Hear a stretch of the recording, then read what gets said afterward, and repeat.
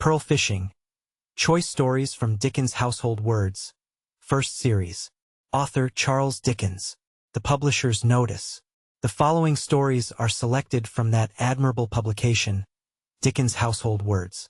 That work has had a smaller circulation in this country than its merits entitle it to, in consequence of its being issued in such form as to make it troublesome to preserve the numbers, and have them bound.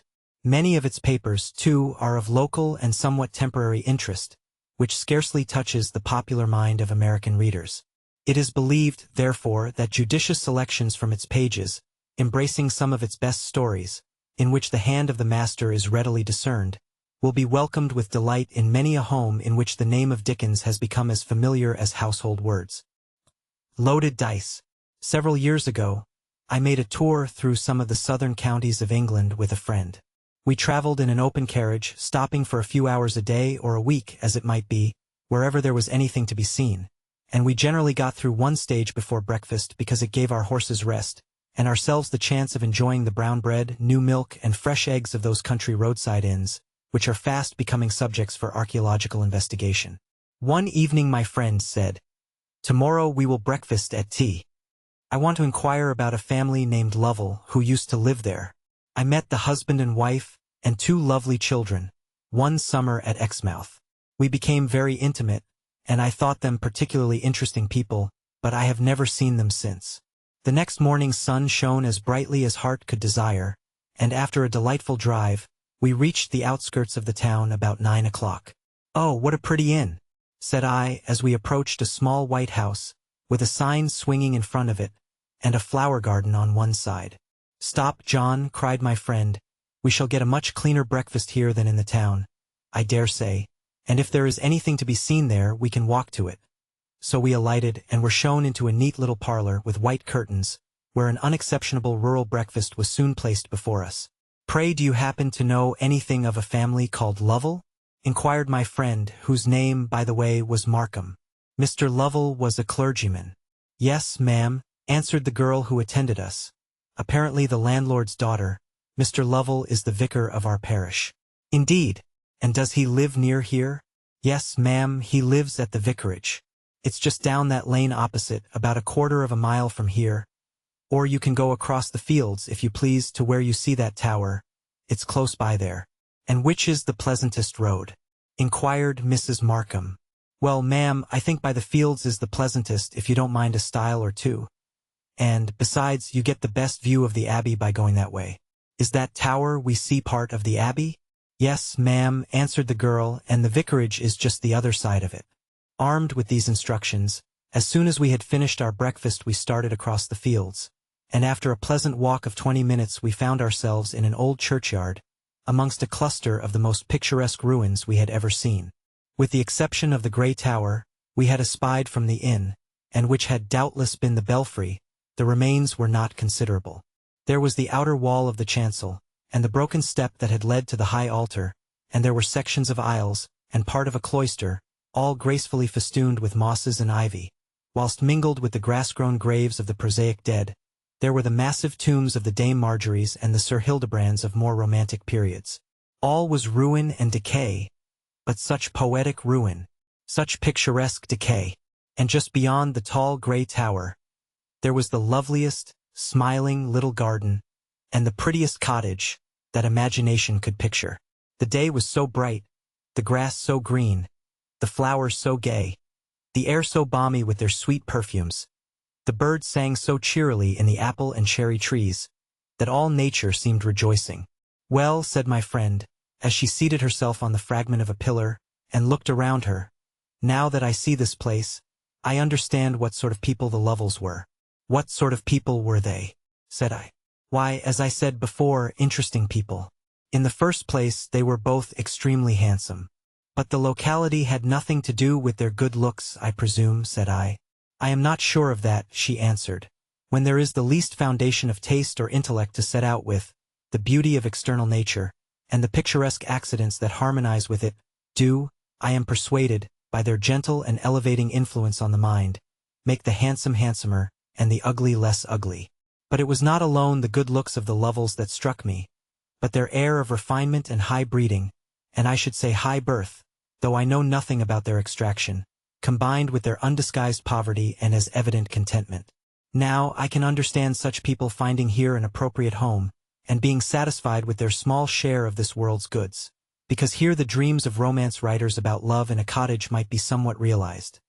Poverty might be graceful and poetical here, and then, they have no rent to pay. Very true, said I. But suppose they had 16 daughters, like a half-pay officer I once met on board a steam packet? That would spoil it certainly, said Mrs. Markham. But let us hope they have not. When I knew them they had only 2 children, a boy and a girl called Charles and Emily. 2 of the prettiest creatures I ever beheld.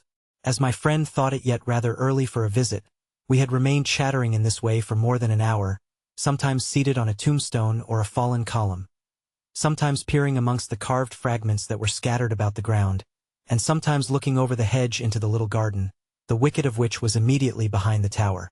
The weather being warm, most of the windows of the vicarage were open and the blinds were all down.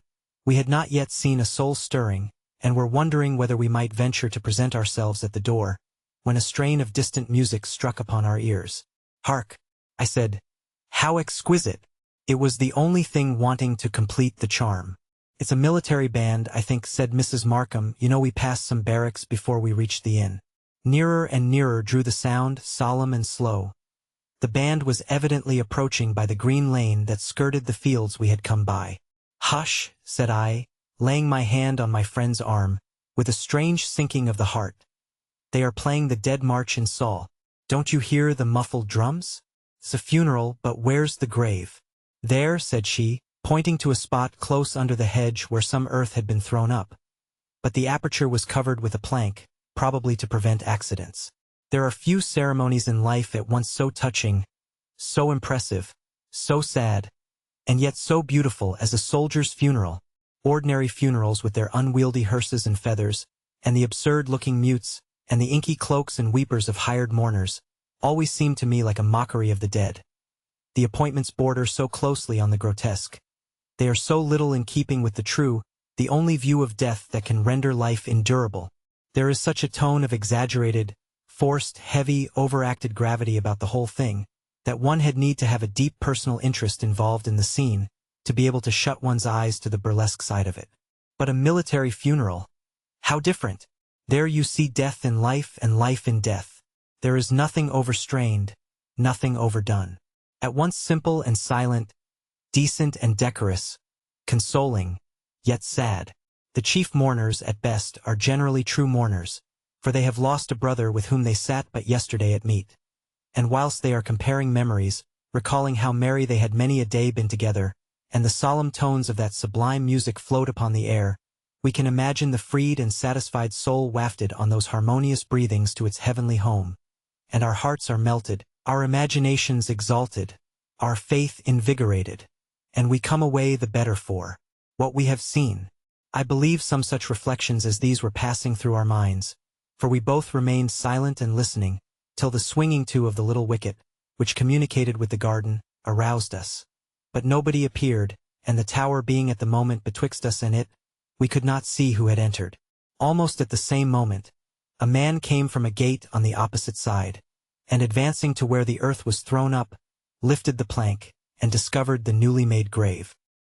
He was soon followed by some boys, and several respectable-looking persons came into the enclosure, whilst nearer and nearer drew the sound of the muffled drums, and now we descried the firing party and their officer, who led the procession with their arms reversed, each man wearing above the elbow a piece of black crepe and a small bow of white satin ribbon, the band still playing that solemn strain. Then came the coffin borne by 6 soldiers. 6 officers bore up the pall, all quite young men, and on the coffin lay the shako, sword, side-belt, and white gloves of the deceased. A long train of mourners marched 2 and 2 in open file, the privates first, the officers last. Sorrow was imprinted on every face. There was no unseemly chattering, no wandering eyes. If a word was exchanged, it was in a whisper, and the sad shake of the head showed of whom they were discoursing. All this we observed as they marched through the lane that skirted one side of the churchyard. As they neared the gate the band ceased to play. "See there," said Mrs. Markham, directing my attention to the cottage, "there comes Mr. Lovell. Oh, how he is changed! And whilst she spoke, the clergyman entering by the wicket, advanced to meet the procession at the gate, where he commenced reading the funeral service as he moved backwards towards the grave, round which the firing party, leaning on their firelocks, now formed. Then came those awful words, ashes to ashes, dust to dust, the hollow sound of the earth upon the coffin, and 3 volleys fired over the grave, finished the solemn ceremony. When the procession entered the churchyard, we had retired behind the broken wall of the chancel, whence, without being observed, we had watched the whole scene with intense interest.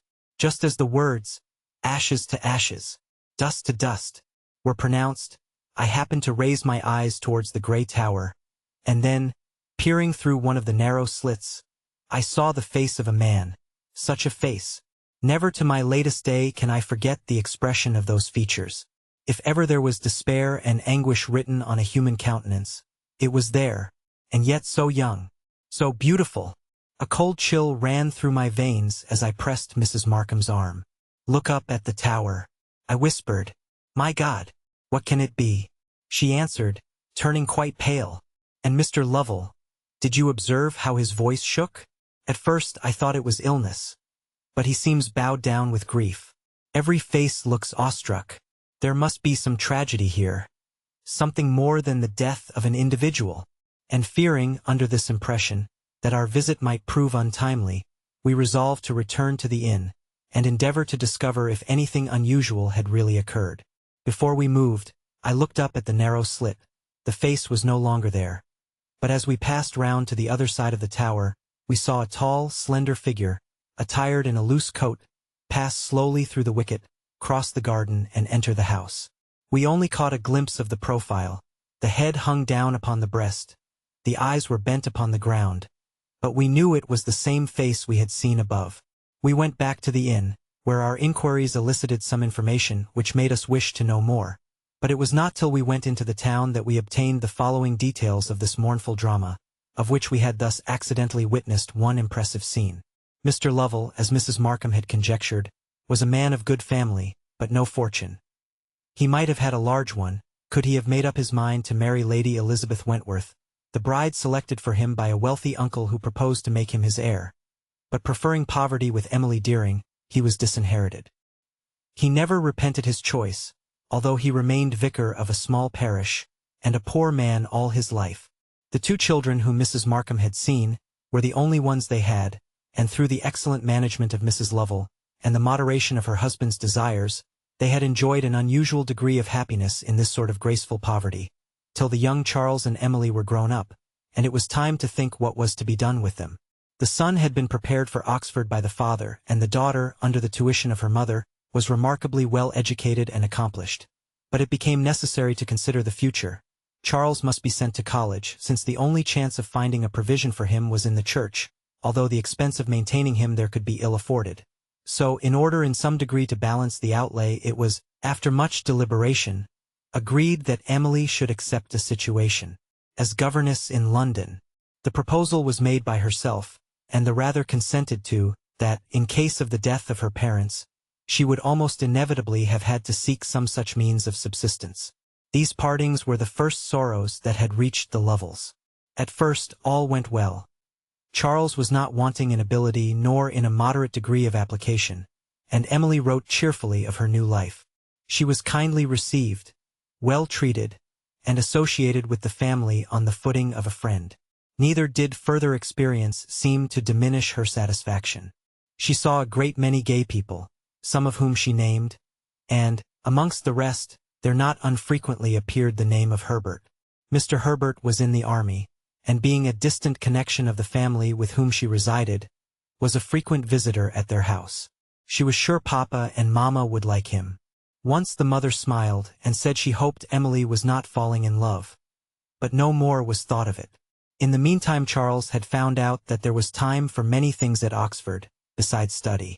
He was naturally fond of society, and had a remarkable capacity for excelling in all kinds of games. He was agreeable, lively, exceedingly handsome, and sang charmingly, having been trained in part singing by his mother. No young man at Oxford was more fate. But alas! He was very poor, and poverty poisoned all his enjoyments. For some time he resisted temptation, but after a terrible struggle, for he adored his family, he gave way and ran in debt, and although the imprudence only augmented his misery, he had not resolution to retrace his steps, but advanced further and further on this broad road to ruin, so that he had come home for the vacation shortly before our visit to tea, threatened with all manner of annoyances if he did not carry back a sufficient sum to satisfy his most clamorous creditors. He had assured them he would do so, but where was he to get the money? Certainly not from his parents. He well knew they had it not, nor had he a friend in the world from whom he could hope assistance in such an emergency. In his despair he often thought of running away, going to Australia, America, New Zealand, anywhere, but he had not even the means to do this. He suffered indescribable tortures, and saw no hope of relief. It was just at this period that Herbert's regiment happened to be quartered at T. Charles had occasionally seen his name in his sister's letters, and heard that there was a Herbert now in the barracks, but he was ignorant whether or not it was the same person, and when he accidentally fell into the society of some of the junior officers, and was invited by Herbert himself to dine at the mess, pride prevented his ascertaining the fact. He did not wish to betray that his sister was a governess. Lee and cried as she had never done before. But the miserable night had overpowered her, and she who had gone through so much calmly, now that the pressure seemed removed, could not find the power to speak. "My poor dear, what has made thy heart so sore as to come and cry a this ons? Speak and tell me. Nay, cry on, poor wench, if thou canst not speak yet. It will ease the heart, and then thou canst tell me." "Nanny is dead," said Susan. "I left her to go to father, and she fell downstairs and never breathed again. Oh, that's my sorrow, but I've more to tell. Her mother is in our house. Come and see if it's your Lizzie." Mrs. Lee could not speak, but, trembling, put on her things, and went with Susan in dizzy haste back to Crown Street. As they entered the house in Crown Street, they perceived that the door would not open freely on its hinges, and Susan instinctively looked behind to see the cause of the obstruction. She immediately recognized the appearance of a little parcel, wrapped in a scrap of newspaper, and evidently containing money. She stooped and picked it up. "Look," said she sorrowfully, "the mother was bringing this for her child last night." But Mrs. Lee did not answer. So near to the ascertaining if it were her lost child or no, she could not be arrested, but pressed onwards with trembling steps and a beating, fluttering heart. She entered the bedroom, dark and still. She took no heed of the little corpse, over which Susan paused, but she went straight to the bed, and withdrawing the curtain saw Lizzie. But not the former Lizzie, bright, gay, buoyant and undimmed. This Lizzie was old before her time. Her beauty was gone. Deep lines of care and, alas, of want, or thus the mother imagined, were printed on the cheek, so round and fair and smooth, when last she gladdened her mother's eyes. Even in her sleep she bore the look of woe and despair which was the prevalent expression of her face by day. Even in her sleep she had forgotten how to smile. But all these marks of the sin and sorrow she had passed through only made her mother love her the more. She stood looking at her with greedy eyes, which seemed as though no gazing could satisfy their longing, and at last she stooped down and kissed the pale, worn hand that lay outside the bedclothes. No touch disturbed the sleeper. The mother need not have laid the hand so gently down upon the counterpane. There was no sign of life, save only now and then a deep sob-like sigh. Mrs. Lee sat down beside the bed, and, still holding back the curtain, looked on, as if she could never be satisfied. Susan would fain have stayed by her darling one, but she had many calls upon her time and thoughts, and her will had now, as ever, to be given up to that of others. All seemed to devolve the burden of their cares on her. Her father, ill-humored from his last night's intemperance, did not scruple to reproach her with being the cause of little Nanny's death, and when, after bearing his upbraiding meekly for some time, she could no longer restrain herself, but began to cry, he wounded her even more by his injudicious attempts at comfort. For he said it was as well the child was dead. It was none of theirs, and why should they be troubled with it? Susan wrung her hands at this, and came and stood before her father, and implored him to forbear. Then she had to take all requisite steps for the coroner's inquest. She had to arrange for the dismissal of her school. She had to summon a little neighbor and send his willing feet on a message to William Lee, who, she felt, ought to be informed of his mother's whereabouts, and of the whole state of affairs. She asked her messenger to tell him to come and speak to her, that his mother was at her house. She was thankful that her father sauntered out to have a gossip at the nearest coach stand, and to relate as many of the night's adventures as he knew, for as yet he was in ignorance of the watcher and the watched, who silently passed away the hours upstairs. At dinner time Will came. He looked real glad, impatient, excited. Susan stood calm and white before him, her soft, loving eyes gazing straight into his. "Will," said she, in a low, quiet voice, "your sister is upstairs." "My sister," said he, as if affrighted at the idea, and losing his glad look in one of gloom. Susan saw it, and her heart sank a little, but she went on, as calm to all appearance as ever. "She was little Nanny's mother, as perhaps you know. Poor little Nanny was killed last night by a fall downstairs." All the calmness was gone. All the suppressed feeling was displayed in spite of every effort. She sat down and hid her face from him, and cried bitterly. He forgot everything but the wish, the longing to comfort her. He put his arm round her waist, and bent over her. But all he could say was, "Oh, Susan, how can I comfort you? Don't take on so. Pray don't." He never changed the words, but the tone varied every time he spoke. At last she seemed to regain her power over herself, and she wiped her eyes, and once more looked upon him with her own quiet, earnest, unfearing gaze. "Your sister was near the house. She came in on hearing my words to the doctor. She is asleep now, and your mother is watching her. I wanted to tell you all myself. Would you like to see your mother?" "No," said he. "I would rather see none but thee. Mother told me thou knowest all." His eyes were downcast in their shame, but the holy and pure did not lower or veil her eyes. She said, "Yes, I know all but her sufferings. Think what they must have been." He made answer low and stern, "She deserved them all. Every jot. In the eye of God perhaps she does. He is the judge. We are not." "Oh," she said with a sudden burst, "Will Lee, I have thought so well of you. Don't go and make me think you cruel and hard. Goodness is not goodness unless there is mercy and tenderness with it. There is your mother who has been nearly heartbroken, now full of rejoicing over her child. Think of your mother." "I do think of her," said he. "I remember the promise I gave her last night. Thou shouldst give me time. I would do right in time. I never think it o'er in quiet. But I will do what is right and fitting, never fear. Thou hast spoken out very plain to me, and misdoubted me, Susan. I love thee so, that thy words cut me. If I did hang back a bit from making sudden promises, it was because not even for love of thee would I say what I was not feeling, and at first I could not feel all at once as thou wouldst have me. But I'm not cruel and hard, for if I had been, I should not have grieved as I have done." He made as if he were going away, and indeed he did feel he would rather think it over in quiet. But Susan, grieved at her incautious words, which had all the appearance of harshness, went a step or two nearer, paused, and then, all over blushes, said in a low, soft whisper, "Oh, Will, I beg your pardon. I am very sorry. Won't you forgive me?"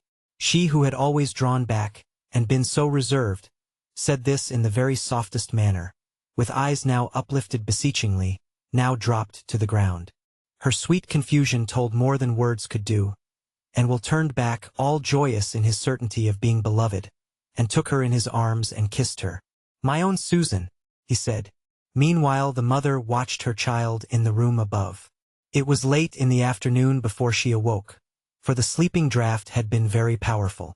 The instant she awoke, her eyes were fixed on her mother's face with a gaze as unflinching as if she were fascinated.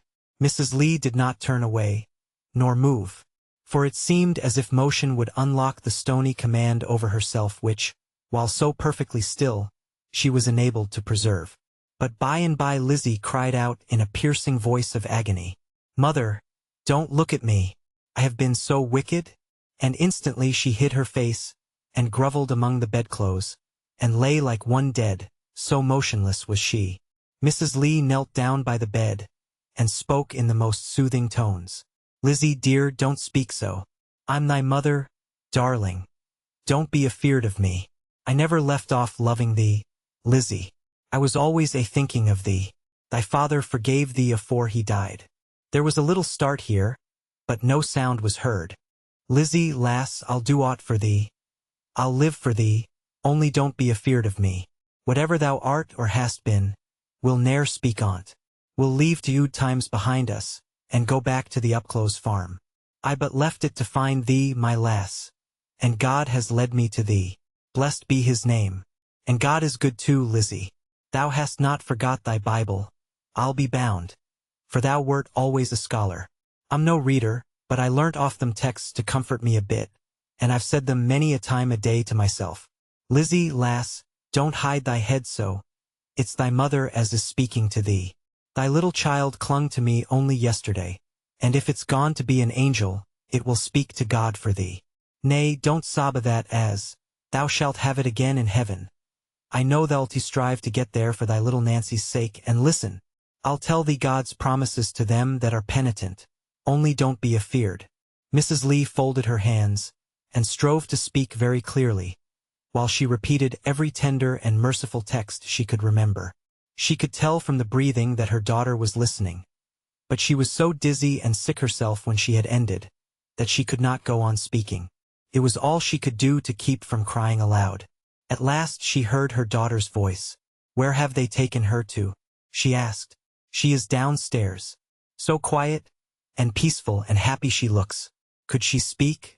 Oh, if I might but have heard her little voice. Mother, I used to dream of it. May I see her once again? Oh, mother, if I strive very hard, and God is very merciful, and I go to heaven, I shall not know my own again. She will shun me as a stranger and cling to Susan Palmer and to you. Oh woe! Oh woe!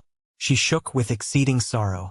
In her earnestness of speech she had uncovered her face, and tried to read Mrs. Lee's thoughts through her looks. And when she saw those aged eyes brimming full of tears, and marked the quivering lips, she threw her arms round the faithful mother's neck, and wept there as she had done in many a childish sorrow, but with a deeper, a more wretched grief. Her mother hushed her on her breast, and lulled her as if she were a baby, and she grew still and quiet. They sat thus for a long, long time. At last Susan Palmer came up with some tea and bread and butter for Mrs. Lee. She watched the mother feed her sick, unwilling child, with every fond inducement to eat which she could devise.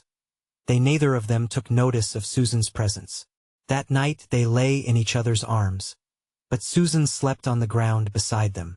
They took the little corpse, the little unconscious sacrifice, whose early calling home had reclaimed her poor wandering mother, to the hills, which in her lifetime she had never seen. They dared not lay her by the stern grandfather in Milnrow churchyard, but they bore her to a lone moorland graveyard, where long ago the Quakers used to bury their dead. They laid her there on the sunny slope, where the earliest spring flowers blow. Will and Susan live at the Upclose farm. Mrs. Lee and Lizzie dwell in a cottage so secluded that, until you drop into the very hollow where it is placed, you do not see it. Tom is a schoolmaster in Rochdale, and he will help to support their mother. I only know that, if the cottage be hidden in a green hollow of the hills, every sound of sorrow in the whole upland is heard there. Every call of suffering or of sickness for help is listened to, by a sad, gentle-looking woman, who rarely smiles, and when she does, her smile is more sad than other people's tears, but who comes out of her seclusion whenever there's a shadow in any household. Many hearts bless Lizzie Lee, but she prays always and ever for forgiveness. Such forgiveness as may enable her to see her child once more. Mrs. Lee is quiet and happy. Lizzie is to her eyes something precious, as the lost piece of silver, found once more. Susan is the bright one who brings sunshine to all. Children grow around her and call her blessed. One is called Nanny. Her, Lizzie often takes to the sunny graveyard in the uplands. While the little creature gathers the daisies, and makes chains, Lizzie sits by a little grave and weeps bitterly. The Old Churchyard Tree. Prose poem. There is an old yew tree which stands by the wall in a dark quiet corner of the churchyard, and a child was at play beneath its wide-spreading branches, one fine day in the early spring. He had his lap full of flowers, which the fields and lanes had supplied him with, and he was humming a tune to himself as he wove them into garlands. And a little girl at play among the tombstones crept near to listen. But the boy was so intent upon his garland, that he did not hear the gentle footsteps, as they trod softly over the fresh green grass. When his work was finished, and all the flowers that were in his lap were woven together in one long wreath, he started up to measure its length upon the ground, and then he saw the little girl as she stood with her eyes fixed upon him. He did not move or speak, but thought to himself that she looked very beautiful as she stood there with her flaxen ringlets hanging down upon her neck. The little girl was so startled by his sudden movement that she let fall all the flowers she had collected in her apron, and ran away as fast as she could. But the boy was older and taller than she, and soon caught her, and coaxed her to come back and play with him, and help him to make more garlands. And from that time they saw each other nearly every day, and became great friends. 20 years passed away. Again he was seated beneath the old yew tree in the churchyard. It was summer now. Bright, beautiful summer, with the birds singing, and the flowers covering the ground, and scenting the air with their perfume. But he was not alone now, nor did the little girl steal near on tiptoe, fearful of being heard. She was seated by his side, and his arm was round her, and she looked up into his face, and smiled as she whispered, "The first evening of our lives we were ever together was passed here. We will spend the first evening of our wedded life in the same quiet, happy place." And he drew her closer to him as she spoke. The summer is gone, and the autumn, and 20 more summers and autumns have passed away since that evening, in the old churchyard. A young man, on a bright moonlight night, comes reeling through the little white gate, and stumbling over the graves. He shouts and he sings, and is presently followed by others like unto himself or worse. So, they all laugh at the dark solemn head of the yew tree, and throw stones up at the place where the moon has silvered the boughs. Those same boughs are again silvered by the moon, and they droop over his mother's grave.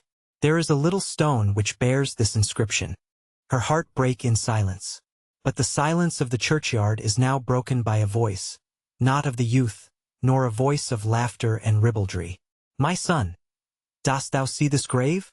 And dost thou read the record in anguish, whereof may come repentance?" "Of what should I repent?" answers the son.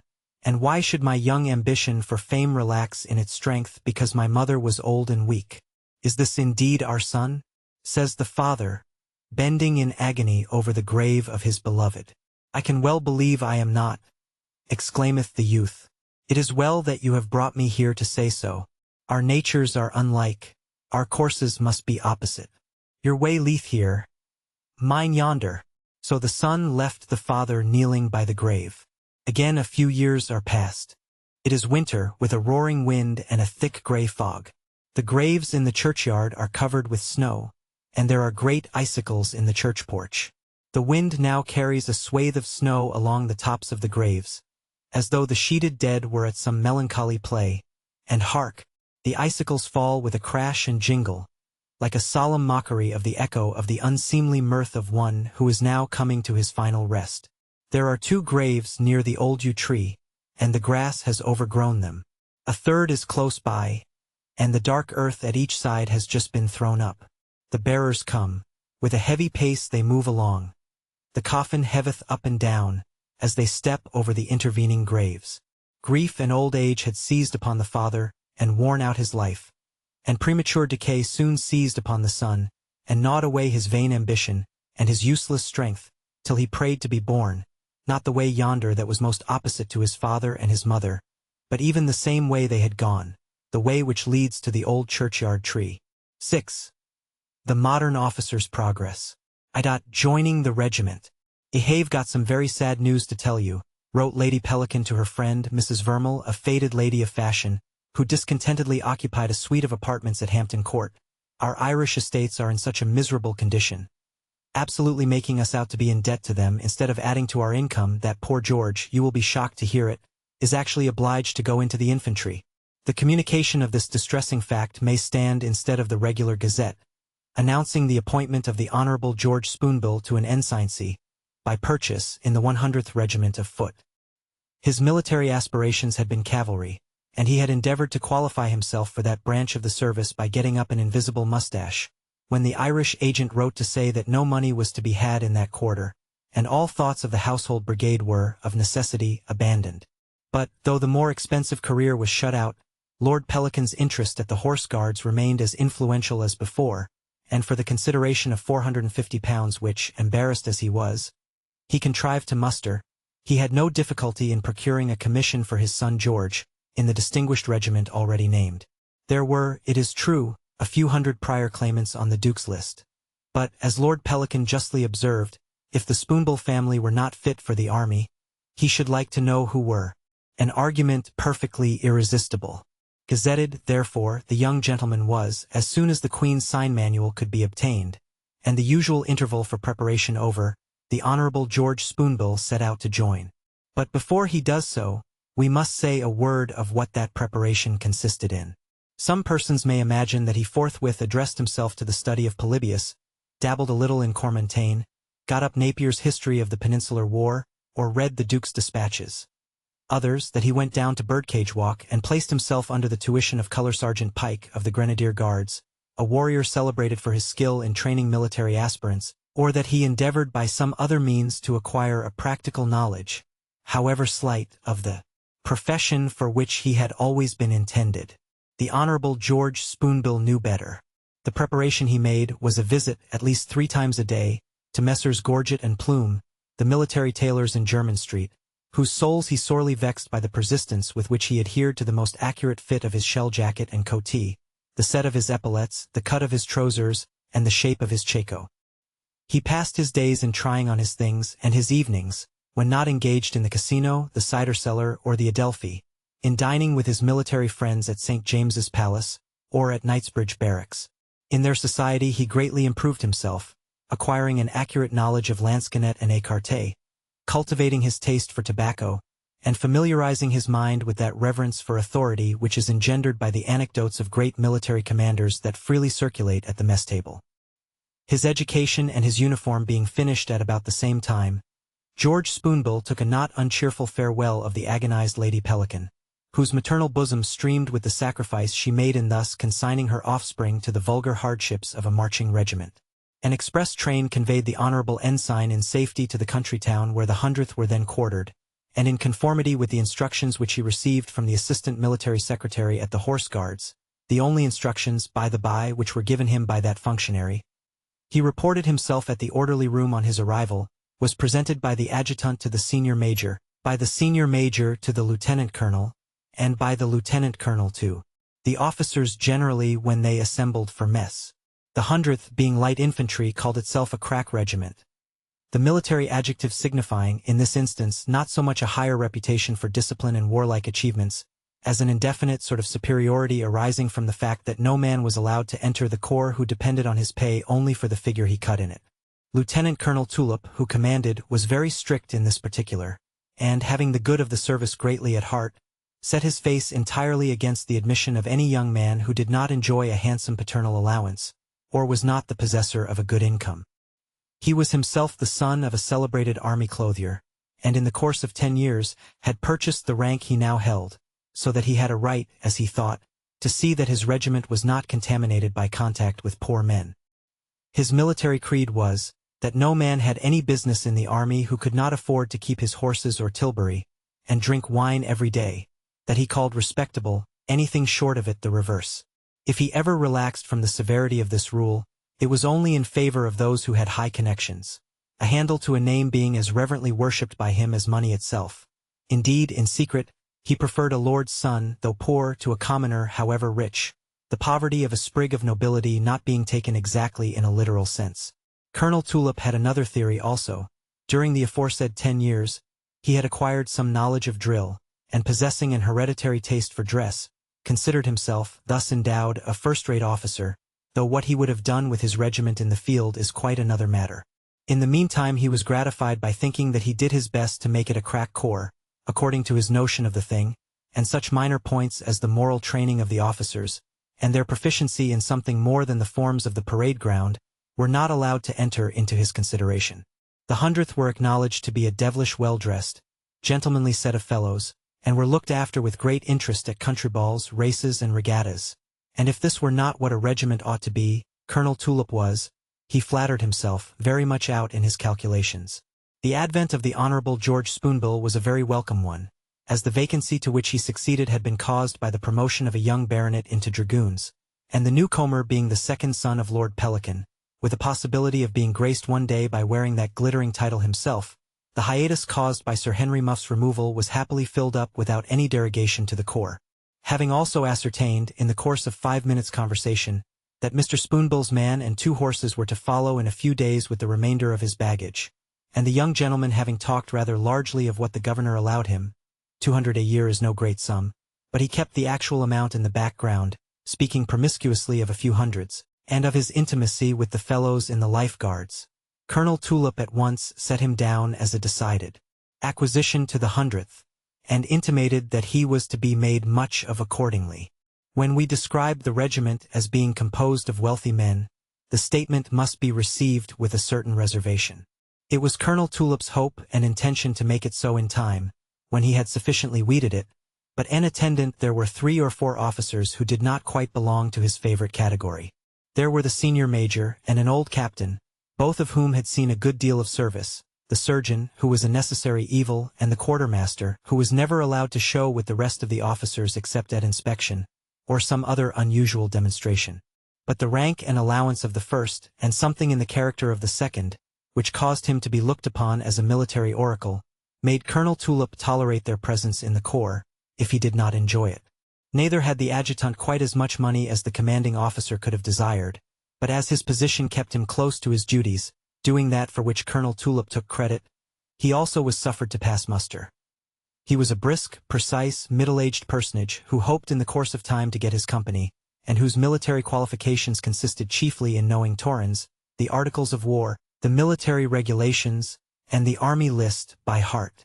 The last-named work was, indeed, very generally studied in the regiment, and may be said to have exhausted almost all the literary resources of its readers, exceptions being made in favor of the weekly military newspaper, the monthly military magazine, and an occasional novel from the circulating library. The rest of the officers must speak for themselves, as they incidentally make their appearance. Of their character, generally, this may be said. None were wholly bad, but all of them might easily have been a great deal better. Brief ceremony attends a young officer's introduction to his regiment, and the honorable prefix to Ensign Spoonbill's name was anything but a bar to his speedy initiation.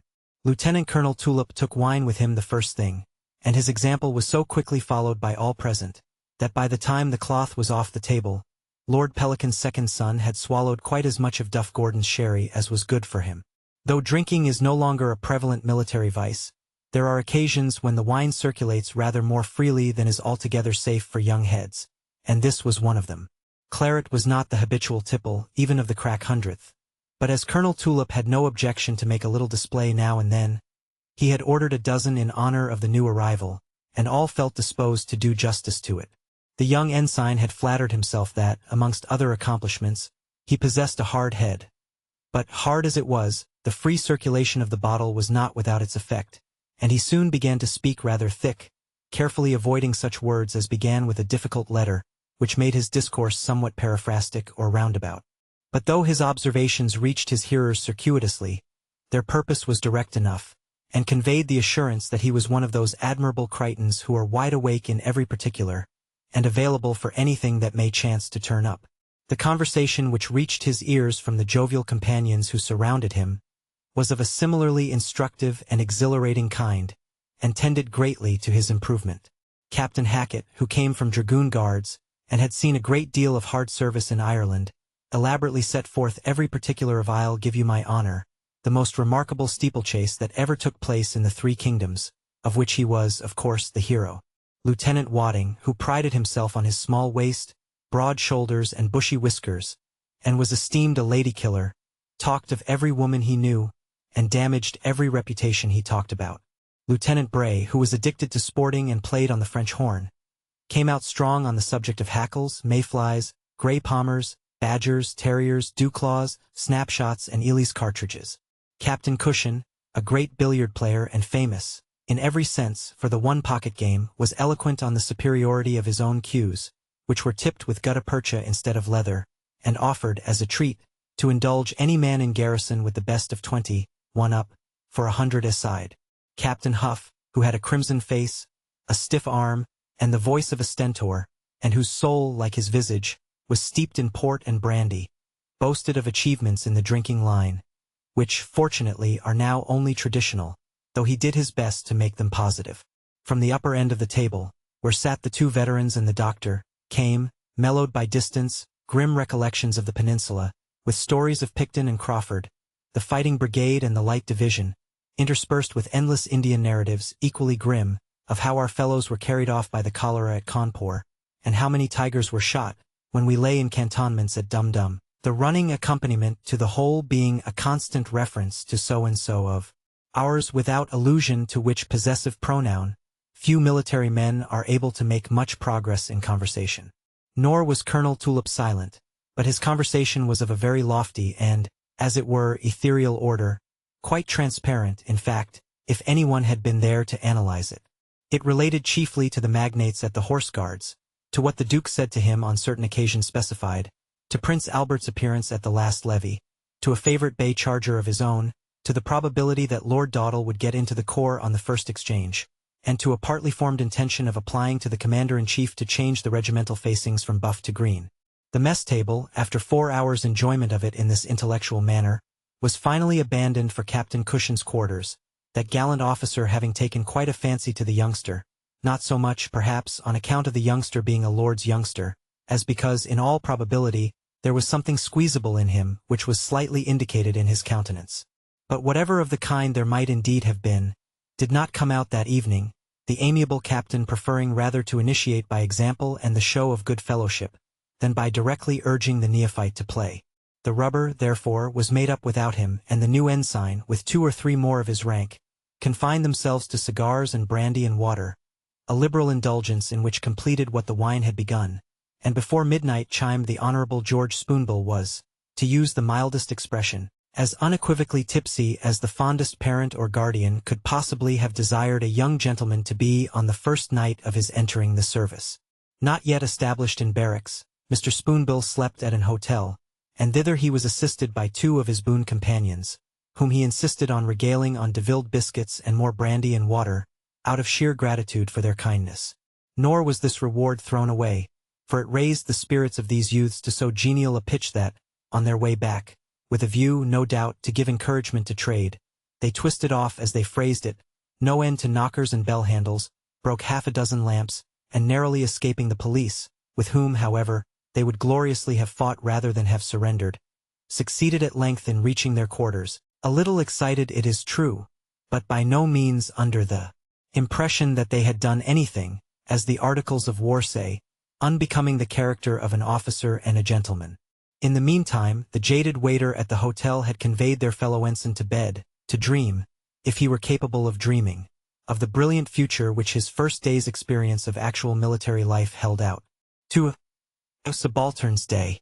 However interesting it might prove to the noble relatives of Ensign Spoonbill to learn his progress, step by step we must, for reasons of our own, pass over the first few weeks of his new career, with only a brief mention of the leading facts. His brother officers had instructed him in the art of tying on his sash, wearing his forage cap on one side, the secret of distinguishing his right hand from his left, and the mysteries of marching and countermarching. The art of holding up his head and throwing out his chest had been carefully imparted by the drill sergeant of his company, and he had, accordingly, been pronounced fit for duty. What this was may best be shown by giving an outline of a subaltern's day, as he and the majority of his military friends were in the habit of passing it. It may serve to explain how it happens that British officers are so far in advance of their continental brethren in arms in the science of their profession, and by what process they have arrived at that intellectual superiority, which renders it a matter of regret that more serious interests than the mere discipline and well-being of only 120,000 men have not been confided to their charge. The scene opens in a square room of tolerable size which, if simply adorned with baroque furniture, to wit, a deal table, 2 Windsor chairs, a coal scuttle and a set of fire-irons, would give an idea of a British subaltern's interior, of rather more Spartan-like simplicity than is altogether true. But to these were added certain elegant extras, obtained not out of the surplus of 5 and 3 pence a day, after mess and band subscriptions, cost of uniform, servants' wages, and had been deducted, but on credit, which it was easier to get than to avoid incurring expense. A noble youth, like Ensign Spoonbill, had only to give the word of command to be obeyed by Messrs. Rosewood and Mildew, with the alacrity shown by the slaves of the lamp, and in an incredibly short space of time, the bare walls and floor of his apartment were covered with the gayest articles their establishment afforded. They included those indispensable adjuncts to a young officer's toilette, a full-length cheval, and a particularly lofty pier-glass. A green baize screen converted the apartment into as many separate rooms as its occupant desired, cutting it up, perhaps, a little here and there, but adding, on the whole, a great deal to its comfort and privacy. What was out of the line of Messrs. Rosewood and Mildew, and that, as Othello says, was not much, the taste of Ensign Spoonbill himself supplied. To his high artistic taste were due the presence of a couple of dozen gilt-framed and highly colored prints, representing the reigning favorites of the ballet, the winners of the Derby and Leger, and the costumes of the dressiest, and consequently the most distinguished corps in the service. The nice arrangement of cherry-stick tubes, amber mouthpieces, meerschaum bowls, and embroidered bags of Latakia tobacco, pleasing devices of the well-crossed foils, riding whips, and single sticks evenly balanced by fencing masks and boxing gloves, and on the chimney-piece the brilliant array of knickknacks, from the glittering shop of Messrs. Moses, Lazarus and Son, who called themselves jewelers and dealers in curiosities, and who dealt in a few trifles which were not alluded to above their doorposts. The maxim of early to bed was not known in the 100th. But the exigencies of the service required that Ensign Spoonbill should rise with the reveille. He complained of it in more forcible language than Dr. Watt's celebrated sluggard. But discipline is inexorable, and he was not permitted to slumber again. This early rising is a real military hardship. We once heard a lady of fashion counseling her friend never to marry a guardsman. You have no idea, love, what you'll have to go through. Every morning of his life, in the season, he has to be out with the horrid regiment at 6:30 o'clock. The Honorable Ensign Spoonbill then rose with the lark, though much against his will, his connection with that fowl having by preference a midnight tendency. Erect at last, but with a strong taste of cigars in his mouth, and a slight touch of whiskey headache, the ensign arrayed himself in his blue frock coat and Oxford grey trousers, wound himself into his sash, adjusted his sword and cap, and with faltering step made the best of his way into the barrack square, where the squads were forming, which, with his eyes only half open, he was called upon to inspect, prior to their being re-inspected by both lieutenant and captain. He then drew his sword, and falling in the rear of his company, occupied that disposition till the regiment was formed and set in motion. His duties on the parade ground were, as a supernumerary, of a very arduous nature, and consisted chiefly in getting in the way of his captain as he continually changed his flank, in making the men lock up, and in avoiding the personal observation of the adjutant as much as possible. Storing his mind all the time with a few of the epithets, more vigorous than courtly, which the commanding officer habitually made use of to quicken the movements of the battalion.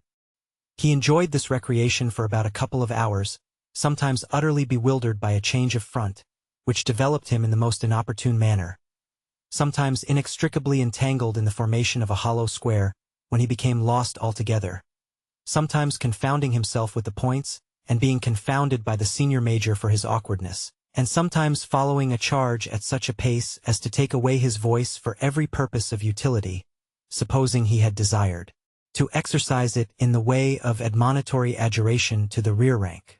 In this manner he learnt the noble science of strategy, and by this means acquired so much proficiency that, had he been suddenly called upon to maneuver the battalion, it is possible he might have gone on for 5 minutes without clubbing it. The regiment was then marched home, and Ensign Spoonbill re-entered the garrison with all the honors of war, impressed with the conviction that he had already seen an immense deal of service. Enough, certainly, to justify the ample breakfast which 2 or 3 other famished subs, his particular friends, assisted him in discussing, the more substantial part of which involved a private account with the messman, who had a good many more of the younger officers of the regiment on his books. At these morning feasts, with the exception, perhaps, of a few remarks on drill as a cussed bore, no allusion was made to the military exercises of the morning, or to the prospective duties of the day. The conversation turned, on the contrary, on lighter and more agreeable topics. The relative merits of bull and Scotch terriers, who made the best boots, whether that girl at the pastrycook's was as fine a woman as the barmaid of the Rose and Crown, if Hudson cigars didn't beat Pontets all to nothing, who married the 6th daughter of Jones of the Highlanders, interspersed with a few bets, a few oaths, and a few statements not strikingly remarkable for their veracity, the last having reference principally to the exploits for which Captain Smith made himself famous, to the detriment of Miss Bailey. Breakfast over and cigars lighted, Ensign Spoonbill and his friends, attired in shooting jackets of every pattern, and wearing felt hats of every color and form, made their appearance in front of the officers' wing of the barracks.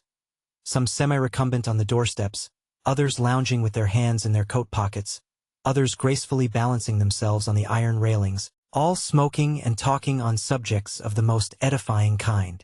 These pleasant occupations were, however, interrupted by the approach of an orderly, who, from a certain clasped book which he carried, read out the unwelcome intelligence that, at 12 o'clock that day, a regimental court-martial, under the presidency of Captain Huff, would assemble in the officers' mess-room for the trial of all such prisoners as might be brought before it, and that 2 lieutenants and 2 ensigns, of whom the Honorable Mr. Spoonbill was one, were to constitute the members.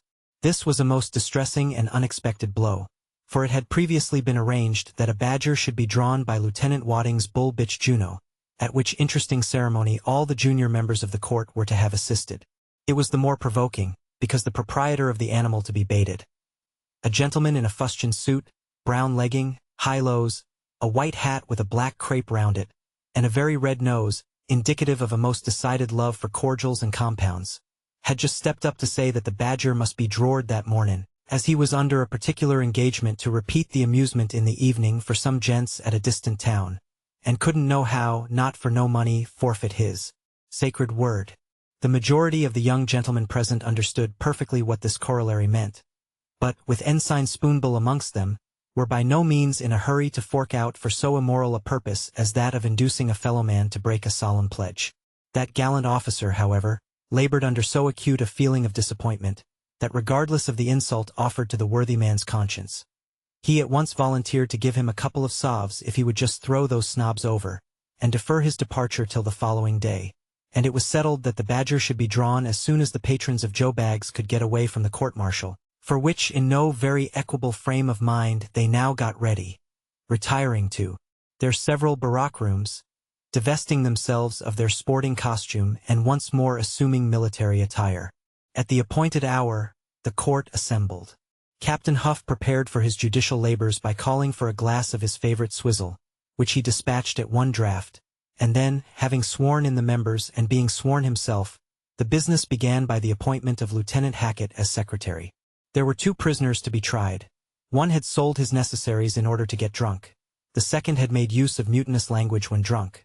Both of them high military crimes, to be severely visited by those who had no temptation to dispose of their wardrobes, and could not understand why a soldier's beer money was not sufficient for his daily potations, but who omitted the consideration that they themselves, when in want of cash, occasionally sent a pair of epaulets to my uncle, and had a champagne supper out of the proceeds, at which neither sobriety nor decorous language were rigidly observed. The case against him who had sold his necessaries, to wit, a new pair of boots, a shirt, and a pair of stockings, for which a Jew in the town had given him 2 shillings, was sufficiently clear. The captain and the pay sergeant of the man's company swore to the articles, and the Jew who bought them, an acquaintance of Lieutenant Hackett, to whom he nodded with pleasing familiarity, stimulated by the fear of a civil prosecution, gave them up and appeared as evidence against the prisoner. He was found guilty, and sentenced to 3 months' solitary confinement, and to be put under stoppages according to the prescribed formulae. But the trial of the man accused of drunkenness and mutinous language was not so readily disposed of, though the delay occasioned by his calling witnesses to character served only to add to the irritation of his virtuous and impartial judges. He was a fine-looking fellow, 6 feet high, and had as soldier-like a bearing as any man in the grenadier company to which he belonged. The specific acts which constituted his crime consisted in having refused to leave the canteen when somewhat vexatiously ordered to do so by the orderly sergeant, who forthwith sent for a file of the guard to compel him, thus urging him, when in an excited state, to an act of insubordination, the gist of which was a threat to knock the sergeant down, a show of resistance, and certain maledictions on the head of that functionary. In this, as in the former instance, there could be no doubt that the breach of discipline complained of had been committed, though several circumstances were pleaded in extenuation of the offense. The man's previous character, too, was very good. He was ordinarily a steady, well-conducted soldier, never shirked his hour of duty, was not given to drink, and therefore, as the principal witness in his favor said, the more easily overcome when he took a drop, but as harmless as a lamb unless put upon. These things averred and shown, the court was cleared, and the members proceeded to deliberate. It was a question only of the nature and extent of the punishment to be awarded. The general instructions, no less than the favorable condition of the case, suggested leniency. But Captain Huff was a severe disciplinarian of the old school, an advocate for red-handed practice. The drumhead and the halberds, and his opinion, if it might be called one, had only too much weight with the other members of the court, all of whom were prejudiced against the prisoner, whom they internally, if not openly, condemned for interfering with their day's amusements.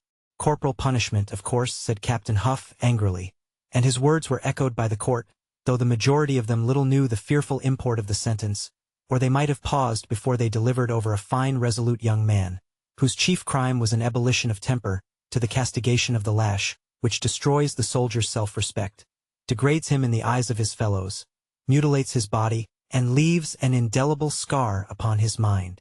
But the fiat went forth, and was recorded in hundreds against the unfortunate fellow, and Captain Huff, having managed to sign the proceedings, carried them off to the commanding officer's quarters, to be approved and confirmed. A ratification which the colonel was not slow to give, for he was one of that class who are in the habit of reconciling themselves to an act of cruelty, by always asserting in their defense that an example is necessary.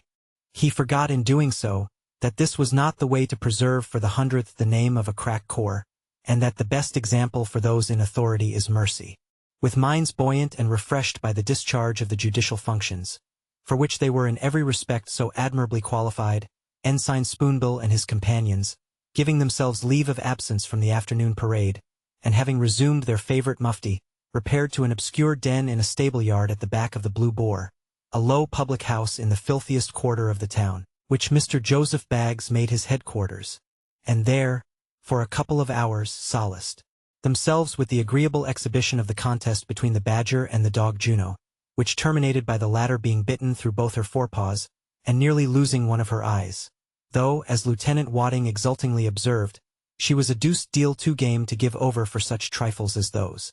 The unhappy badger, that only fought in self-defense, was accordingly drored, as Mr. Baggs reluctantly admitted, adding, however, that she was nuffin much the wuss, which was more than could be said of the officers of the 100th who had enjoyed the spectacle. This amusement ended, which had so far a military character that it familiarized the spectator with violence and bloodshed, though in an unworthy and contemptible degree, badgers and dogs, not men, being their subject, the young gentleman adjourned to the High Street, to loiter away half an hour at the shop of Messrs. Moses, Lazarus and Son, whose religious observances and daily occupations were made their jest, while they ran in debt to the people from whom they afterwards expected consideration and forbearance. But not wholly did they kill their time there. The pretty pastry cook, an innocent, retiring girl, but compelled to serve in the shop, came in for her share of their half-admiring and all insolent persecutions, and when their slang and sentiment were alike exhausted, they dawdled back again to the barracks, to dress for the 5th time for mess. The events of the day, that is, the events on which their thoughts had been centered, again furnished the theme of the general conversation.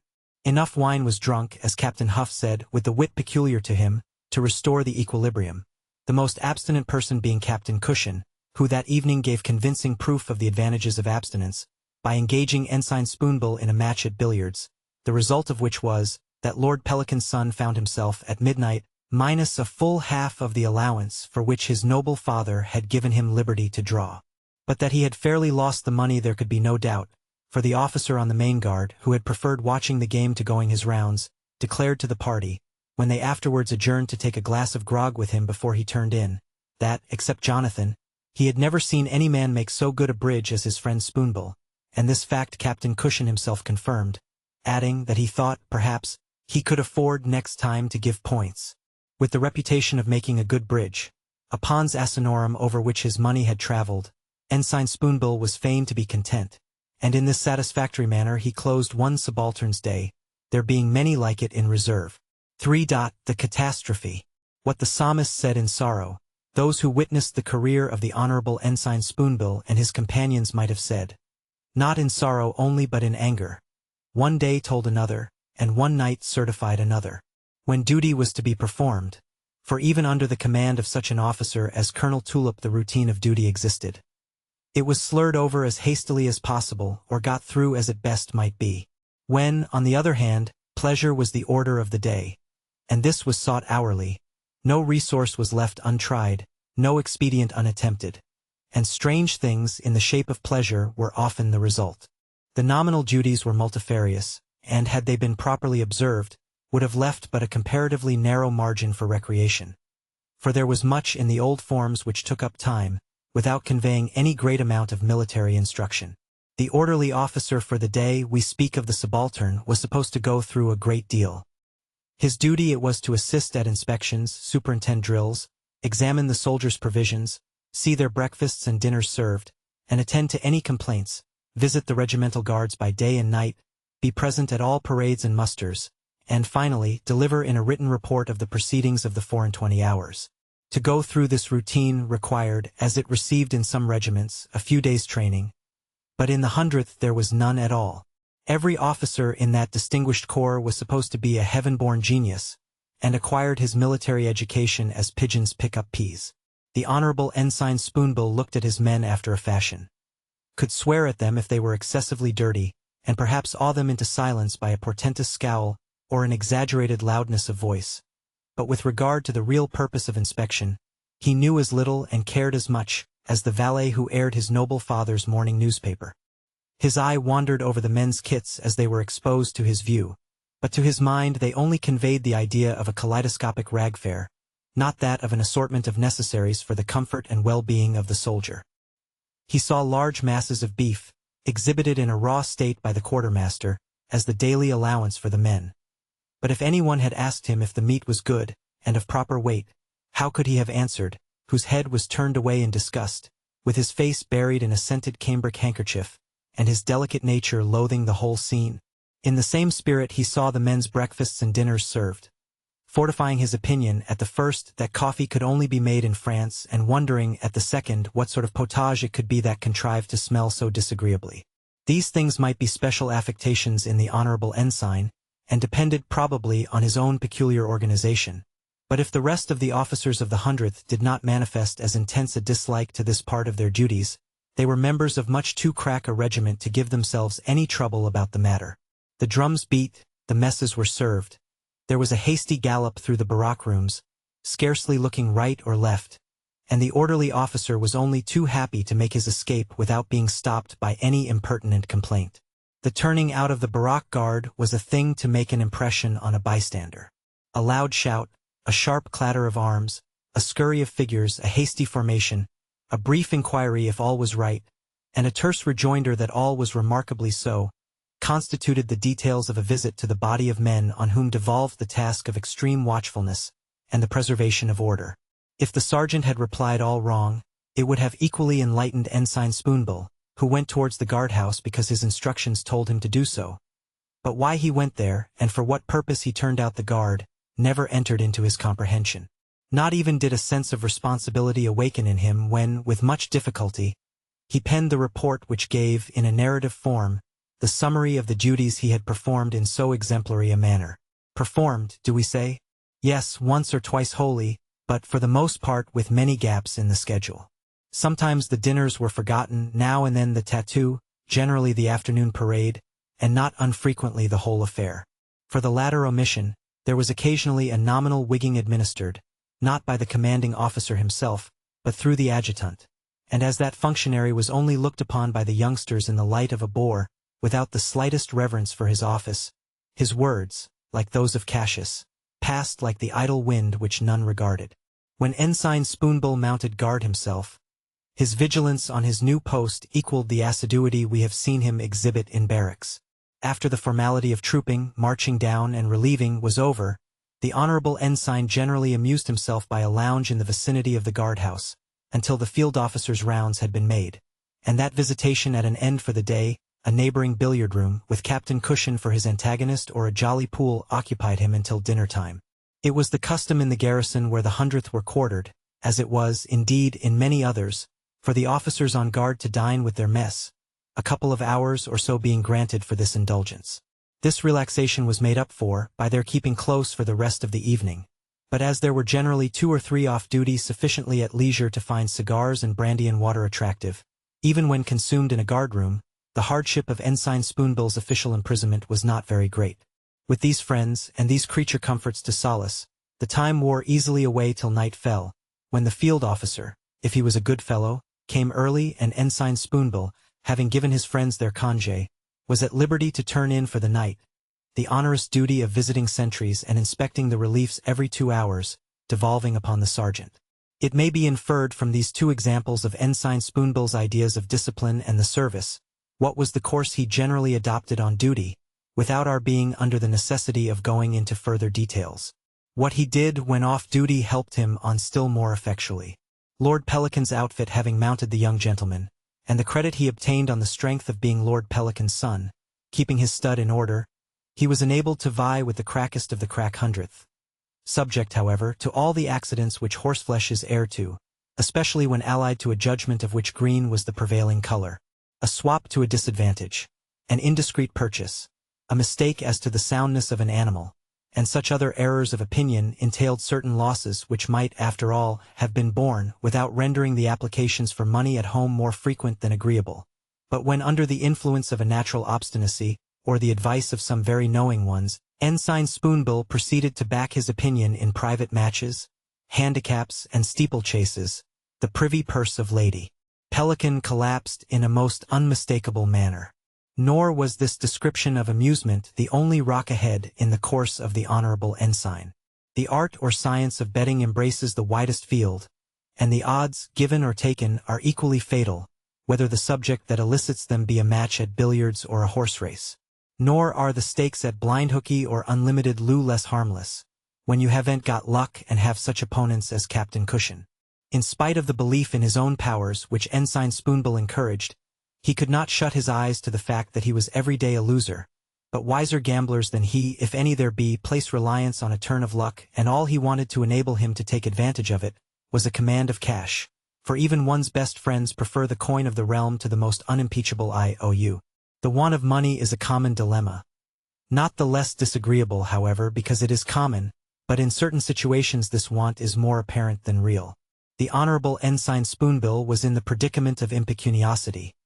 But there were, as a celebrated statesman is in the habit of saying, 3 courses open to him. He might leave off play and do without the money. He might throw himself on Lord Pelican's paternal feelings, or he might somehow contrive to raise a supply on his own account.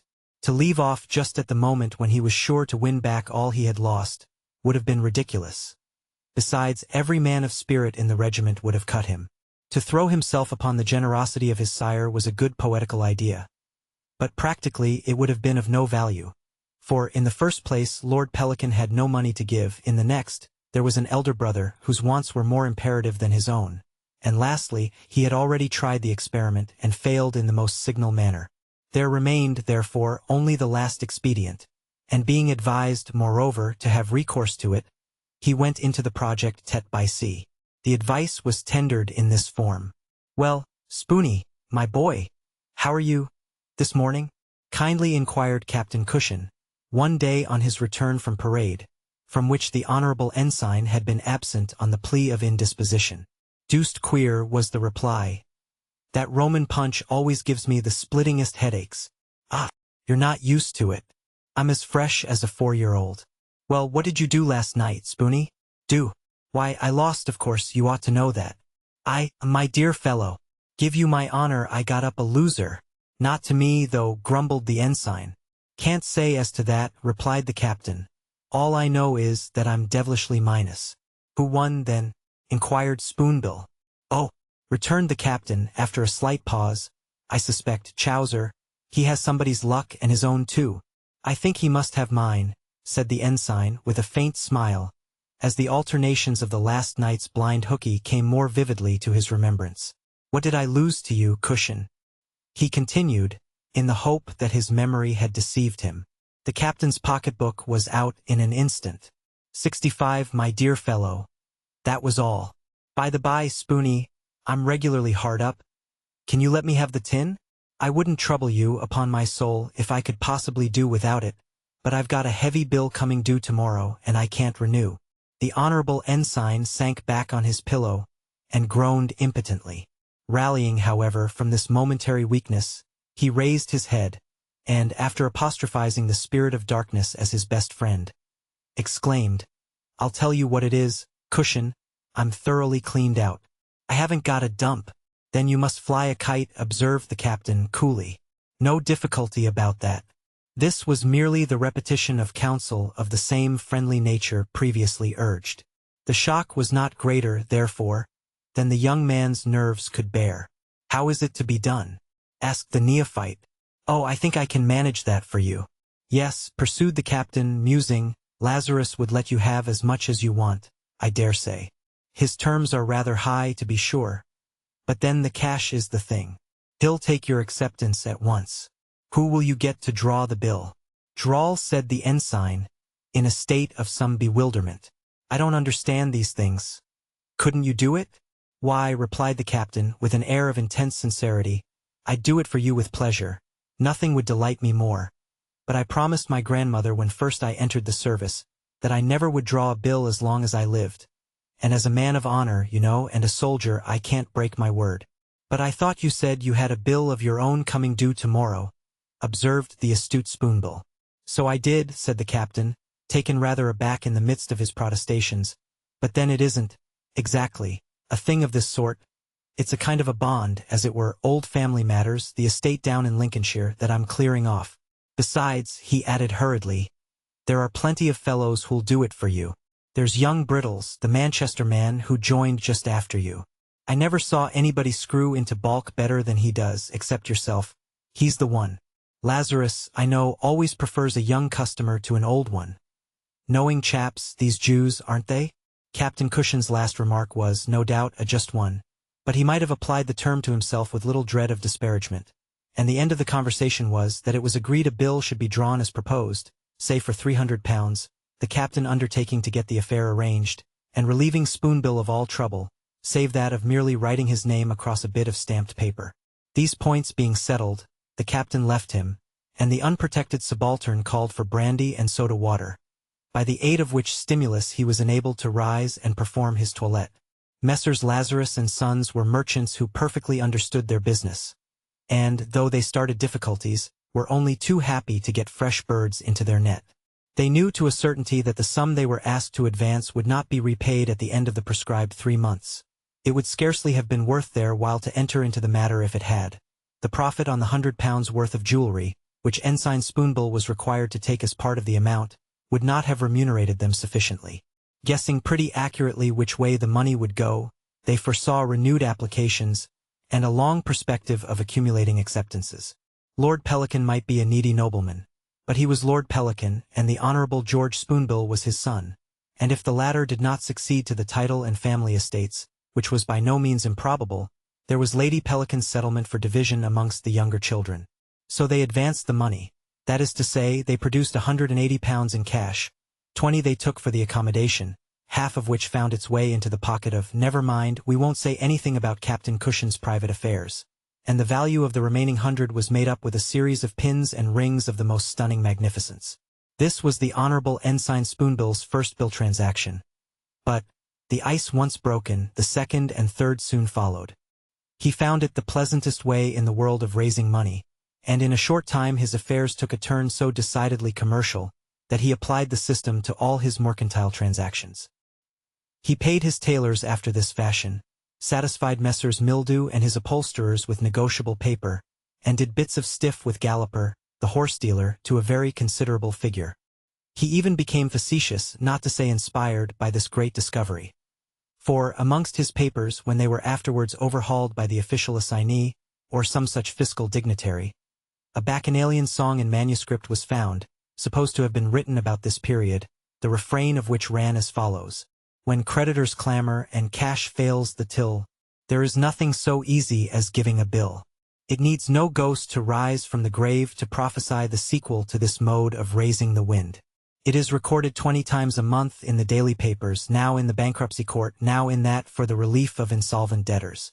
Ensign Spoonbill's career lasted about 18 months, at the end of which period, not having prospered by the means of gaming to the extent he anticipated, he found himself under the necessity of selling out and retiring to a continental residence, leaving behind him debts, which were eventually paid, to the tune of £214, 17 shillings and 10 pence 3 farthings, the vulgar fractions having their origin in the hair-splitting occasioned by reduplication of interest. He chose for his abode the pleasant town of Boulogne-sur-Mer, where he cultivated his mustaches, acquired a smattering of French, and an insight into the mystery of pigeon shooting. For one or other of these qualifications, we cannot exactly say which.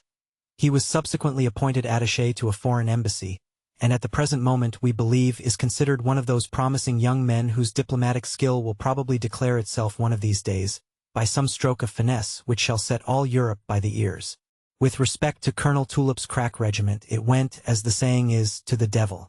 The exposure caused by the affair of Ensign Spoonbill, the smash of Ensign Brittles which shortly followed, the duel between Lieutenant Wadding and Captain Cushion, the result of which was a ball, neither spot nor plain, but a bullet, through the head of the last-named gentleman, and a few other trifles of a similar description, at length attracted the serious notice of His Grace the Commander-in-Chief. It was significantly hinted to Colonel Tulip that it would be for the benefit of the service in general, and that of the 100th in particular, if he exchanged to half-pay, as the regiment required remodeling. A smart lieutenant-colonel who had learnt something, not only of drill but of discipline, under the hero of young Egypt, in which country he had shared that general's laurels, was sent down from the Horse Guards. Weeding to a considerable extent took place. The majors and the adjutant were replaced by more efficient men, and, to sum up all, the Duke's circular came out, laying down a principle of practical military education, while on service, which, if acted up to, and there seems every reason to hope it will now be, bids fair to make good officers of those who heretofore were merely idlers. It will also diminish the opportunities for gambling, drinking, and bill discounting and substitute, for the written words on the Queen's commission, the real character of a soldier and a gentleman. 7. Father and Son. One evening in the month of March 1798, that dark time in Ireland's annals whose memory, overlooking all minor subsequent emeutes, is still preserved among us, as the year of the rebellion, a lady and gentleman were seated near a blazing fire in the old-fashioned dining-room of a large lonely mansion. They had just dined. Wine and fruit were on the table, both untouched, while Mr. Hewson and his wife sat silently gazing at the fire, watching its flickering light becoming gradually more vivid as the short spring twilight faded into darkness. At length the husband poured out a glass of wine, drank it off, and then broke silence by saying, "Well, well, Charlotte, these are awful times. There were 10 men taken up today for burning Cotter's house at Knockane, and Tom Dicer says that every magistrate in the country is a marked man." Mrs. Hewson cast a frightened glance towards the windows, which opened nearly to the ground, and gave a view of the wide tree-besprinkled lawn, through whose center a long straight avenue led to the high road. There was also a footpath at either side of the house, branching off through close thickets of trees, and reaching the road by a circuitous route. "Listen, James," she said, after a pause. "What noise is that?" "Nothing but the sighing of the wind among the trees." "Come, wife, you must not give way to imaginary fears." "But really I heard something like footsteps on the gravel, round the gable end. I wish—" A knock at the parlor door interrupted her. "Come in." The door opened, and Tim Gahan, Mr. Hewson's confidential steward and right-hand man, entered, followed by a fair-haired, delicate-looking boy of 6 years old, dressed in deep mourning. "Well, Gahan, what do you want?" "I ask your honor's pardon for disturbing you and the mistress, but I thought it right to come tell you the bad news I heard." "Something about the rebels, I suppose?" "Yes, sir.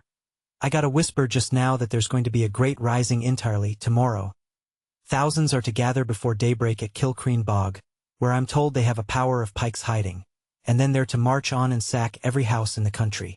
I'll engage, when I heard it, I didn't let the grass grow under my feet, but came off straight to your honor, thinking maybe you'd like to walk over this fine evening to Mr. Warren's, and settle with him what's best to be done." "Oh, James, I beseech you, don't think of going. Make your mind easy, Charlotte. I don't intend it. Not that I suppose there would be much risk. But, all things considered, I think I'm just as comfortable at home." The steward's brow darkened, as he glanced nervously towards the end window, which, jutting out in the gable, formed a deep angle in the outer wall. "Of course, 'tis just as your honor places, but I'll warrant you there would be no harm in going. Come, Billy," he added, addressing the child, who by this time was standing close to Mrs. Hewson, Make your bow and bid good night to master and mistress." The boy did not stir, and Mrs. Hewson, taking his little hand in hers, said, "You need not go home for half an hour, Gayan. Stay and have a chat with the servants in the kitchen, and leave little Billy with me, and with the apples and nuts," she added, smiling as she filled the child's hands with fruit. "Thank you, ma'am," said the steward hastily. "I can't stop. I'm in a hurry home, where I wanted to leave this brat tonight, but he would follow me. Come, Billy. Come this minute, you young rogue." Still the child looked reluctant, and Mr. Hewson said peremptorily, "Don't go yet, Gayan. I want to speak to you by and by, and you know the mistress always likes to pet little Billy." Without replying, the steward left the room, and the next moment his hasty footsteps resounded through the long flagged passage that led to the offices. "There's something strange about Gayan, since his wife died," remarked Mrs. Hewson. "I suppose 'tis grief for her that makes him look so darkly, and seem almost jealous when anyone speaks to his child.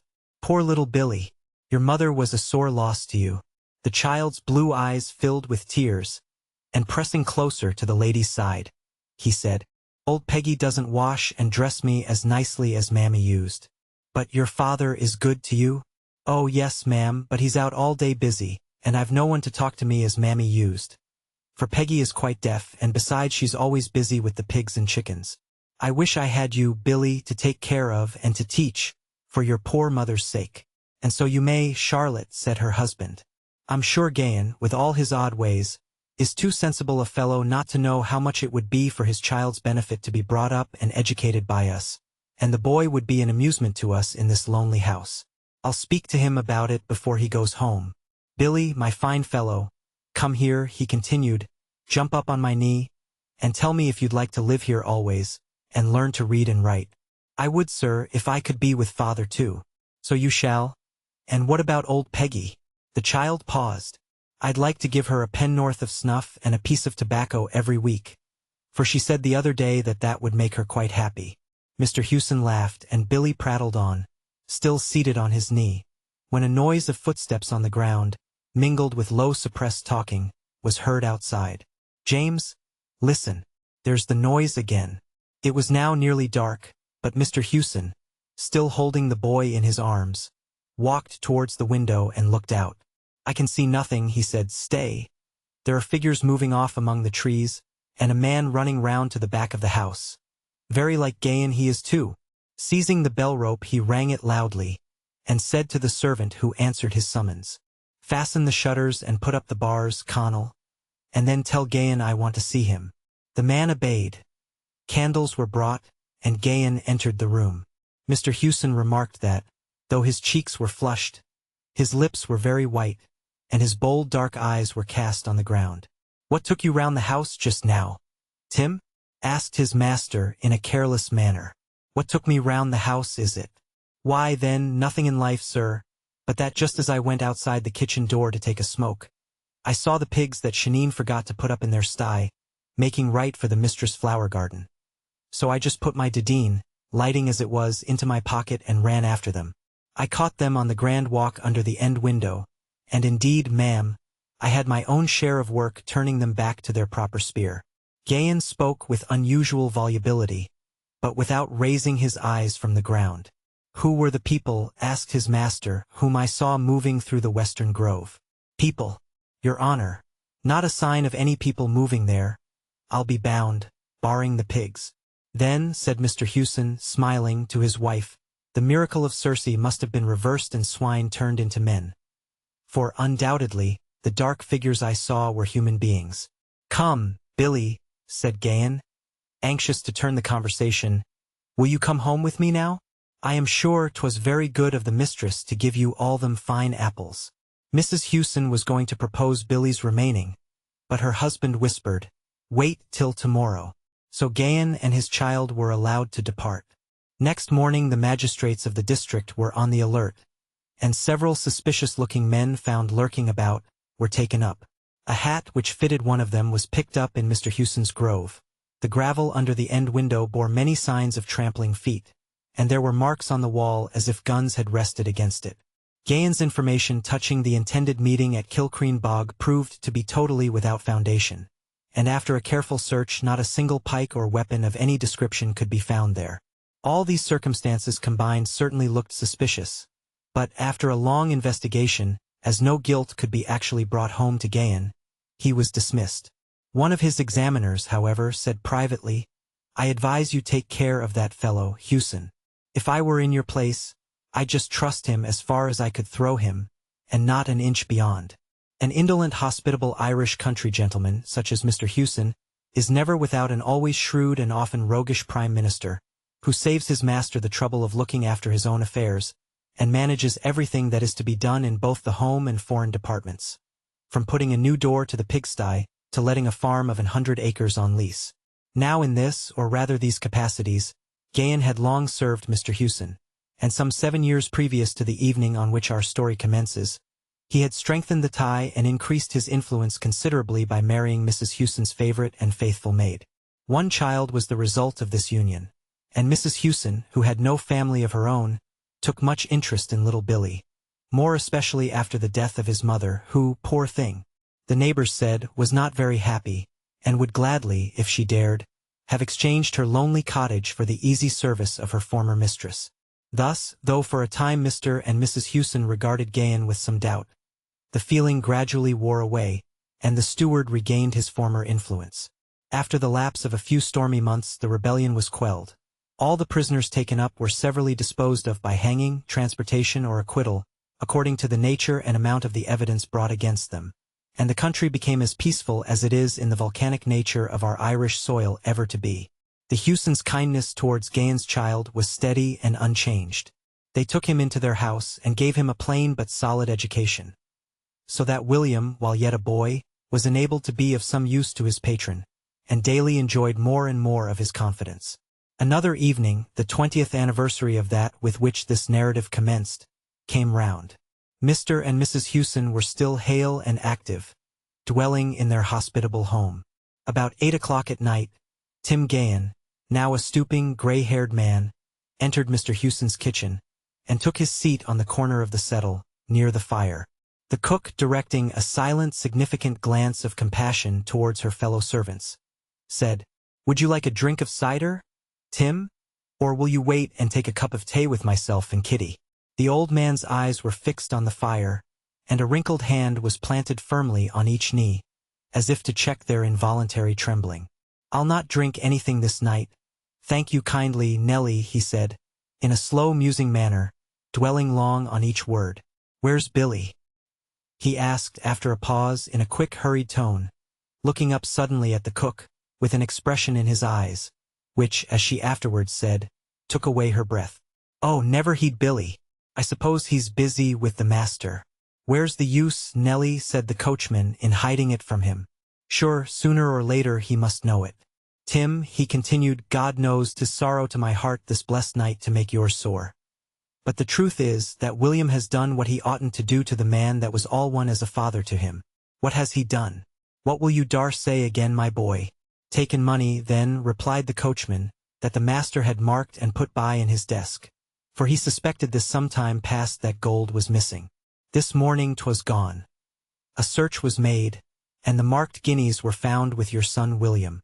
The old man covered his face with his hands, and rocked himself to and fro. "Where is he now?" at length he asked, in a hoarse voice. "Locked up safe in the inner storeroom. The master intends sending him to jail early tomorrow morning."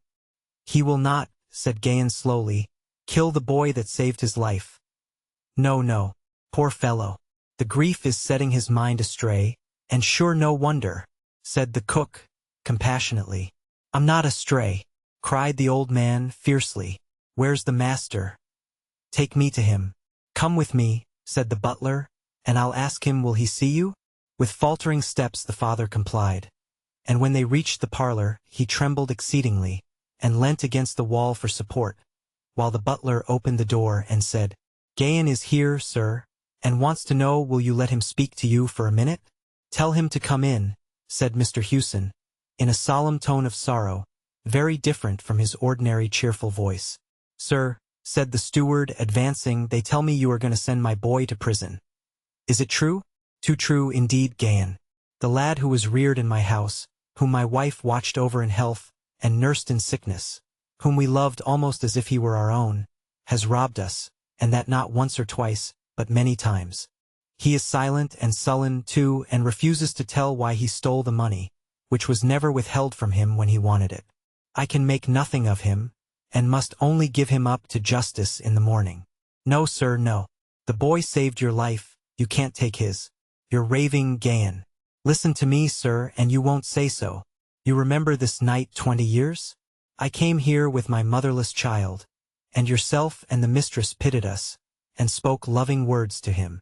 Well, for us all you did so. That night. Little you thought it. I was banded with them that were sworn to take your life. They were watching you outside the window, and I was sent to inveigle you out that they might shoot you. A faint heart I had for the bloody business, for you were ever and always a good master to me, but I was under an oath to them that I daren't break, supposing they ordered me to shoot my own mother. Well, the hand of God was over you, and you wouldn't come with me. I ran out to them and I said, boys, if you want to shoot him, you must do it through the window, thinking they'd be afeard of that. But they weren't. They were daring fellows, and one of them, sheltered by the angle of the window, took deadly aim at you. That very moment you took Billy on your knee, and I saw his fair head on a line with the musket. I don't know exactly then what I said or did, but I remember I caught the man's hand, threw it up, and pointed to the child. Knowing I was a determined man, I believe they didn't wish to provoke me. So they watched you for a while, and when you didn't put him down they got daunted, hearing the sound of soldiers riding by the road, and they stole away through the grove. Most of that gang swung on the gallows, but the last of them died this morning quietly in his bed. Up to yesterday he used to make me give him money, sums of money to buy his silence, and it was for that I made my boy a thief. It was wearing out his very life.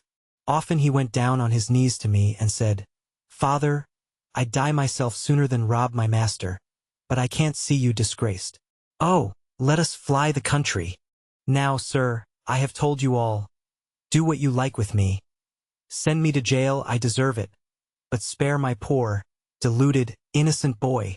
It would be difficult to describe Mr. Houston's feelings, but his wife's first impulse was to hasten to liberate the prisoner.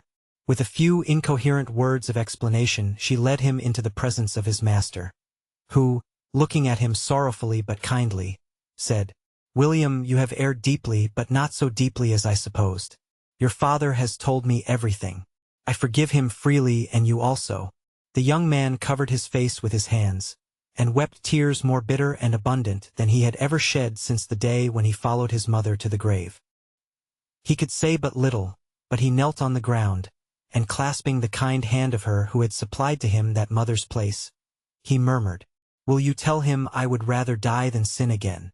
Old Gayan died 2 years afterwards, truly penitent, invoking blessings on his son and on his benefactors, and the young man's conduct, now no longer under evil influence, was so steady and so upright, that his adopted parents felt that their pious work was rewarded, and that, in William Gayan, they had indeed a son. 8. The Miner's Daughter. A Tale of the Peak. The child's tragedy. There is no really beautiful part of this kingdom so little known as the Peak of Derbyshire. Matlock, with its tea-garden trumpery and mock-heroic wonders. Buxton, with its bleak hills and fashionable bathers. The truly noble Chatsworth and the venerable Haddon, engross almost all that the public generally have seen of the Peak. It is talked of as a land of mountains, which in reality are only hills, but its true beauty lies in valleys that have been created by the rending of the earth in some primeval convulsion, and which present 1,000 charms to the eyes of the lover of nature. How deliciously do the crystal waters of the Wye and the Dove rush along such valleys, or dales, as they are called. With what a wild variety do the grey rocks soar up amid their woods and copses. How airily stand in the clear heavens the lofty limestone precipices, and the grey edges of rock gleam out from the bare green downs. They're never called downs. What a genuine Saxon air is there cast over the population. What a Saxon bluntness salutes you in their speech. It is into the heart of this region that we propose now to carry the reader.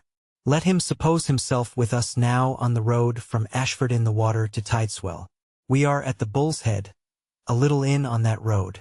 There is nothing to create wonder, or a suspicion of a hidden Arcadia in anything you see, but another step forward. And there sinks a world of valleys at your feet. To your left lies the delicious Monsole Dale. Old Finn Hill lifts his grey head grandly over it.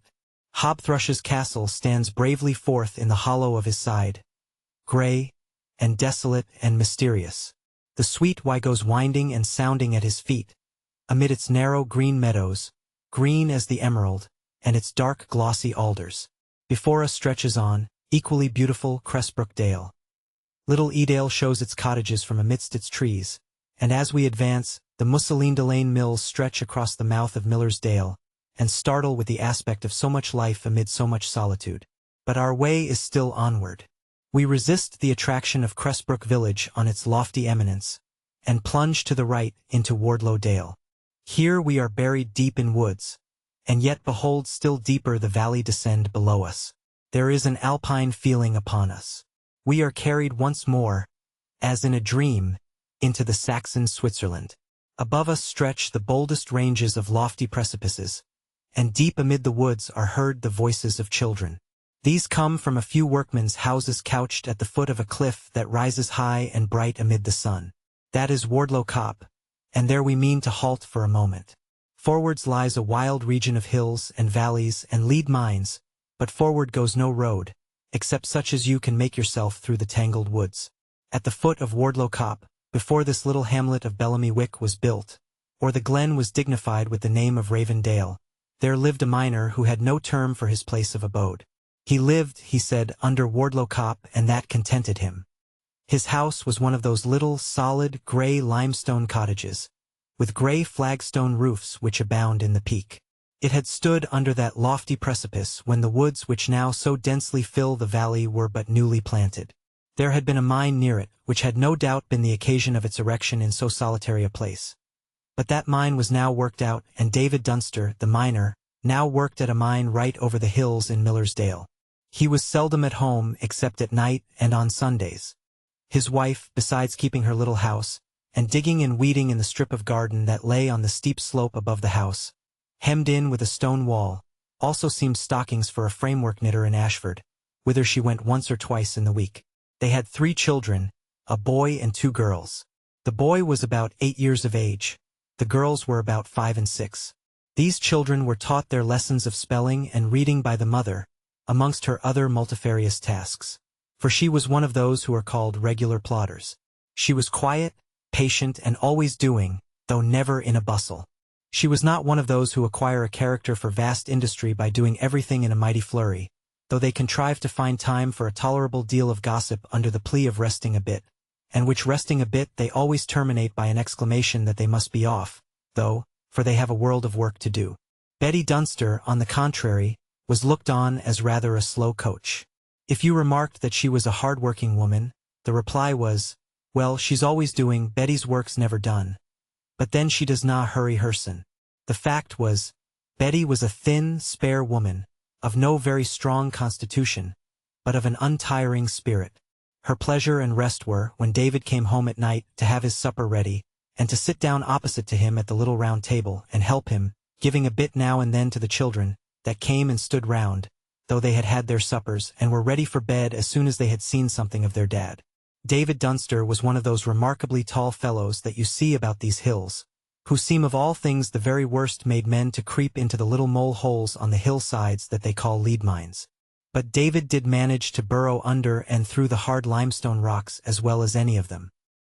He was a hard-working man, though he liked a sup of beer as most Derbyshire men do, and sometimes came home none of the soberest.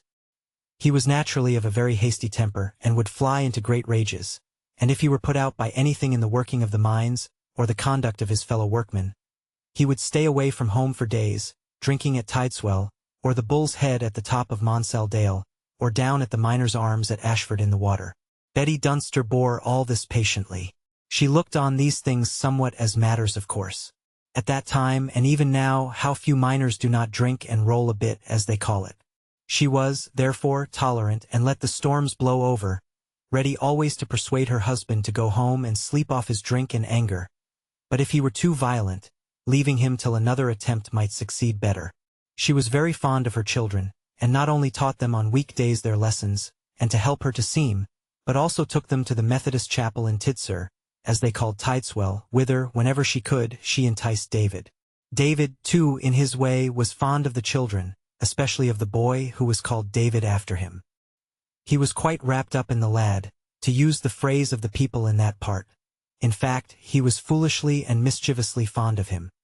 He would give him beer to drink, to make a true Briton on him, as he said, spite of Betty's earnest endeavor to prevent it, telling him that he was laying the foundation in the lad of the same faults that he had himself. But David Dunster did not look on drinking as a fault at all. It was what he had been used to all his life. It was what all the miners had been used to for generations.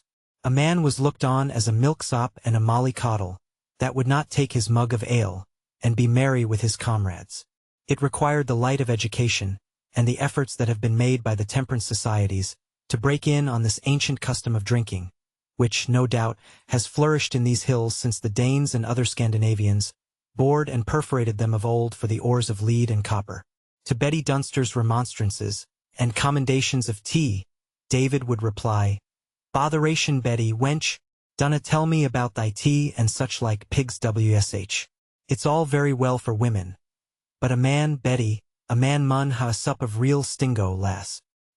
He mun ha summit to prop his ribs out, lass, as he delves through to churt and Toodstone. When the whales de mondrel, the pick, and I wsh the dishes, the shall ha to drink, my wench, and I'll ha eat. Till then, prithee let me alone and dunna bother me, for it's no use. It only kicks my monkey up." And Betty found that it was of no use, that it did only kick his monkey up, and so she let him alone, except when she could drop in a persuasive word or two. The mill owners at Cressbrook and Millersdale had forbidden any public house nearer than Edale, and they had more than once called the people together to point out to them the mischiefs of drinking, and the advantages to be derived from the very savings of temperance. But all these measures, though they had some effect on the mill people, had very little on the miners. They either sent to Tideswell or Edale for kegs of beer to peddle at the mines, or they went thither themselves on receiving their wages. And let no one suppose that David Dunster was worse than his fellows, or that Betty Dunster thought her case a particularly hard one. David was pretty much of a muchness, according to the country phrase, with the rest of his hard-working tribe, which was, and always had been, a hard-drinking tribe, and Betty, though she wished it different, did not complain, just because it was of no use, and because she was no worse off than her neighbors. Often when she went to carry in her hose to Ashford, she left the children at home by themselves. She had no alternative. They were there in that solitary valley for many hours playing alone. And to them it was not solitary. It was all that they knew of life, and that all was very pleasant to them. In spring, they hunted for birds' nests in the copses, and amongst the rocks and grey stones that had fallen from them. In the copses built the blackbirds and thrushes, in the rocks the firetails, and the grey wagtails in the stones, which were so exactly of their own color as to make it difficult to see them. In summer they gathered flowers and berries, and in the winter they played at horses, kings, and shops, and sundry other things in the house. On one of these occasions, a bright afternoon in autumn, the three children had rambled down the glen, and found a world of amusement in being teams of horses, in making a little mine at the foot of a tall cliff, and in marching for soldiers, for they had one day, the only time in their lives, seen some soldiers go through the village of Ashford, when they had gone there with their mother, for she now and then took them with her when she had something from the shop to carry besides her bundle of hose. At length they came to the foot of an open hill which swelled to a considerable height, with a round and climbable side, on which grew a wilderness of bushes, amid which lay scattered masses of grey crag. A small winding path went up this, and they followed it. It was not long, however, before they saw something which excited their eager attention. Little David, who was the guide, and assumed to himself much importance as the protector of his sisters, exclaimed, "See here," and springing forward, plucked a fine crimson cluster of the mountain bramble. His sisters, on seeing this, rushed on with like eagerness. They soon forsook the little winding and craggy footpath, and hurried through sinking masses of moss and dry grass, from bush to bush and place to place. They were soon far up above the valley, and almost every step revealed to them some delightful prize. The clusters of the mountain bramble, resembling mulberries, and known only to the inhabitants of the hills, were abundant, and were rapidly devoured. The dewberry was as eagerly gathered, its large purple fruit passing with them for blackberries. In their hands were soon seen posies of the lovely grass of Parnassus, the mountain cistus, and the bright blue geranium. Higher and higher the little group ascended in this quest, till the sight of the wide, naked hills, and the hawks circling round the lofty, tower-like crags over their heads, made them feel serious and somewhat afraid. "Where are we?" asked Jane, the elder sister. "Aren't we a long way from home?" "Let us go home," said little Nancy. "I'm afraid here," clutching hold of Jane's frock. "Pho, nonsense," said David. "What are you afraid on? I'll take care on you, never fear." And with this he assumed a bold and defying aspect, and said, "Come along. There are nests into hazels up yonder." He began to mount again, but the two girls hung back and said, "Nay, David, dunna go higher.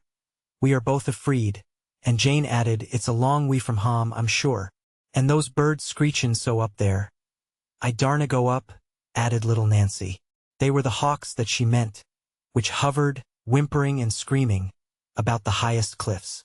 David called them little cowards, but began to descend. And presently, seeking for berries and flowers as they descended, they regained the little winding, craggy road, and, while they were calling to each other, discovered a remarkable echo on the opposite hillside. On this they shouted to it and laughed, and were half frightened when it laughed and shouted again.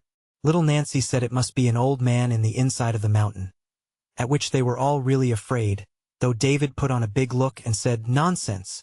It was nothing at all." But Jane asked how nothing at all could shout and laugh as it did, and on this little Nancy plucked her again by the frock, and said in turn, "Oh dear, let's go home."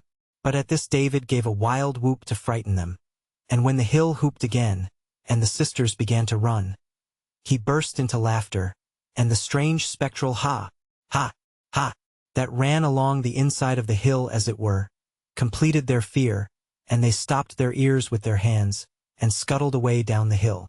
But now David seized them, and pulling their hands down from their heads, he said, "See here, what a nice place with the stones sticking out like seats. Why, it's like a little house. Let us stay and play a bit here."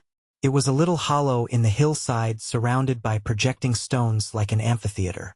The sisters were still afraid, but the sight of this little hollow with its seats of crag had such a charm for them that they promised David they would stop a while, if he would promise not to shout and awake the echo.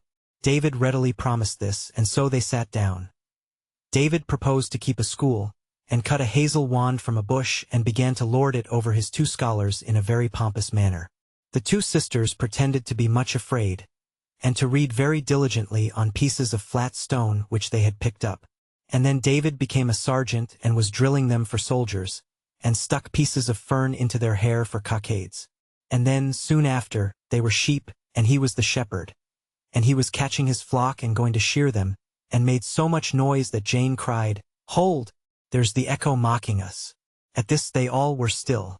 But David said, "Pho! Never mind the echo. I must shear my sheep."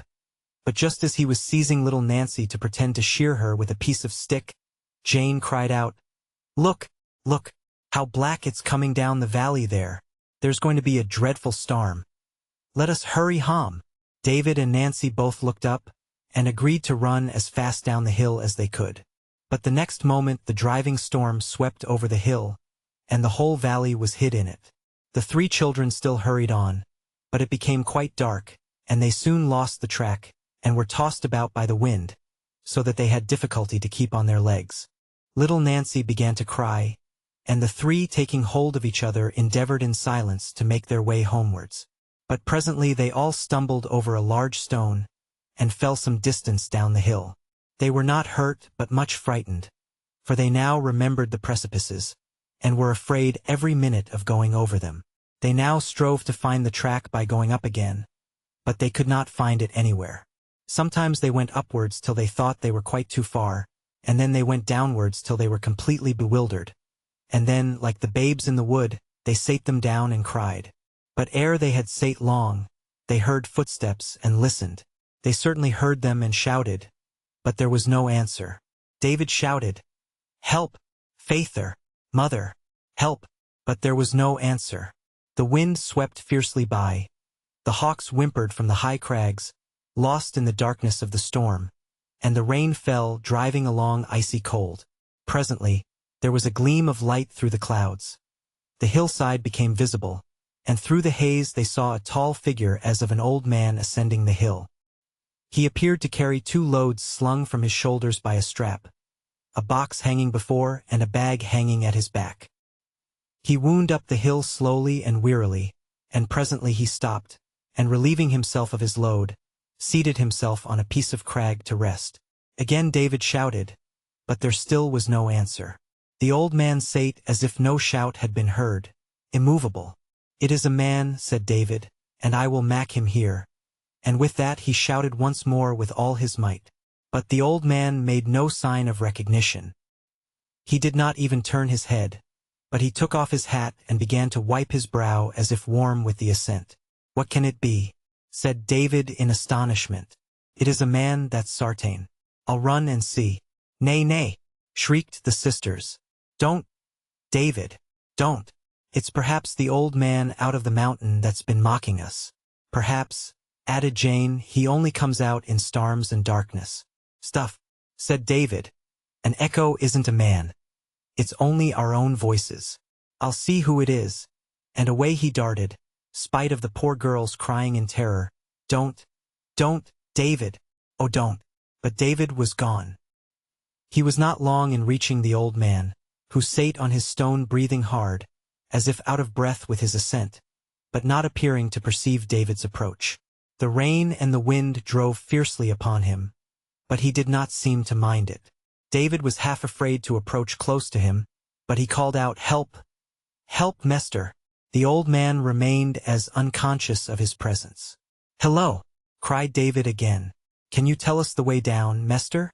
There was no answer, and David was beginning to feel a shudder of terror run through every limb, when the clouds cleared considerably, and he suddenly exclaimed, "Why, it's old Tobias Turton of Top of Edale, and he's as deaf as a doornail." In an instant, David was at his side, seized his coat to make him aware of his presence, and, on the old man perceiving him, shouted in his ear, "Which is the way down here, Mester Turton? Where's the track? Down?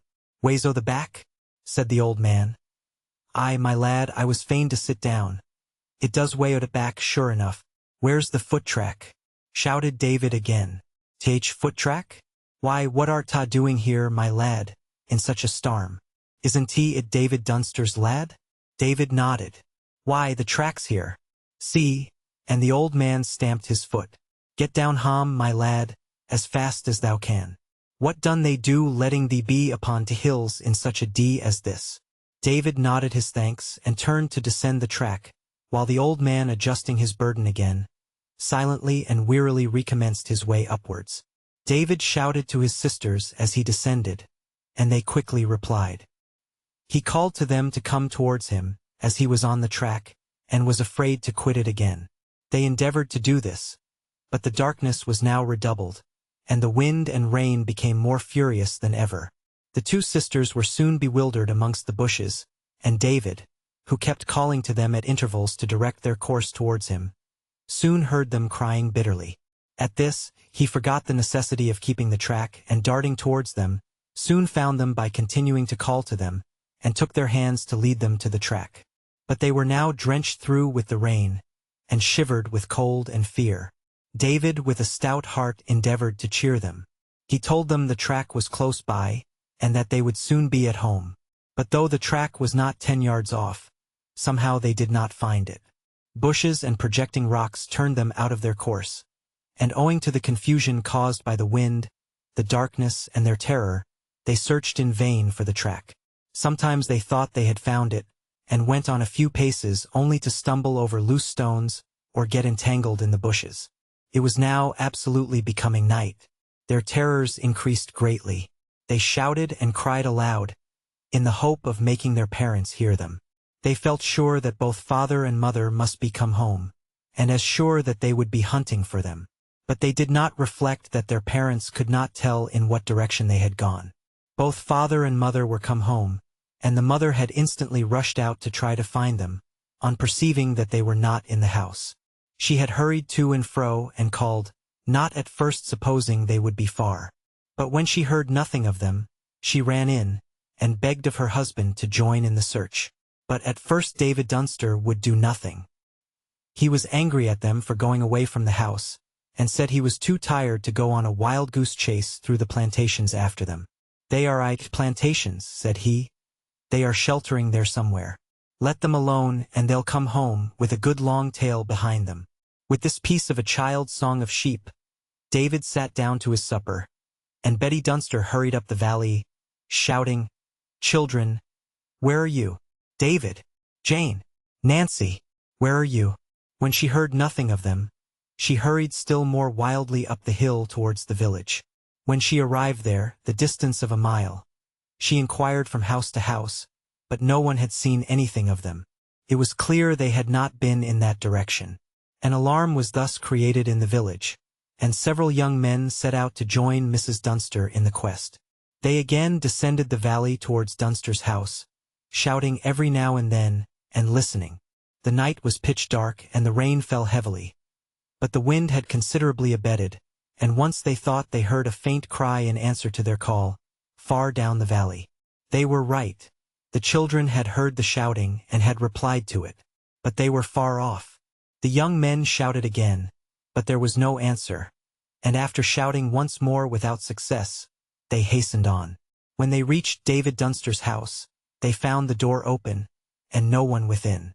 They knew that David had set off in quest of the children himself, and they determined to descend the valley. The distracted mother went with them, crying silently to herself, and praying inwardly, and every now and then trying to shout. But the young men raised their strong voices above hers, and made the cliffs echo with their appeals. Anon a voice answered them down the valley.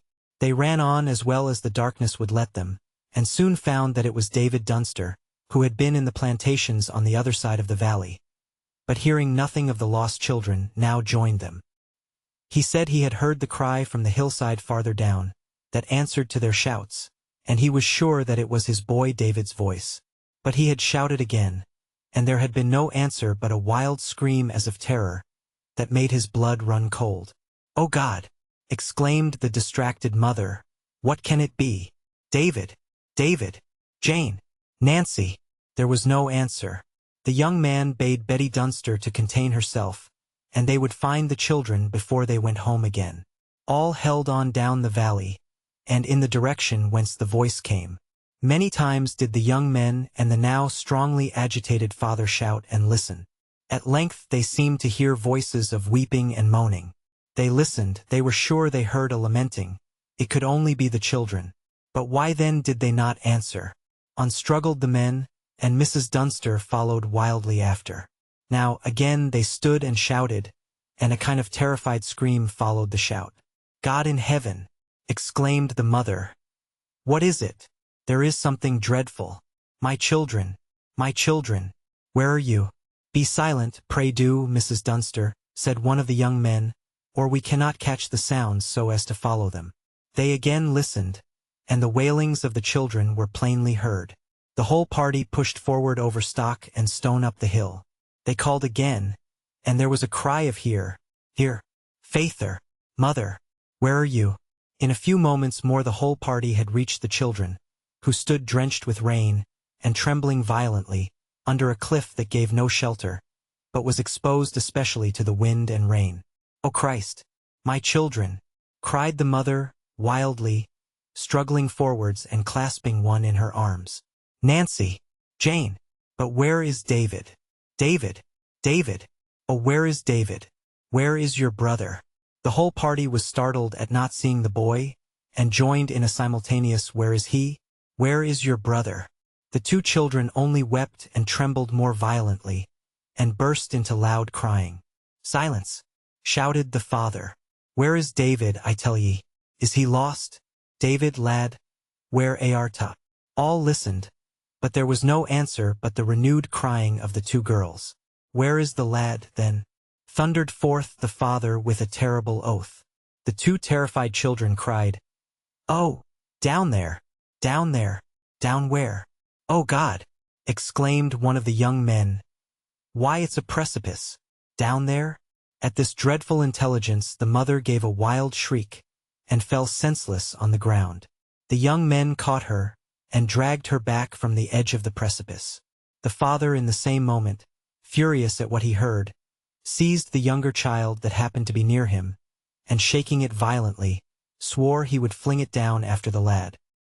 He was angry with the poor children, as if they had caused the destruction of his boy. The young men seized him and bade him think what he was about, but the man, believing his boy had fallen down the precipice, was like a madman. He kicked at his wife as she lay on the ground, as if she were guilty of this calamity by leaving the children at home. He was furious against the poor girls, as if they had led their brother into danger. In his violent rage he was a perfect maniac, and the young men, pushing him away, cried shame on him. In a while the desperate man, torn by a hurricane of passion, sate himself down on a crag, and burst into a tempest of tears, and struck his head violently with his clenched fists, and cursed himself and everybody. It was a dreadful scene. Meantime, some of the young men had gone down below the precipice on which the children had stood, and, feeling amongst the loose stones, had found the body of poor little David. He was truly dead. When he had heard the shout of his father, or of the young men, he had given one loud shout in answer, and saying, "Come on, never fear now," sprang forward and was over the precipice in the dark, and flew down and was dashed to pieces. His sisters heard a rush, a faint shriek, and suddenly stopping, escaped the destruction that poor David had found. 2. Life. We must pass over the painful and dreadful particulars of that night, and of a long time to come. The maniacal rage of the father, the shattered heart and feelings of the mother, the dreadful state of the two remaining children, to whom their brother was one of the most precious objects in a world which, like theirs, contained so few. One moment to have seen him full of life, and fun, and bravado, and almost the next a lifeless and battered corpse, was something too strange and terrible to be soon surmounted. But this was woefully aggravated by the cruel anger of their father, who continued to regard them as guilty of the death of his favorite boy. He seemed to take no pleasure in them.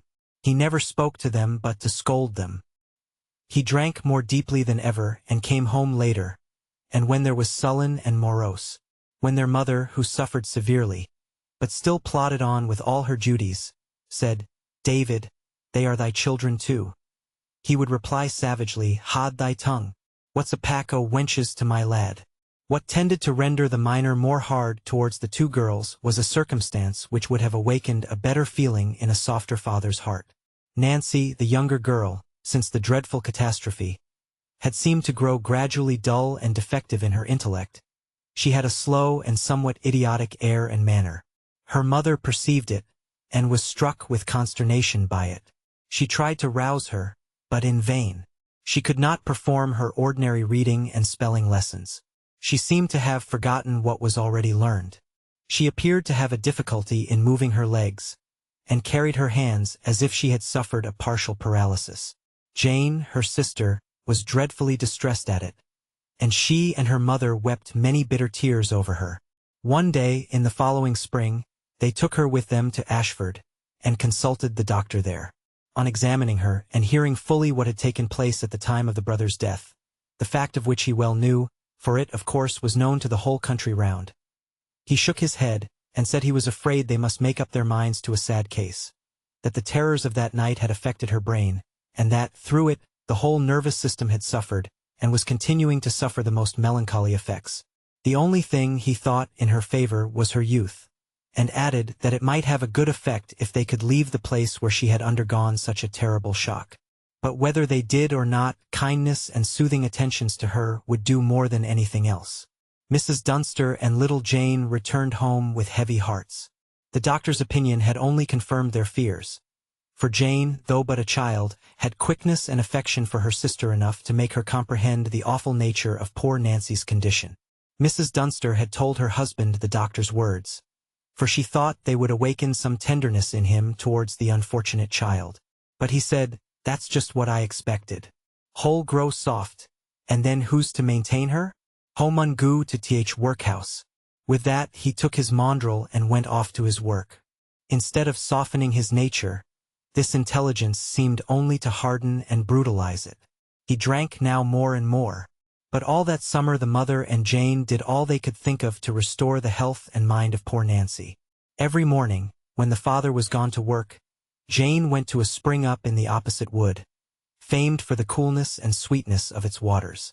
On this account the proprietors of the mills at Cressbrook had put down a large trough there under the spreading trees, and the people fetched the water even from the village. Hence Jane brought, at many journeys, this cold, delicious water to bathe her sister in. They then rubbed her warm with cloths, and gave her new milk for her breakfast. Her lessons were not left off, lest the mind should sink into fatuity, but were made as easy as possible. Jane continued to talk to her and laugh with her as if nothing was amiss, though she did it with a heavy heart, and she engaged her to weed and hoe with her in their little garden. She did not dare to lead her far out into the valley, lest it might excite her memory of the past fearful time, but she gathered her flowers, and continued to play with her at all their accustomed sports, of building houses with pieces of pots and stones, and imagining gardens and parks. The anxious mother, when some weeks were gone by, fancied that there was really some improvement. The cold bathing seemed to have strengthened the system. The poor child walked, and bore herself with more freedom and firmness. She became ardently fond of being with her sister, and attentive to her directions. But there was a dull cloud over her intellect, and a vacancy in her eyes and features. She was quiet, easily pleased, but seemed to have little volition of her own. Mrs. Dunster thought if they could but get her away from that spot, it might rouse her mind from its sleep. But perhaps the sleep was better than the awakening might be. However, the removal came, though in a more awful way than was looked for. The miner, who had continued to drink more and more, and seemed to have almost estranged himself from his home, staying away in his drinking bouts for a week or more together, was one day blasting a rock in the mine, and being half stupefied with beer, did not take care to get out of the way of the explosion, was struck with a piece of the flying stone, and killed on the spot. The poor widow and her children were now obliged to remove from under Wardlow Cop. The place had been a sad one to her. The death of her husband, though he had been latterly far from a good one, and had left her with the children in deep poverty, was a fresh source of severe grief to her. Her religious mind was struck down with a weight of melancholy by the reflection of the life he had led, and the sudden way in which he had been summoned into eternity. When she looked forward, what a prospect was there for her children! It was impossible for her to maintain them from her small earnings, and as to Nancy, would she ever be able to earn her own bread, and protect herself in the world? It was amid such reflections that Mrs. Dunster quitted this deep, solitary, and, to her, fatal valley, and took up her abode in the village of Cressbrook. Here she had one small room, and by her own labors and some aid from the parish, she managed to support herself and the children. For 7 years she continued her laborious life, assisted by the labor of the 2 daughters, who also seemed stockings, and in the evenings were instructed by her. Her girls were now 13 and 15 years of age. Jane was a tall and very pretty girl of her years. She was active, industrious, and sweet-tempered. Her constant affection for poor Nancy was something as admirable as it was singular. Nancy had now confirmed good health, but it had affected her mother to perceive that, since the catastrophe of her brother's death, and the cruel treatment of her father at that time, she had never grown in any degree as she ought. She was short, stout, and of a pale and very plain countenance. It could not be now said that she was deficient in mind, but she was slow in its operations. She displayed, indeed, a more than ordinary depth of reflection, and a shrewdness of observation, but the evidences of this came forth in a very quiet way, and were observable only to her mother and sister. To all besides she was extremely reserved. She was timid to excess, and shrunk from public notice into the society of her mother and sister. There was a feeling abroad in the neighborhood that she was not quite right, but the few who were more discerning shook their heads and observed, right she was not, poor thing, but it was not want of sense. She had more of that than most. And such was the opinion of her mother and sister. They perceived that Nancy had received a shock of which she must bear the effects through life. Circumstances might bring her feeble but sensitive nerves much misery. She required to be guarded and sheltered from the rudeness of the world, and the mother trembled to think how much she might be exposed to them. But in everything that related to sound judgment, they knew that she surpassed not only them but any of their acquaintance. If any difficulty had to be decided, it was Nancy who pondered on it, and perhaps at some moment when least expected, pronounced an opinion that might be taken as confidently as an oracle. The affection of the two sisters was something beyond the ties of this world. Jane had watched and attended to her from the time of her constitutional injury with a love that never seemed to know a moment's weariness or change, and the affection which Nancy evinced for her was equally intense and affecting. She seemed to hang on her society for her very life. Jane felt this, and vowed that they would never quit one another. The mother sighed. How many things, she thought, might tear asunder that beautiful resolve. But now they were of an age to obtain work in the mill. Indeed, Jane could have had employment there long before, but she would not quit her sister till she could go with her. And now there they went. The proprietor, who knew the case familiarly, so ordered it that the two sisters should work near each other, and that poor Nancy should be as little exposed to the rudeness of the workpeople as possible. But at first so slow and awkward were Nancy's endeavors, and such an effect had it on her frame, that it was feared she must give it up. This would have been a terrible calamity, and the tears of the two sisters, and the benevolence of the employer, enabled Nancy to pass through this severe ordeal. In a while she acquired sufficient dexterity, and thenceforward went through her work with great accuracy and perseverance. As far as any intercourse with the workpeople was concerned, she might be said to be dumb. Scarcely ever did she exchange a word with anyone, but she returned kind nods and smiles, and every morning and evening and at dinner-time, the two sisters might be seen going to and fro, side by side, Jane often talking with some of them, the little odd-looking sister walking silent and listening. 5 more years and Jane was a young woman. Amid her companions, who were few of them above the middle size, she had a tall and striking appearance. Her father had been a remarkably tall and strong man, and she possessed something of his stature, though none of his irritable disposition. She was extremely pretty, of a blooming fresh complexion, and graceful form.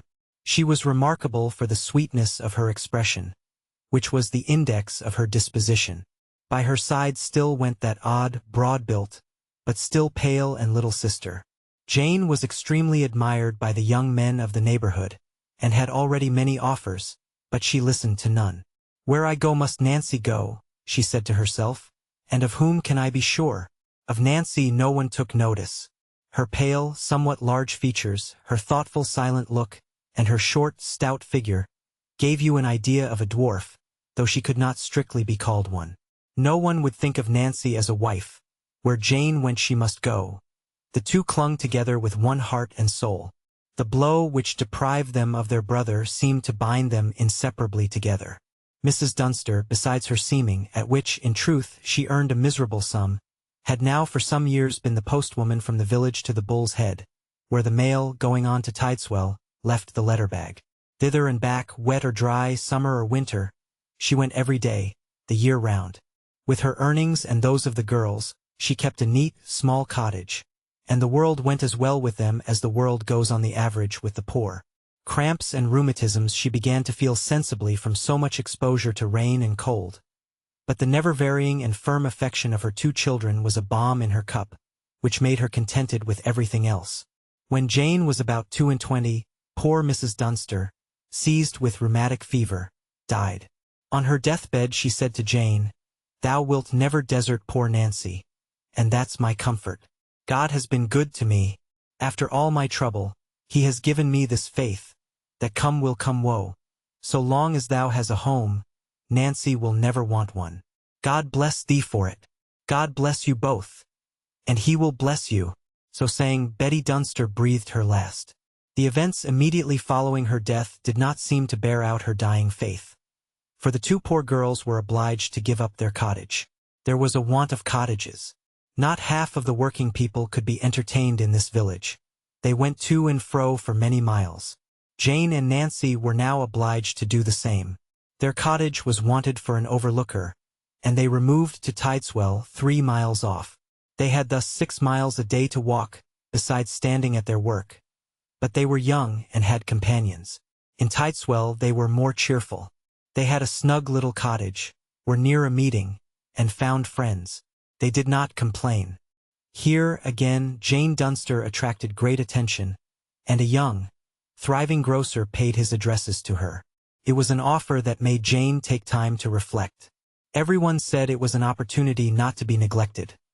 But Jane weighed in her mind, Will he keep faith in my compact with Nancy?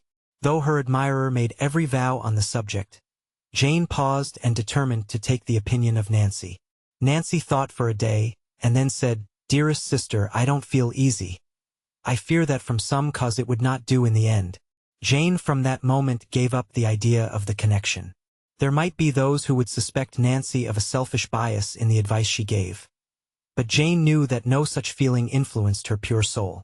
For one long year the two sisters traversed the hills between Cressbrook and Tideswell. But they had companions, and it was pleasant in the summer months. But winter came, and then it was a severe trial. To rise in the dark, and traverse those wild and bleak hills. To go through snow and drizzle, and face the sharpest winds in winter, was no trifling matter. Before winter was over, the two young women began seriously to revolve the chances of a nearer residence, or a change of employ. There were no few who blamed Jane excessively for the folly of refusing the last good offer. There were even more than one who, in the hearing of Nancy, blamed her. Nancy was thoughtful, agitated, and wept. "If I can, dear sister," she said, "have advised you to your injury, how shall I forgive myself? What shall become of me?" But Jane clasped her sister to her heart, and said, "No, no, dearest sister, you are not to blame. I feel you are right. Let us wait and we shall see." The courtship and another ship. One evening, as the two sisters were hastening along the road through the woods on their way homewards, a young farmer drove up in his spring cart, cast a look at them, stopped and said, "Young women, if you are going my way, I shall be glad of your company. You are quite welcome to ride." The sisters looked at each other. "Dunna be afraid," said the young farmer. "My name's James Cheshire. I'm well known in these parts. You may trust yoursens why me if it's agreeable." To James' surprise, Nancy said, "No, sir, we are not afraid. We are much obliged to you." The young farmer helped them up into the cart, and away they drove. "I'm afraid we shall crowd you," said Jane. "Not a bit of it," replied the young farmer. "There's room for three bigger nor us in this seat, and I'm no ways tedious." The sisters saw nothing odd in his use of the word tedious, as strangers would have done. They knew it merely meant not at all particular. They were soon in active talk. As he had told them who he was, he asked them in their turn if they worked at the mills there. They replied in the affirmative, and the young man said, "I thought so. I've seen you sometimes going along together. I noticed you because you seemed so sisterly like, and you are sisters, I reckon." They said yes. "I've a good spanking horse, you see," said James Cheshire. "I shall get over to ground rather faster than you done afoot." "My word, though, it must be nation cold on these bleak hills I winter." The sisters assented, and thanked the young farmer for taking them up. "We are rather late," said they, "for we looked in on a friend, and the rest of the mill hands were gone on." "Well," said the young farmer, "never mind that. I fancy Bess, my mare here, can go a little faster nor they can. We shall very likely be at Titzer as soon as they are." "But you are not going to Titzer," said Jane. "Your farm is just before us there." "Yea, I'm going to Titzer though. I've a bit of business to do there before I go home." On drove the farmer at what he called a spanking rate. Presently they saw the young mill people on the road before them. "There are your companions," said James Cheshire. "We shall cut past them like a flash of lightning." "Oh," exclaimed Jane Dunster, "what will they say at seeing us riding here?" And she blushed brightly. "Say," said the young farmer, smiling, "never mind what they'll say. Depend upon it, they'd like to be here theirsens." James Cheshire cracked his whip. The horse flew along. The party of the young mill hands turned round, and on seeing Jane and Nancy in the cart, uttered exclamations of surprise. "My word, though," said Mary Smedley, a fresh buxom lass, somewhat inclined to stoutness. "Well, if ever," cried smart little Hannah Bowyer. "Nay then, what next?" said Teddy Wilson, a tall, thin girl, of very good looks. The two sisters nodded and smiled to their companions. Jane still blushing rosily, but Nancy sitting as pale and as gravely as if they were going on some solemn business. The only notice the farmer took was to turn with a broad smiling face, and shout to them, "Wouldn't you like to be here too?" "Aye, take us up," shouted a number of voices together. But the farmer cracked his whip, and giving them a nod and a dozen smiles in one, said, "I can't stay." Ask the next farmer that comes up." With this they drove on, the young farmer very merry and full of talk. They were soon by the side of his farm. "There's a flock of sheep on the turnips there," he said proudly. "They're not to be beaten on this side Ashbourne. And there are some black oxen going for the night to the strawyard. Jolly fellows, those, eh? But I reckon you don't understand much of farming stock?" "No," said Jane, and was again surprised at Nancy adding, "I wish we did. I think a farmer's life must be the very happiest of any." "You think so?" said the farmer, turning and looking at her earnestly, and evidently with some wonder. "You are right," said he. "You little ones are knowing ones. You are right. It's the life for a king." They were at the village. "Pray stop," said Jane, "and let us go down. I would not for the world go up the village thus. It would make such a talk." "Talk, who cares for talk?" said the farmer.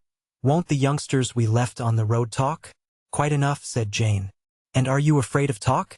said the farmer to Nancy. "I'm not afraid of it when I don't provoke it willfully," said Nancy. "But we are poor girls, and can't afford to lose even the good word of our acquaintance. You've been very kind in taking us up on the road, but to drive us to our door would cause such wonder as would perhaps make us wish we had not been obliged to you."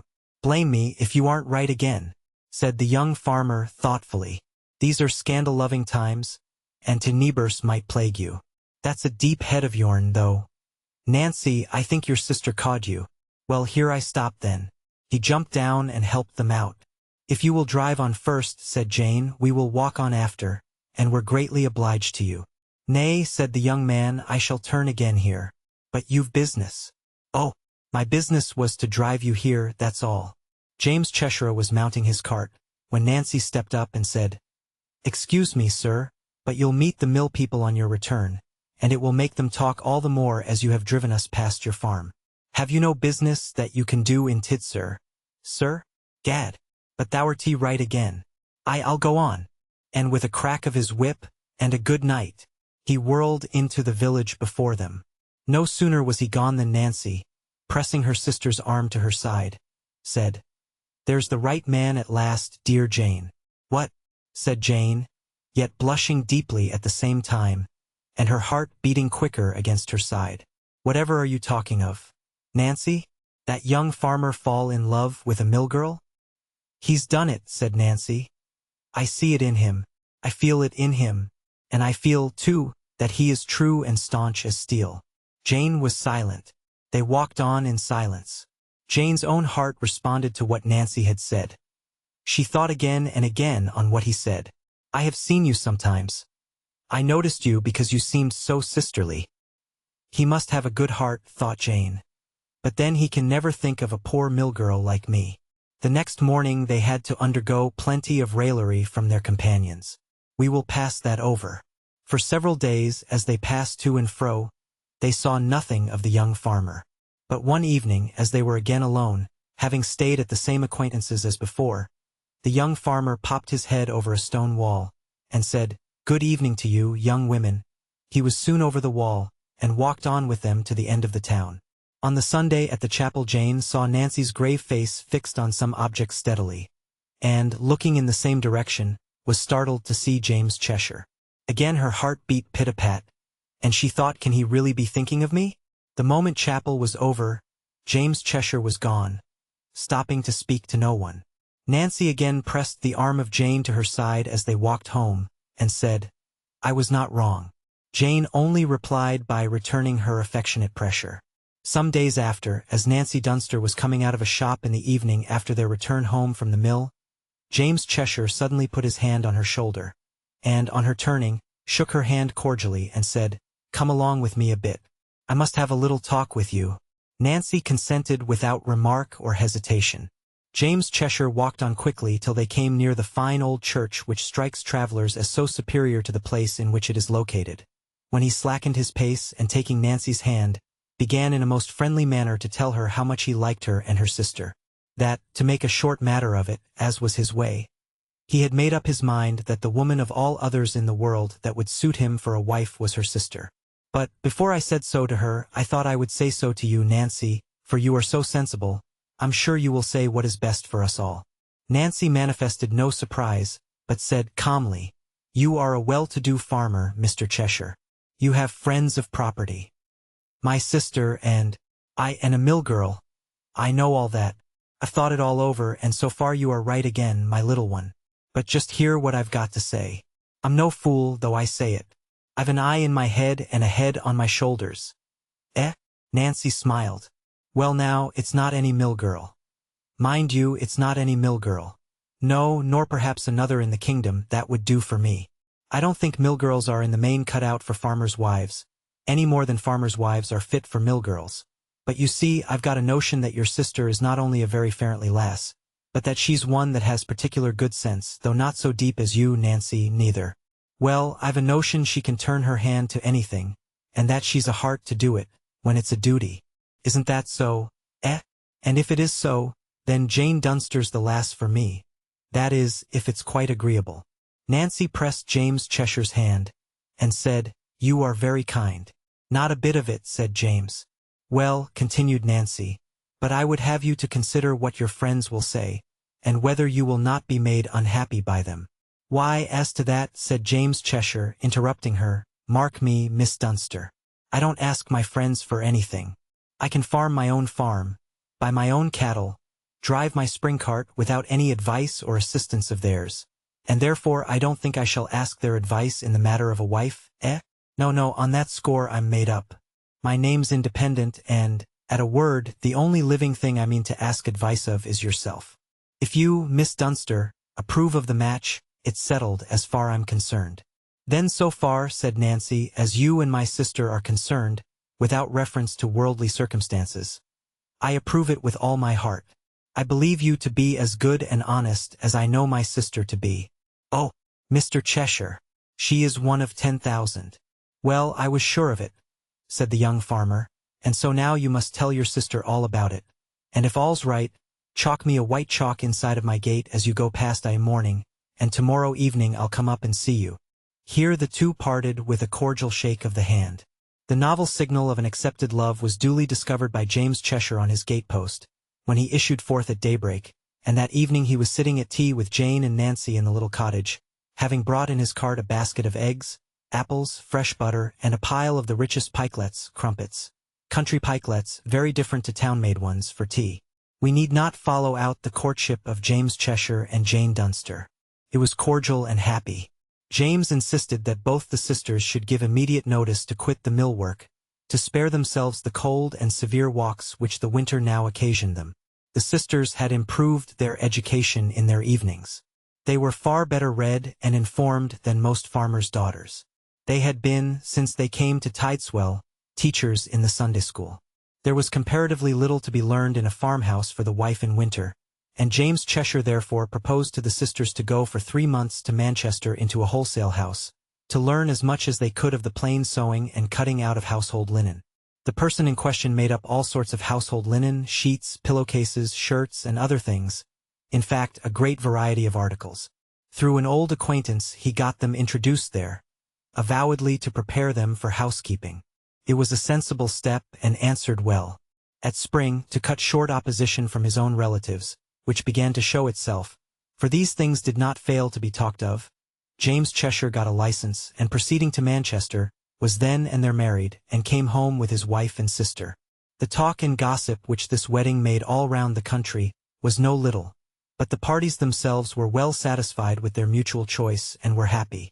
As the spring advanced, the duties of the household grew upon Mrs. Cheshire. She had to learn the art of cheese-making, butter-making, of all that relates to poultry, calves, and household management. But in these matters she had the aid of an old servant who had done all this for Mr. Cheshire, since he began farming. She took a great liking to her mistress, and showed her with hearty goodwill how everything was done, and as Jane took a deep interest in it, she rapidly made herself mistress of the management of the house, as well as of the house itself. She did not disdain, herself, to take a hand at the churn, that she might be familiar with the whole process of butter-making, and all the signs by which the process is conducted to a successful issue.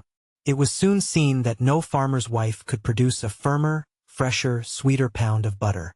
It was neither swelt by too hasty churning, nor spoiled, as is too often the case, by the buttermilk or by water being left in it, for want of well kneading and pressing. It was deliciously sweet, because the cream was carefully put up in the cleanest vessels and well attended to. Mrs. Cheshire, too, might daily be seen kneeling by the side of the cheese pan, separating the curd, taking off the whey, filling the cheese vat with the curd, and putting the cheese herself into press. Her cheese chamber displayed as fine a set of well-salted, well-colored, well-turned and regular cheeses as ever issued from that or any other farmhouse. James Cheshire was proud of his wife, and Jane herself found a most excellent helper in Nancy. Nancy took particularly to housekeeping, saw that all the rooms were exquisitely clean, that everything was in nice repair, that not only the master and mistress, but the servants had their food prepared in a wholesome and attractive manner. The eggs she stored up, and as fruit came into season, had it collected for market, and for a judicious household use. She made the tea and coffee morning and evening, and did everything but preside at the table.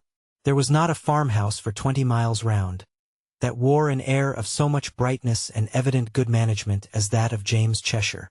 For Nancy, from the first moment of their acquaintance, he had conceived a most profound respect. In all cases that required counsel, though he consulted freely with his wife, he would never decide till they had had Nancy's opinion and sanction. And James Cheshire prospered. But, spite of this, he did not escape the persecution from his relations that Nancy had foreseen. On all hands he found coldness. None of them called on him. They felt scandalized at his evening himself, as they called it, to a mill girl.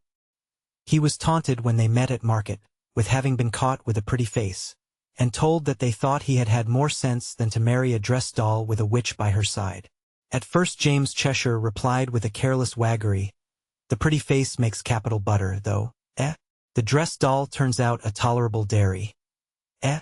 Better," added James, "than a good many can, that I know, who have neither pretty faces, nor have much taste in dressing to crack of." The allusion to Nancy's dwarfish plainness was what peculiarly provoked James Cheshire.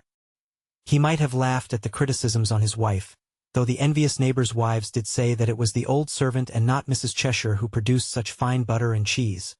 For wherever she appeared, spite of envy and detraction, her lovely person and quiet good sense, and the growing rumor of her good management, did not fail to produce a due impression. And James had prepared to laugh it off. But it would not do. He found himself getting every now and then angry and unsettled by it.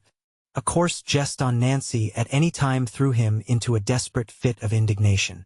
The more the superior merit of his wife was known, the more seemed to increase the envy and venom of some of his relatives. He saw, too, that it had an effect on his wife. She was often sad, and sometimes in tears. One day when this occurred, James Cheshire said, as they sat at tea, "I've made up my mind. Peace in this life is a jewel. Better is a dinner of herbs with peace than a stalled ox with strife. Well, now I'm determined to have peace. Peace and love," said he, looking affectionately at his wife and Nancy. "Peace and love, by God's blessing, have settled down on this house. But there are stings here and stings there when we go out of doors. We must not only have peace and love in the house, but peace all round it. So I've made up my mind. I'm for America." "For America!" exclaimed Jane. "Surely you cannot be in earnest." "I never was more in earnest in my life," said James Cheshire. "It is true I do very well on this farm here, though it's a cowdish situation. But from all I can learn, I can do much better in America. I can there farm a much better farm of my own. We can have a much finer climate than this peak country, and our countrymen still about us. Now, I want to know what makes a man's native land pleasant to him. The kindness of his relations and friends. But then, if a man's relations are not kind, if they get a conceit into them that because they are relations they are to choose a man's wife for him, and sting him and snort at him because he has a will of his own, why, then I say, God send a good big herring pool between me and such relations. My relations, by way of showing their natural affection, spit spite and bitterness. You, dear wife and sister, have none of yourn to spite you. In the house we have peace and love. Let us take the peace and love, and leave the bitterness behind." There was a deep silence. "It is a serious proposal," at length said Jane, with tears in her eyes. "What says Nancy?" asked James. "It is a serious proposal," said Nancy, "but it is good. I feel it so." There was another deep silence, and James Cheshire said, Then it is decided. Think of it, said Jane earnestly. Think well of it. I have thought of it long and well, my dear. There are some of these chaps that call me relation that I shall not keep my hands off, if I stay amongst them, and I fain would. But for the present I will say no more. But, added he, rising and bringing a book from his desk, here is a book by one Morris Birkbeck. Read it, both of you, and then let me know your minds. The sisters read. On the following Lady Day, James Cheshire had turned over his farm advantageously to another, and he, his wife, Nancy, and the old servant, Mary Spendlove, all embarked at Liverpool, and transferred themselves to the United States, and then to the state of Illinois. 25 years have rolled over since that day. We could tell a long and curious story of the fortunes of James Cheshire and his family. From the days when, half repenting of his emigration and his purchase, he found himself in a rough country, amid rough and spiteful squatters, and lay for months with a brace of pistols under his pillow, and a great sword by his bedside for fear of robbery and murder. But enough that at this moment James Cheshire, in a fine cultivated country, sees his ample estate cultivated by his sons, while as colonel and magistrate he dispenses the law and receives the respectful homage of the neighborhood. Nancy Dunster, now styled Mrs. Dunster, the mother in Israel, the promoter of schools and the counselor of old and young, still lives. Years have improved rather than deteriorated her short and stout exterior. The long exercise of wise thoughts and the play of benevolent feelings have given even a sacred beauty to her homely features. The dwarf has disappeared, and there remains instead a grave but venerable matron, honored like a queen. 9. The ghost of the late Mr. James Barber. A yarn ashore. Luck. Nonsense. There is no such thing. Life is not a game of chance any more than chess is. If you lose, you have no one but yourself to blame. This was said by a young lieutenant in the Royal Navy to a middle-aged midshipman, his elder brother. Do you mean to say that luck had nothing to do with fine gentleman Bobbin passing for lieutenant, and my being turned back? Was the rejoinder. Bobbin, though a dandy, is a good seaman and the speaker looked another way, and hesitated. I am not, you would add, if you had courage. But I say I am, and a better seaman than Bobbin. Practically, perhaps, for you are 10 years older in the service. But it was in the theoretical part of seamanship, which is equally important, that you broke down before the examiners, continued the younger officer, in tones of earnest but sorrowful reproach. You never would study. I'll tell you what it is, Master Ferdinand, said the elder middy, not without a show of displeasure. I don't think this is the correct sort of conversation to be going on between two brothers after a 5-year separation. The young lieutenant laid his hand soothingly on his brother's arm, and entreated him to take what he said in good part. Well, well, rejoined the middy with a laugh half forced. Take care what you are about, or, by Jove, I'll inform against you. What for? Why, for preaching without a license. Besides, you were once as bad as you pretend I am. I own it with sorrow. But I was warned in time by the wretched end of poor James Barber. Of whom?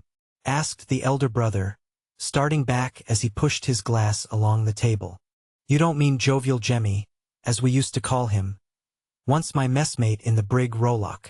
Yes, I do. What? Dead? Yes. Why, it was one of our great delights, when in harbor and on shore, to go the rounds, as he called it, with Jovial Jemmy. He understood life from stem to stern, from truck to keel. He knew everybody from the First Lord downwards. I have seen him recognized by the Duke 1 minute, and the next pick up with a strolling player, and familiarly treat him at a tavern. He once took me to a quadrille party at the Duchess of Dyington's, where he seemed to know and be known to everybody present, and then adjourned to the cider cellars, where he was equally intimate with all sorts of queer characters. Though a favorite among the aristocracy, he was equally welcome in less exclusive societies. He was brother, past master, warden, noble grand, or president of all sorts of lodges and fraternities. Uncommonly knowing was Jemmy in all sorts of club and fashionable gossip. He knew who gave the best dinners, and was always invited to the best balls. He was a capital judge of champagne, and when he bet upon a horse race everybody backed him. He could hum all the fashionable songs, and was the fourth man who could dance the polka when it was first imported. Then he was as profound in bottled stout, Welsh rabbits, Burton ale, Devilled kidneys, and bowls of bishop, as he was in Roman punch, French cookery and Italian singers. Afloat, he was the soul of fun. He got up all our private theatricals, told all the best stories, and sung comic songs that made even the purser laugh. An extent and variety of knowledge and accomplishments, said Lieutenant Fid, which had the precise effect of blasting his prospects in life. He was, as you remember, at last dismissed the service for intemperance and incompetence. When did you see him last? What, alive? Inquired Ferdinand Fid, changing countenance. Of course. Surely you do not mean to insinuate that you have seen his ghost. The lieutenant was silent, and the midshipman took a deep draught of his favorite mixture, equal portions of rum and water, and hinted to his younger brother, the lieutenant, the expediency of immediately confiding the story to the Marines, for he declined to credit it. He then ventured another recommendation, which was that Ferdinand should throw the impotent temperance tipple he was then imbibing over the side of the ship, which meant the tavern of that name in Greenwich, at the open bow window of which they were then sitting, and clear his intellects by something stronger. I can afford to be laughed at, said the younger Fid, because I have gained immeasurably by the delusion, if it be one. But if ever there was a ghost, I have seen the ghost of James Barber. I, like yourself and he, was nearly ruined by love of amusement and intemperance, when he, or whatever else it might have been, came to my aid. Let us hear. I see I am in for a ghost story. Well, it was 1841 when I came home in the Arrow with dispatches from the coast of Africa. You were lying in the Tagus in the bobstay. Ours, you know, was rather a thirsty station. A man inclined for it comes home from the slaving coasts with a determination to make up his lee way. I did mine with a vengeance. As usual, I looked up jovial Jemmy. 'Twas easy to find him if you knew where to go. I did know and went. He had by that time got tired of his more aristocratic friends. Respectability was too slow for him, so I found him presiding over the philanthropic Raspiers, at the Union Jack. He received me with open arms, and took me, as you say, the rounds. I can't recall that week's dissipation without a shudder. We rushed about from ball to tavern, from theater to supper-room, from club to gin palace, as if our lives depended on losing not a moment. We had not time to walk, so we galloped about in cabs. On the fourth night, when I was beginning to feel knocked up, and tired of the same songs, the same quadrilles, the bad whiskey, the suffocating tobacco smoke, and the morning's certain and desperate penalties, I remarked to Jemmy that it was a miracle how he had managed to weather it for so many years. What a hardship you would deem it, I added, if you were obliged to go the same weary round from one year's end to another. What did he say to that? Asked Philip.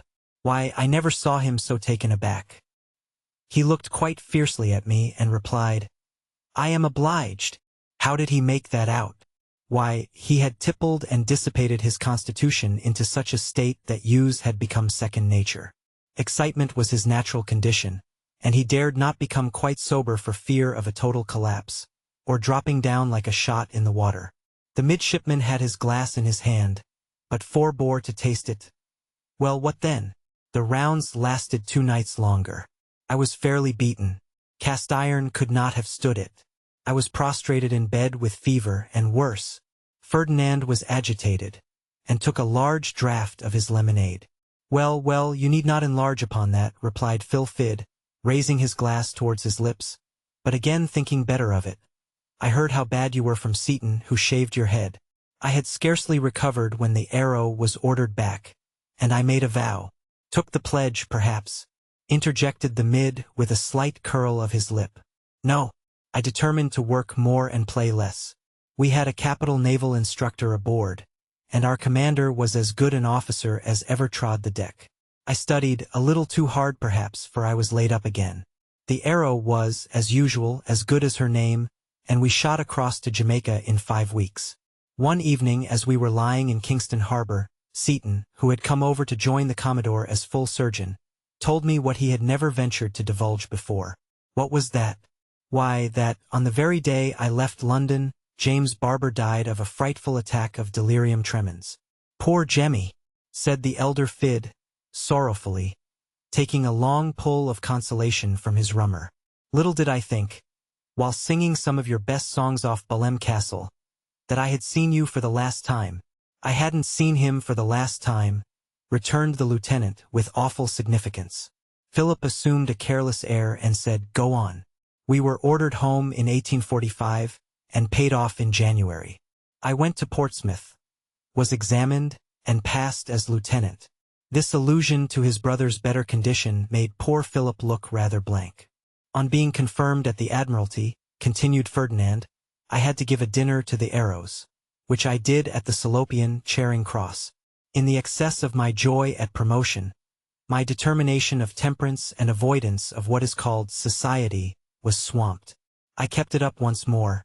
I went the rounds, and accepted all the dinner, supper, and ball invitations I could get, invariably ending each morning in one of the old haunts of dissipation. Old associations with James Barber returned, and like causes produced similar effects. One morning while maundering home, I began to feel the same wild confusion as had previously commenced my dreadful malady. A little touched in the top hamper. It was just daylight. Thinking to cool myself, I jumped into a wherry to get pulled down here to Greenwich. Of course you were not quite sober. Don't ask. I do not like even to allude to my sensations, for fear of recalling them. My brain seemed in a flame. The boat appeared to be going at the rate of 20 miles an hour.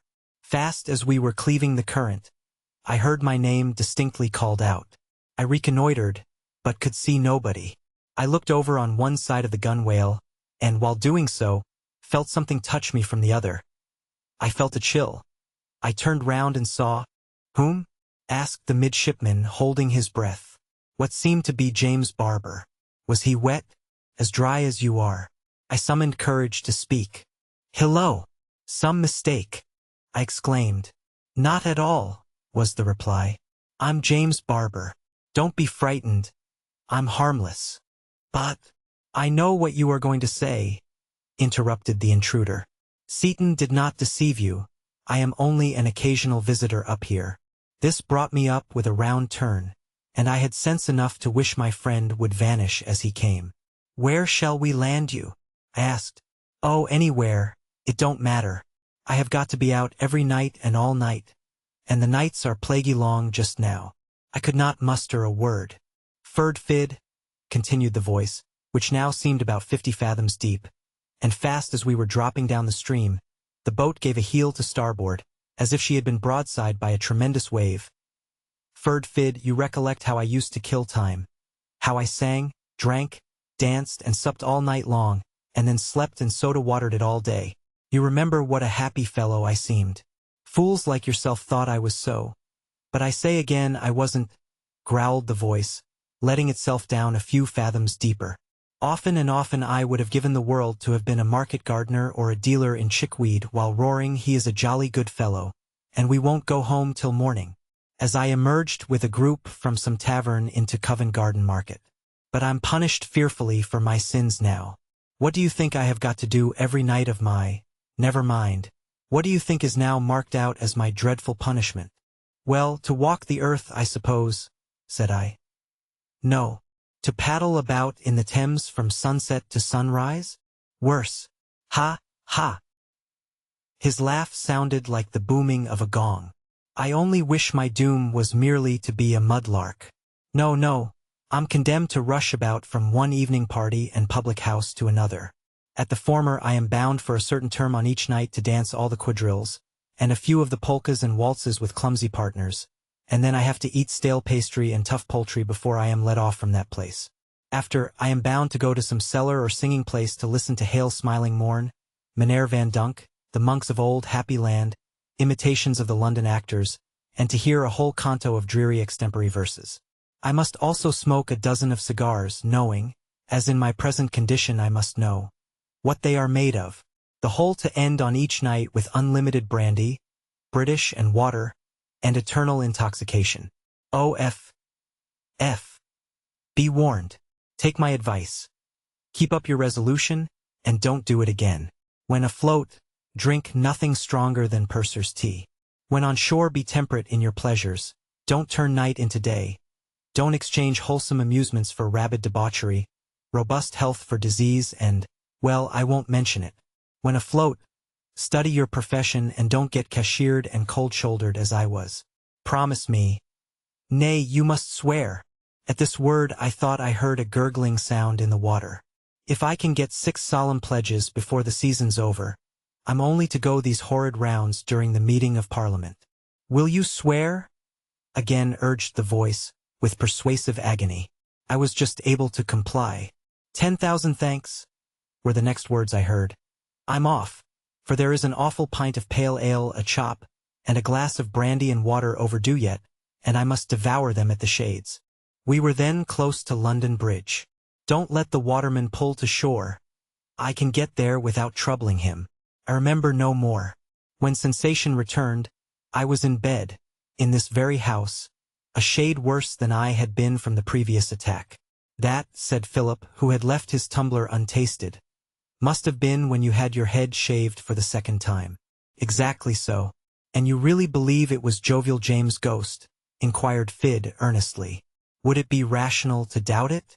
Philip rose and paced the room in deep thought for several minutes.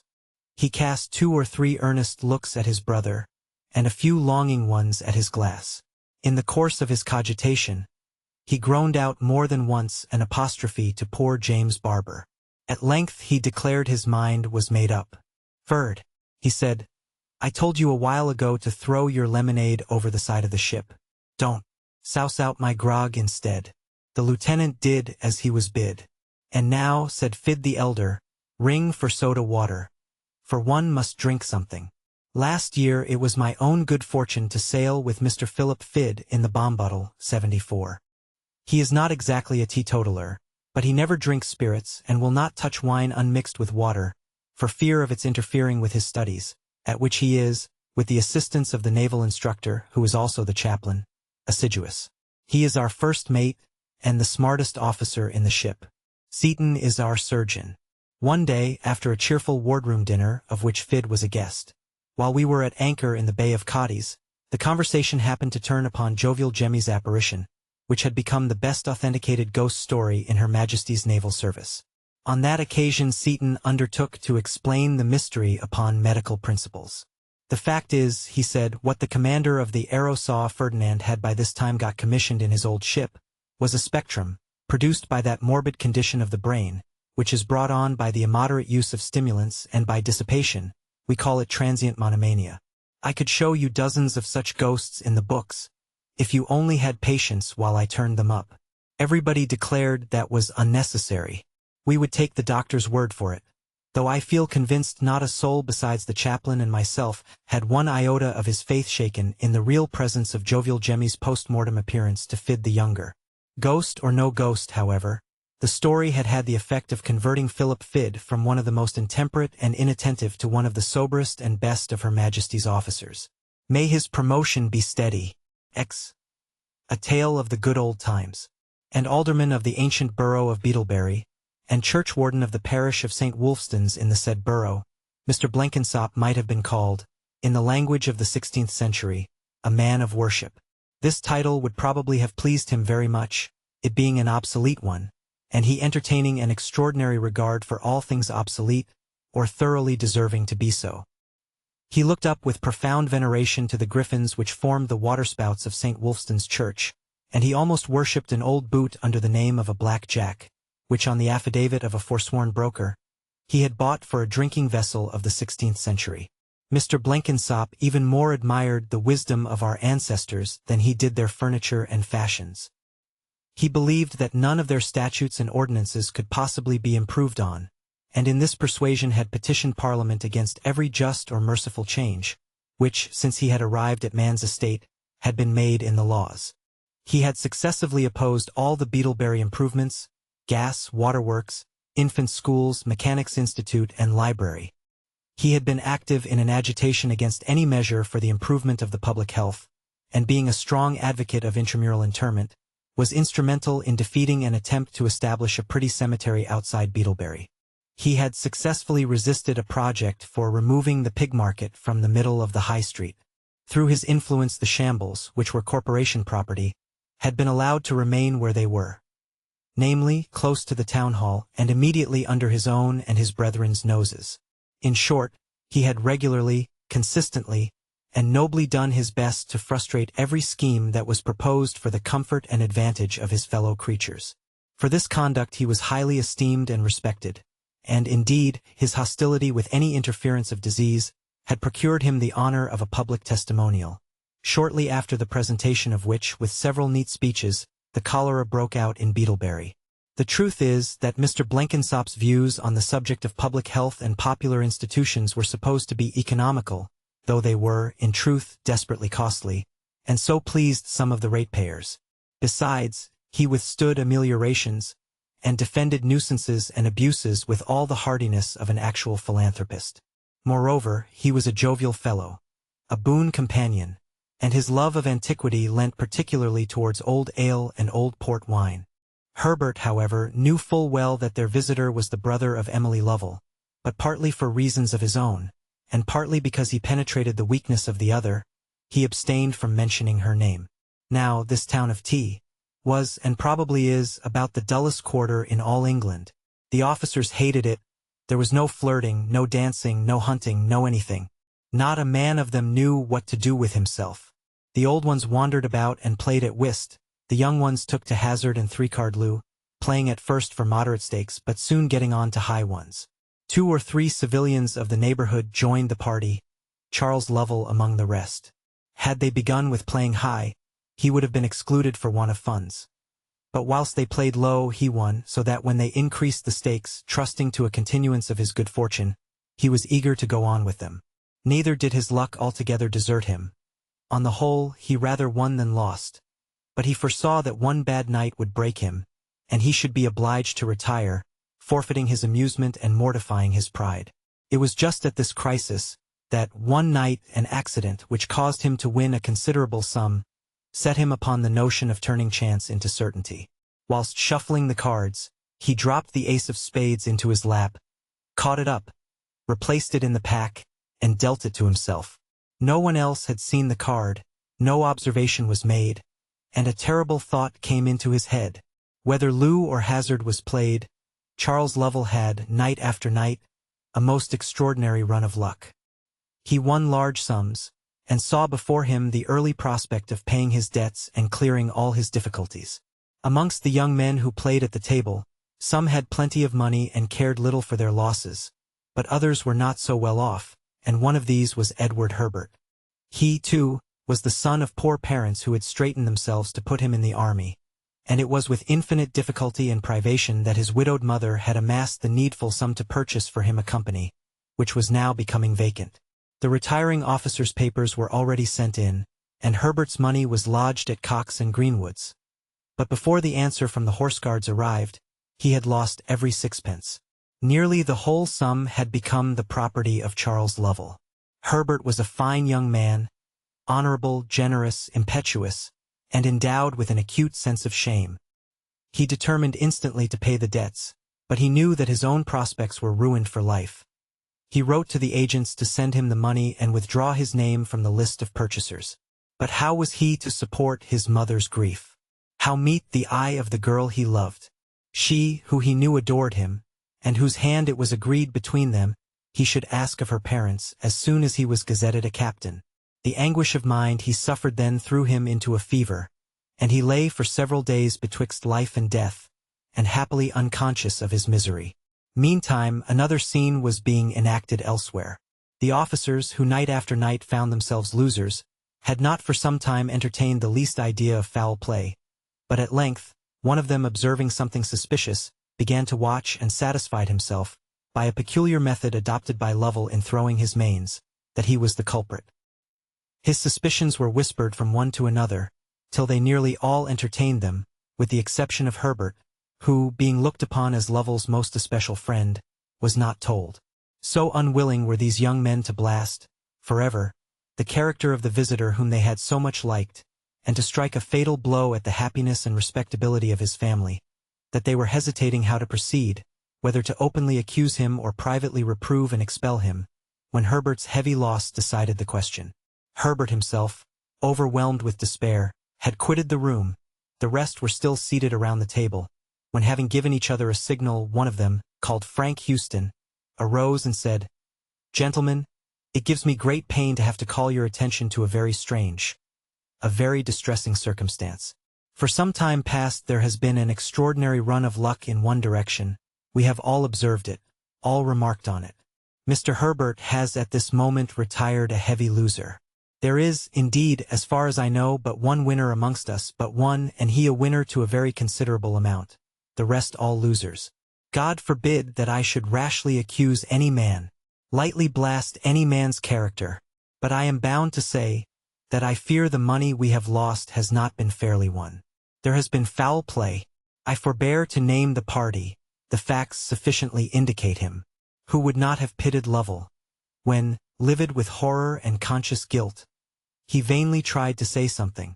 Indeed, I assure you, I never, but words would not come. He faltered and rushed out of the room in a transport of agony. They did pity him, and when he was gone, agreed amongst themselves to hush up the affair. But unfortunately, the civilians of the party, who had not been let into the secret, took up his defense. They not only believed the accusation unfounded, but felt it as an affront offered to their townsmen. They blustered about it a good deal, and there was nothing left for it but to appoint a committee of investigation. Alas, the evidence was overwhelming. It turned out that the dice and cards had been supplied by Lovell. The former, still on the table, were found on examination to be loaded. In fact, he had had a pair as a curiosity long in his possession, and had obtained others from a disreputable character at Oxford. No doubt remained of his guilt. All this while Herbert had been too ill to be addressed on the subject. But symptoms of recovery were now beginning to appear, and as nobody was aware that he had any particular interest in the Lovell family, the affair was communicated to him. At first he refused to believe in his friend's guilt, and became violently irritated. His informants assured him they would be too happy to find they were mistaken, but that since the inquiry no hope of such an issue remained, and he sank into a gloomy silence. On the following morning, when his servant came to his room door, he found it locked. When, at the desire of the surgeon, it was broken open, Herbert was found a corpse, and a discharged pistol lying beside him. An inquest sat upon the body, and the verdict brought in was temporary insanity. There never was one more just. Preparations were now made for the funeral, that funeral which we had witnessed. But before the day appointed for it arrived, another chapter of this sad story was unfolded. When Charles left the barracks on that fatal night, instead of going home, he passed the dark hours in wandering wildly about the country. But when morning dawned, fearing the eye of man, he returned to the vicarage and slunk unobserved to his chamber. When he did not appear at breakfast, his mother sought him in his room, where she found him in bed. He said he was very ill, and so indeed he was, and begged to be left alone. But as he was no better on the following day, she insisted on sending for medical advice. The doctor found him with all those physical symptoms that are apt to supervene from great anxiety of mind, and saying he could get no sleep, Charles requested to have some laudanum. But the physician was on his guard, for although the parties concerned wished to keep the thing private, some rumors had got abroad that awakened his caution. The parents, meanwhile, had not the slightest anticipation of the thunderbolt that was about to fall upon them. They lived a very retired life, were acquainted with none of the officers, and they were even ignorant of the amount of their son's intimacy with the regiment. Thus, when news of Herbert's lamentable death reached them, the mother said to her son, "Charles, did you know a young man in the barracks called Herbert? A lieutenant, I believe. By the by, I hope it's not Emily's Mr. Herbert." "Did I know him?" said Charles, turning suddenly towards her, for, under pretense that the light annoyed him, he always lay with his face to the wall. "Why do you ask, mother?" "Because he's dead. He had a fever and—" "Herbert dead?" cried Charles, suddenly sitting up in the bed. "Yes, he had a fever, and it is supposed he was delirious, for he blew out his brains. There is a report that he had been playing high and lost a great deal of money." "What's the matter, dear?" "Oh, Charles, I shouldn't have told you. I was not aware that you knew him. Fetch my father here, and, mother, you come back with him," said Charles, speaking with a strange sternness of tone, and wildly motioning her out of the room. When the parents came, he bade them sit down beside him, and then, with a degree of remorse and anguish that no words could portray, he told them all, whilst they, with blanched cheeks and fainting hearts, listened to the dire confession. "And here I am," he exclaimed, as he ended, "a cowardly scoundrel that has not dared to die. Oh, Herbert, Happy, happy, Herbert, would I were with you. At that moment the door opened, and a beautiful, bright, smiling, joyous face peeped in. It was Emily Lovell, the beloved daughter, the adored sister, arrived from London in compliance with a letter received a few days previously from Herbert, wherein he had told her that by the time she received it, he would be a captain. She had come to introduce him to her parents as her affianced husband. She feared no refusal, while she knew how rejoiced they would be to see her the wife of so kind and honorable a man. But they were ignorant of all this, and in the fullness of their agony, the cup of woe ran over, and she drank of the draught. They told her all before she had been 5 minutes in the room. How else could they account for their tears, their confusion, their bewilderment, their despair? Before Herbert's funeral took place, Emily Lovell was lying betwixt life and death in a brain fever, under the influence of a feeling easily to be comprehended, thirsting for a self-imposed torture, that by its very poignancy should relieve the dead weight of wretchedness that lay upon his breast. Charles crept from his bed, and slipping on a loose coat that hung in his room, he stole across the garden to the tower, whence, through the arrow slit, he witnessed the burial of his sister's lover, whom he had hastened to the grave. Here terminates our sad story. We left T.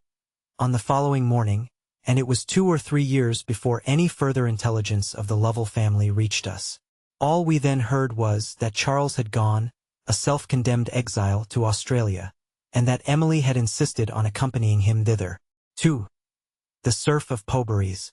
The materials for the following tale were furnished to the writer while traveling last year near the spot on which the events it narrates took place. It is intended to convey a notion of some of the phases of Polish, or rather Russian serfdom, for, as truly explained by one of the characters in a succeeding page, it is Russian, and of the catastrophes it has occasioned not only in Catherine's time but occasionally at the present. The Polish nobles, themselves in slavery, earnestly desire the emancipation of their serfs, which Russian domination forbids. The small town of Poberys stands at the foot of a stony mountain, watered by numerous springs in the district of Podolia, in Poland. It consists of a mass of miserable cabins, with a Catholic chapel and 2 Greek churches in the midst, the latter distinguished by their gilded towers. On one side of the marketplace stands the only inn, and on the opposite side are several shops, from whose doors and windows look out several dirtily dressed Jews. At a little distance, on a hill covered with vines and fruit trees, stands the palace, which does not, perhaps, exactly merit such an appellation, but who would dare to call otherwise the dwelling of the lord of the domain? On the morning when our tale opens, there had issued from this palace the common enough command to the superintendent of the estate, to furnish the master with a couple of strong boys, for service in the stables, and a young girl, to be employed in the wardrobe. Accordingly, a number of the best-looking young peasants of Volgograd assembled in the broad avenue leading to the palace. Some were accompanied by their sorrowful and weeping parents, in all of whose hearts, however, rose the faint and whispered hope, perhaps it will not be my child they will choose. Being brought into the courtyard of the palace, the Count Razinski, with the several members of his family, had come out to pass in review his growing subjects. He was a small and insignificant-looking man, about 50 years of age, with deep-set eyes and overhanging brows. His wife, who was nearly of the same age, was immensely stout, with a vulgar face and a loud, disagreeable voice. She made herself ridiculous in endeavoring to imitate the manners and bearing of the aristocracy, into whose sphere she and her husband were determined to force themselves, in spite of the humbleness of their origin. The father of the Right Honorable Count Razinski was a valet, who, having been a great favorite with his master, amassed sufficient money to enable his son, who inherited it, to purchase the extensive estate of Volgograd, and with it the sole proprietorship of 1,600 human beings. Over them he had complete control, and, when maddened by oppression, if they dared resent, woe unto them. They could be thrust into a noisome dungeon, and chained by one hand from the light of day for years, until their very existence was forgotten by all except the jailer who brought daily their pitcher of water and morsel of dry bread. Some of the old peasants say that Sava, father of the young peasant girl, who stands by the side of an old woman, at the head of her companions in the courtyard, is immured in one of these subterranean jails. Sava was always about the count, who, it was said, had brought him from some distant land, with his little motherless child. Sava placed her under the care of an old man and woman, who had the charge of the bees in a forest near the palace, where he came occasionally to visit her. But once 6 long months passed, and he did not come. In vain Anilka wept, in vain she cried, "Where is my father?" No father appeared. At last it was said that Sava had been sent to a long distance with a large sum of money, and had been killed by robbers. In the 9th year of one's life the most poignant grief is quickly effaced, and after 6 months Anilka ceased to grieve. The old people were very kind to her, and loved her as if she were their own child. That Anilka might be chosen to serve in the palace never entered their head.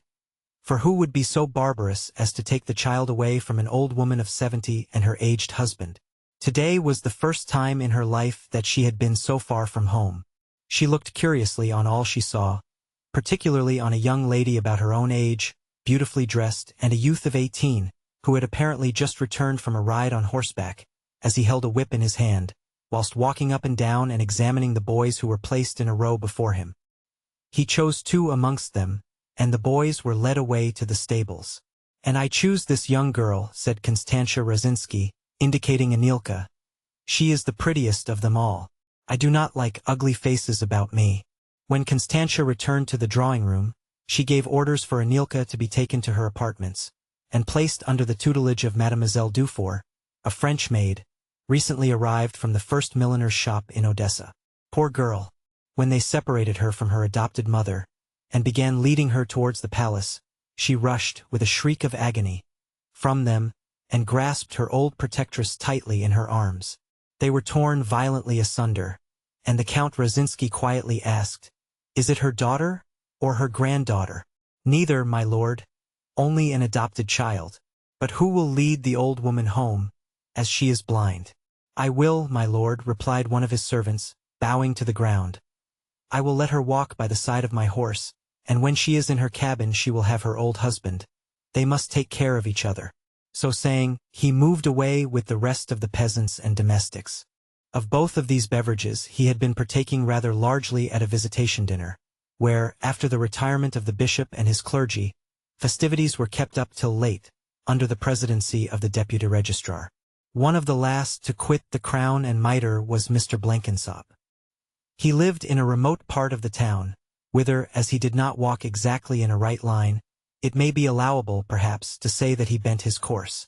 Many of the dwellers in Beetlebury High Street, awakened at 12:30 on that night, by somebody passing below, singing, not very distinctly, "With a jolly full bottle let each man be armed," were indebted, little as they may have suspected it, to Alderman Blenkinsop, for their serenade. In his homeward way stood the Market Cross, a fine medieval structure, supported on a series of circular steps by a groined arch, which served as a canopy to the stone figure of an ancient burgess. This was the effigies of WnKwn de Vaux, once mayor of Beetlebury, and a great benefactor to the town, in which he had founded almshouses and a grammar school, A.D. 1440. The post was formerly occupied by St. Wulfstan, but de Vaux had been removed from the town hall in Cromwell's time, and promoted to the vacant pedestal Vice Wulfstan, demolished. Mr. Blenkinsop highly revered this work of art, and he now stopped to take a view of it by moonlight. In that doubtful glimmer, it seemed almost lifelike. Mr. Blenkinsop had not much imagination, yet he could well-nigh fancy he was looking upon the veritable WnKwn, with his bonnet, beard, furred gown, and staff, and his great book under his arm. So vivid was this impression, that it impelled him to apostrophize the statue. "Fine old fellow," said Mr. Blenkinsop. "Rare old buck. We shall never look upon your like again. Ah, the good old times, the jolly good old times. No times like the good old times, my ancient worthy. No such times as the good old times. And pray, sir, what times do you call the good old times?" In distinct and deliberate accents answered, according to the positive affirmation of Mr. Blenkinsop, subsequently made before diverse witnesses, the statue. Mr. Blenkinsop is sure that he was in the perfect possession of his senses. He is certain that he was not the dupe of ventriloquism, or any other illusion. The value of these convictions must be a question between him and the world, to whose perusal the facts of his tale, simply as stated by himself, are here submitted. When first he heard the statue speak, Mr. Blenkinsop says, He certainly experienced a kind of sudden shock, a momentary feeling of consternation. But this soon abated in a wonderful manner. The statue's voice was quite mild and gentle, not in the least grim, had no funeral twang in it, and was quite different from the tone a statue might be expected to take by anybody who had derived his notions on that subject from having heard the representative of the class in Don Giovanni. "Well, what times do you mean by the good old times?" repeated the statue quite familiarly. The churchwarden was able to reply with some composure, that such a question coming from such a quarter had taken him a little by surprise. Come, Mr. Blenkinsop," said the statue, "don't be astonished. 'Tis 12:30, and a moonlight night, as your favorite police, the sleepy and infirm old watchman, says. Don't you know that we statues are apt to speak when spoken to, at these hours? Collect yourself. I will help you to answer my own questions. Let us go back step by step, and allow me to lead you. To begin, by the good old times, do you mean the reign of George III? The last of them, sir, replied Mr. Blenkinsop very respectfully, I am inclined to think, were seen by the people who lived in those days. I should hope so, the statue replied. Those the good old times? What, Mr. Blenkinsop, when men were hanged by dozens, almost weekly, for paltry thefts. When a nursing woman was dragged to the gallows with a child at her breast, for shoplifting, to the value of a shilling. When you lost your American colonies and plunged into war with France, which, to say nothing of the useless bloodshed it cost, has left you saddled with the national debt. Surely you will not call these the good old times, will you, Mr. Blenkinsop? Not exactly, sir. No. On reflection I don't know that I can, answered Mr. Blenkinsop.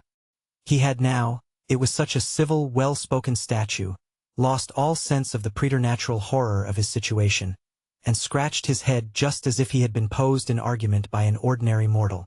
Well, then, resumed the statue, my dear sir, shall we take the 2 or 3 reigns preceding? What think you of the then existing state of prisons and prison discipline? Unfortunate debtors confined indiscriminately with felons, in the midst of filth, vice, and misery unspeakable. Criminals under sentence of death tippling in the condemned cell with the ordinary for their pot companion. Flogging, a common punishment of women convicted of larceny. What say you of the times when London streets were absolutely dangerous, and the passenger ran the risk of being hustled and robbed even in the daytime? When not only Hounslow and Bagshot Heath, but the public road swarmed with robbers, and a stagecoach was as frequently plundered as a hen roost. When, indeed, the road was esteemed the legitimate resource of a gentleman in difficulties, and a highwayman was commonly called captain, if not respected accordingly. When cockfighting, bear-baiting, and bull-baiting were popular, nay, fashionable amusements. When the bulk of the landed gentry could barely read and write, and divided their time between fox-hunting and guzzling. When a duellist was a hero, and it was an honor to have killed your man. When a gentleman could hardly open his mouth without uttering a profane or filthy oath. When the country was continually in peril of civil war through a disputed succession, and 2 murderous insurrections, followed by more murderous executions, actually took place. This era of inhumanity, shamelessness, brigandage, brutality, and personal and political insecurity. What say you of it, Mr. Blenkinsop? Do you regard this wig and pigtail period as constituting the good old times, respected friend? There was Queen Anne's golden reign, sir, deferentially suggested Mr. Blenkinsop. A golden reign, exclaimed the statue. A reign of favoritism and court trickery at home, and profitless war abroad. The time of Bolingbroke's and Harley's and Churchill's intrigues. The reign of Sarah, Duchess of Marlborough, and Mrs. Massam. A golden fiddlestick. I imagine you must go farther back yet for your good old times, Mr. Blenkinsop. Well, answered the churchwarden, I suppose I must, sir, after what you say. Take William III's rule, pursued the statue. War again. Nothing but war. I don't think you'll particularly call these the good old times. Then what will you say to those of James II? Were they the good old times when Judge Jeffreys sat on the bench? When Monmouth's rebellion was followed by the bloody assize? When the king tried to set himself above the law, and lost his crown in consequence? Does your worship fancy that these were the good old times? Mr. Blenkinsop admitted that he could not very well imagine that they were. Were Charles II's the good old times? Demanded the statue. With a court full of riot and debauchery, a palace much less decent than any modern casino, while Scotch Covenanters were having their legs crushed in the boots, under the auspices and personal superintendence of His Royal Highness the Duke of York. The time of Titus Oates, Bedloe, and Dangerfield, and their shamplots, with the hangings, drawings, and quarterings, on perjured evidence, that followed them. When Russell and Sidney were judicially murdered. The time of the Great Plague and Fire of London. The public money wasted by roguery and embezzlement, while sailors lay starving in the streets for want of their just pay. The Dutch about the same time burning our ships in the Medway. My friend, I think you will hardly call the scandalous monarchy of the merry monarch the good old times. I feel the difficulty which you suggest, sir, owned Mr. Blenkinsop. Now, that a man of your loyalty, pursued the statue, should identify the good old times with Cromwell's protectorate, is of course out of the question. Decidedly, sir, exclaimed Mr. Blenkinsop. He shall not have a statue, though you enjoy that honor, bowing. And yet, said the statue, with all its faults, this era was perhaps no worse than any we have discussed yet. Never mind. It was a dreary, cant-ridden one, and if you don't think those England's palmy days, neither do I. There's the previous reign then. During the first part of it, there was the king endeavoring to assert arbitrary power. During the latter, the Parliament were fighting against him in the open field. What ultimately became of him I need not say. At what stage of King Charles I's career did the good old times exist, Mr. Alderman? I need barely mention the Star Chamber and Poor and Prynne. I merely allude to the fate of Strafford and of Laud. On consideration, should you fix the good old times anywhere thereabouts? I am afraid not, indeed, sir, Mr. Blenkinsop responded, tapping his forehead. What is your opinion of James I's reign? Are you enamored of the good old times of the Gunpowder Plot? Or when Sir Walter Raleigh was beheaded? Or when hundreds of poor miserable old women were burnt alive for witchcraft, and the royal wiseacre on the throne wrote as wise a book, in defense of the execrable superstition through which they suffered?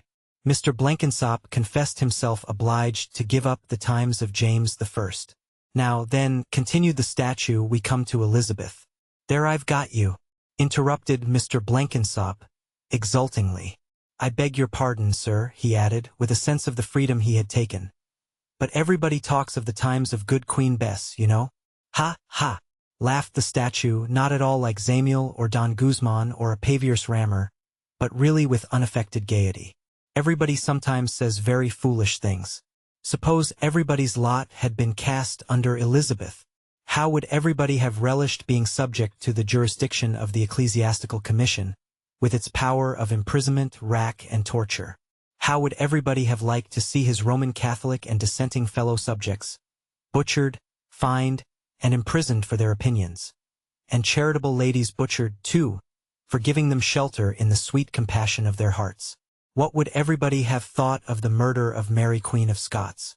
Would you wish to have lived in these days whose emblems are cropped ears, pillory, stocks, thumbscrews, gibbet, axe, chopping block, and scavenger's daughter? Will you take your stand upon this stage of history for the good old times, Mr. Blenkinsop?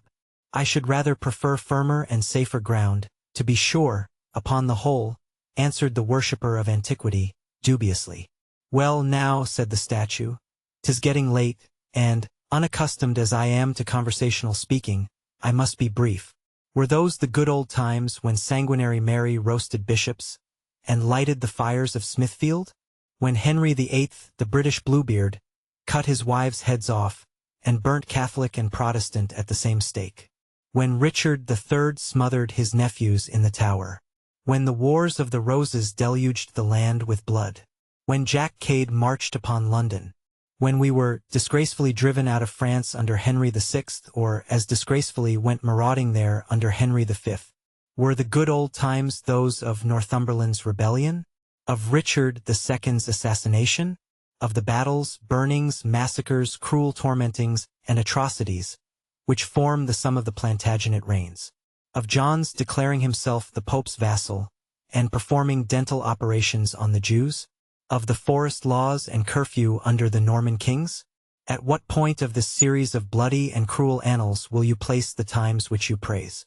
Or do your good old times extend over all that period when somebody or other was constantly committing high treason, and there was a perpetual exhibition of heads on London Bridge and Temple Bar?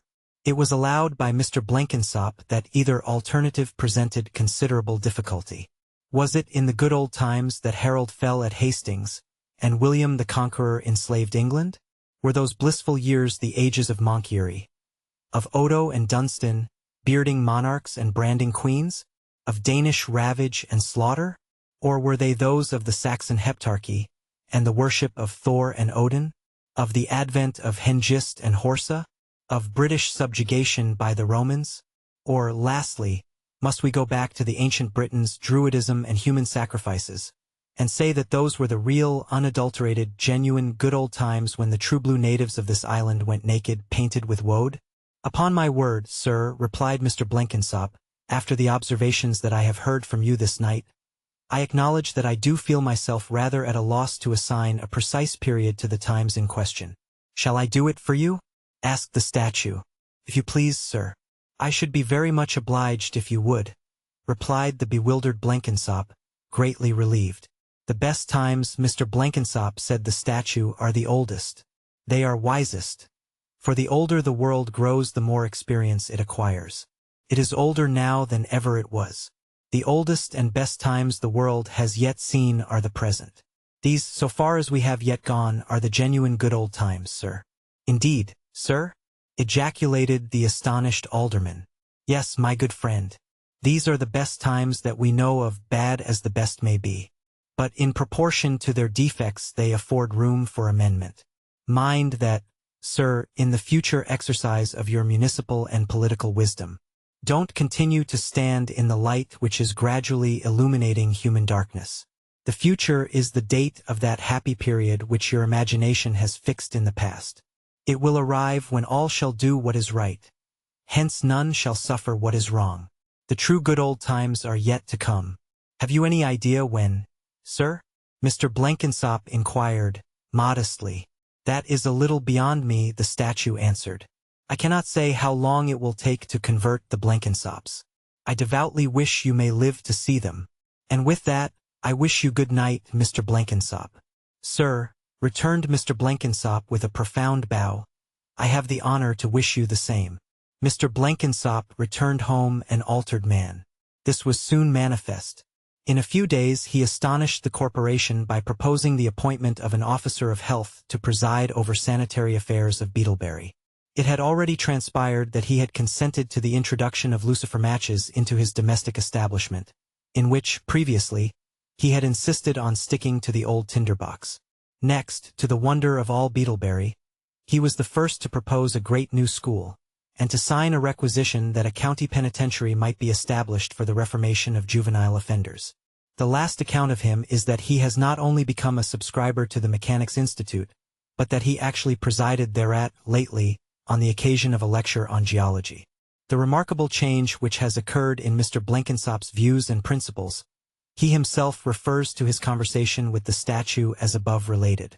The narrative, however, his fellow townsmen receive with incredulous expressions, accompanied by gestures and grimaces of like import.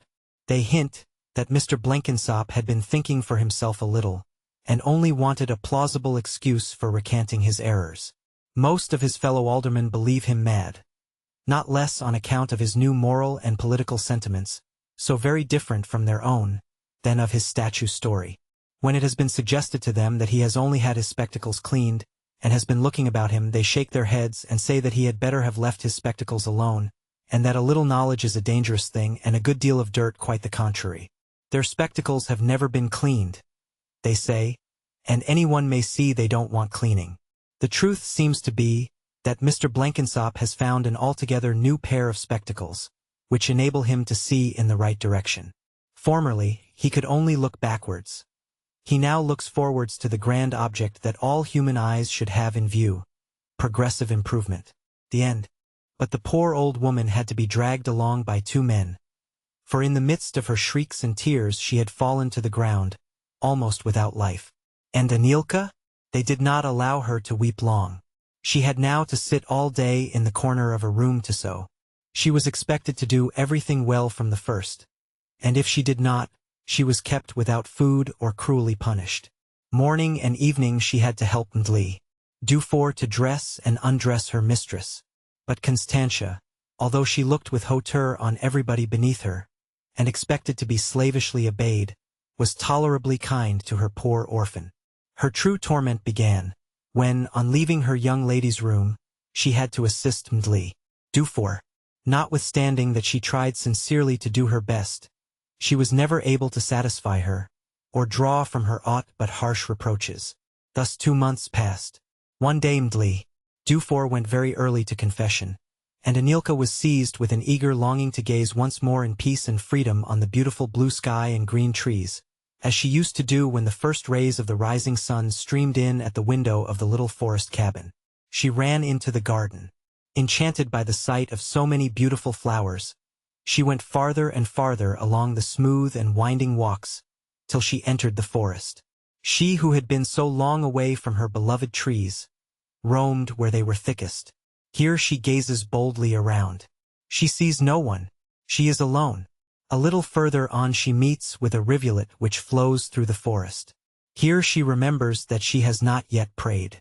She kneels down, and with hands clasped and eyes upturned she begins to sing, in a sweet voice, the hymn to the Virgin. As she went on, she sang louder and with increased fervor. Her breast heaved with emotion, her eyes shone with unusual brilliancy. But when the hymn was finished she lowered her head, tears began to fall over her cheeks, until at last she sobbed aloud. She might have remained long in this condition, had not someone come behind her, saying, "Do not cry, my poor girl. It is better to sing than to weep." The intruder raised her head, wiped her eyes with her handkerchief, and kissed her on the forehead. It was the Count's son, Leon. "You must not cry," he continued. "Be calm, and when the Filippini pedlas come, buy yourself a pretty handkerchief." He then gave her a ruble and walked away. Anilka, after concealing the coin in her corset, ran quickly back to the palace. Fortunately, Ndli Dufour had not yet returned, and Anilka seated herself in her accustomed corner. She often took out the ruble to gaze fondly upon it, and set to work to make a little purse, which, having fastened to a ribbon, she hung round her neck. She did not dream of spending it, for it would have deeply grieved her to part with the gift of the only person in the whole house who had looked kindly on her. From that time Anilka remained always in her young mistress's room. She was better dressed, and Ndli Dufour ceased to persecute her. To what did she owe this sudden change? Perhaps to a remonstrance from Leon. Constantine ordered Anilka to sit beside her while taking her lessons from her music masters, and on her going to the drawing-room, she was left in her apartments alone. Being thus more kindly treated, Anilka lost by degrees her timidity, and when her young mistress, whilst occupied over some embroidery, would tell her to sing, she did so boldly and with a steady voice. A greater favor awaited her. Constantia, when unoccupied, began teaching Anilka to read in Polish, and Ndli Dufour thought it politic to follow the example of her mistress, and began to teach her French. Meanwhile a new kind of torment commenced. Having easily learnt the 2 languages, Anilka acquired an irresistible passion for reading. Books had for her the charm of the forbidden fruit, for she could only read by stealth at night, or when her mistress went visiting in the neighborhood. The kindness hitherto shown her, for a time, began to relax. Leon had set off on a tour, accompanied by his old tutor, and a bosom friend as young, as gay, and as thoughtless as himself. So passed the 2 years of Leon's absence. When he returned, Anilka was 17, and had become tall and handsome. No one who had not seen her during the time would have recognized her. Of this number was Leon. In the midst of perpetual gaiety and change it was not possible he could have remembered a poor peasant girl, but in Anilka's memory he had remained as a superior being, as her benefactor, as the only one who had spoken kindly to her, when poor, neglected, forlorn. When in some French romance she met with a young man of 20, of a noble character and handsome appearance, she bestowed on him the name of Leon. The recollection of the kiss he had given her ever brought a burning blush to her cheek, and made her sigh deeply. One day Leon came to his sister's room. Anilka was there, seated in a corner at work. Leon himself had considerably changed. From a boy he had grown into a man. I suppose, Constantia, he said, you have been told what a good boy I am, and with what docility I shall submit myself to the matrimonial yoke, which the Count and Countess have provided for me. And he began whistling, and danced some steps of the mazurka. Perhaps you will be refused, said Constantia, coldly. Refused? Oh no. The old prince has already given his consent, and as for his daughter, she is desperately in love with me. Look at these mustachios. Could anything be more irresistible? And he glanced in the glass and twirled them round his fingers. Then, continuing in a graver tone, he said, to tell the sober truth, I cannot say that I reciprocate. My intended is not at all to my taste. She is nearly 30, and so thin that whenever I look at her, I am reminded of my old tutor's anatomical sketches. But thanks to her Parisian dressmaker, she makes up a tolerably good figure, and looks well in a cashmere. Of all things, I wished for a wife of an imposing appearance, and I don't care about love. I find it's not fashionable, and only exists in the exalted imagination of poets. Surely people are in love with one another sometimes, said the sister. Sometimes, repeated Anilka inaudibly. The dialogue had painfully affected her, and she knew not why. Her heart beat quickly, and her face was flushed, and made her look more lovely than ever. Perhaps. Of course we profess to adore every pretty woman, Leon added abruptly. But, my dear sister, what a charming lady's maid you have. He approached the corner where Anilka sat, and bent on her a coarse familiar smile. Anilka, although a serf, was displeased, and returned it with a glance full of dignity. But when her eyes rested on the youth's handsome face, a feeling, which had been gradually and silently growing in her young and inexperienced heart, predominated over her pride and displeasure. She wished ardently to recall herself to Leon's memory, and half unconsciously raised her hand to the little purse which always hung round her neck. She took from it the rouble he had given her.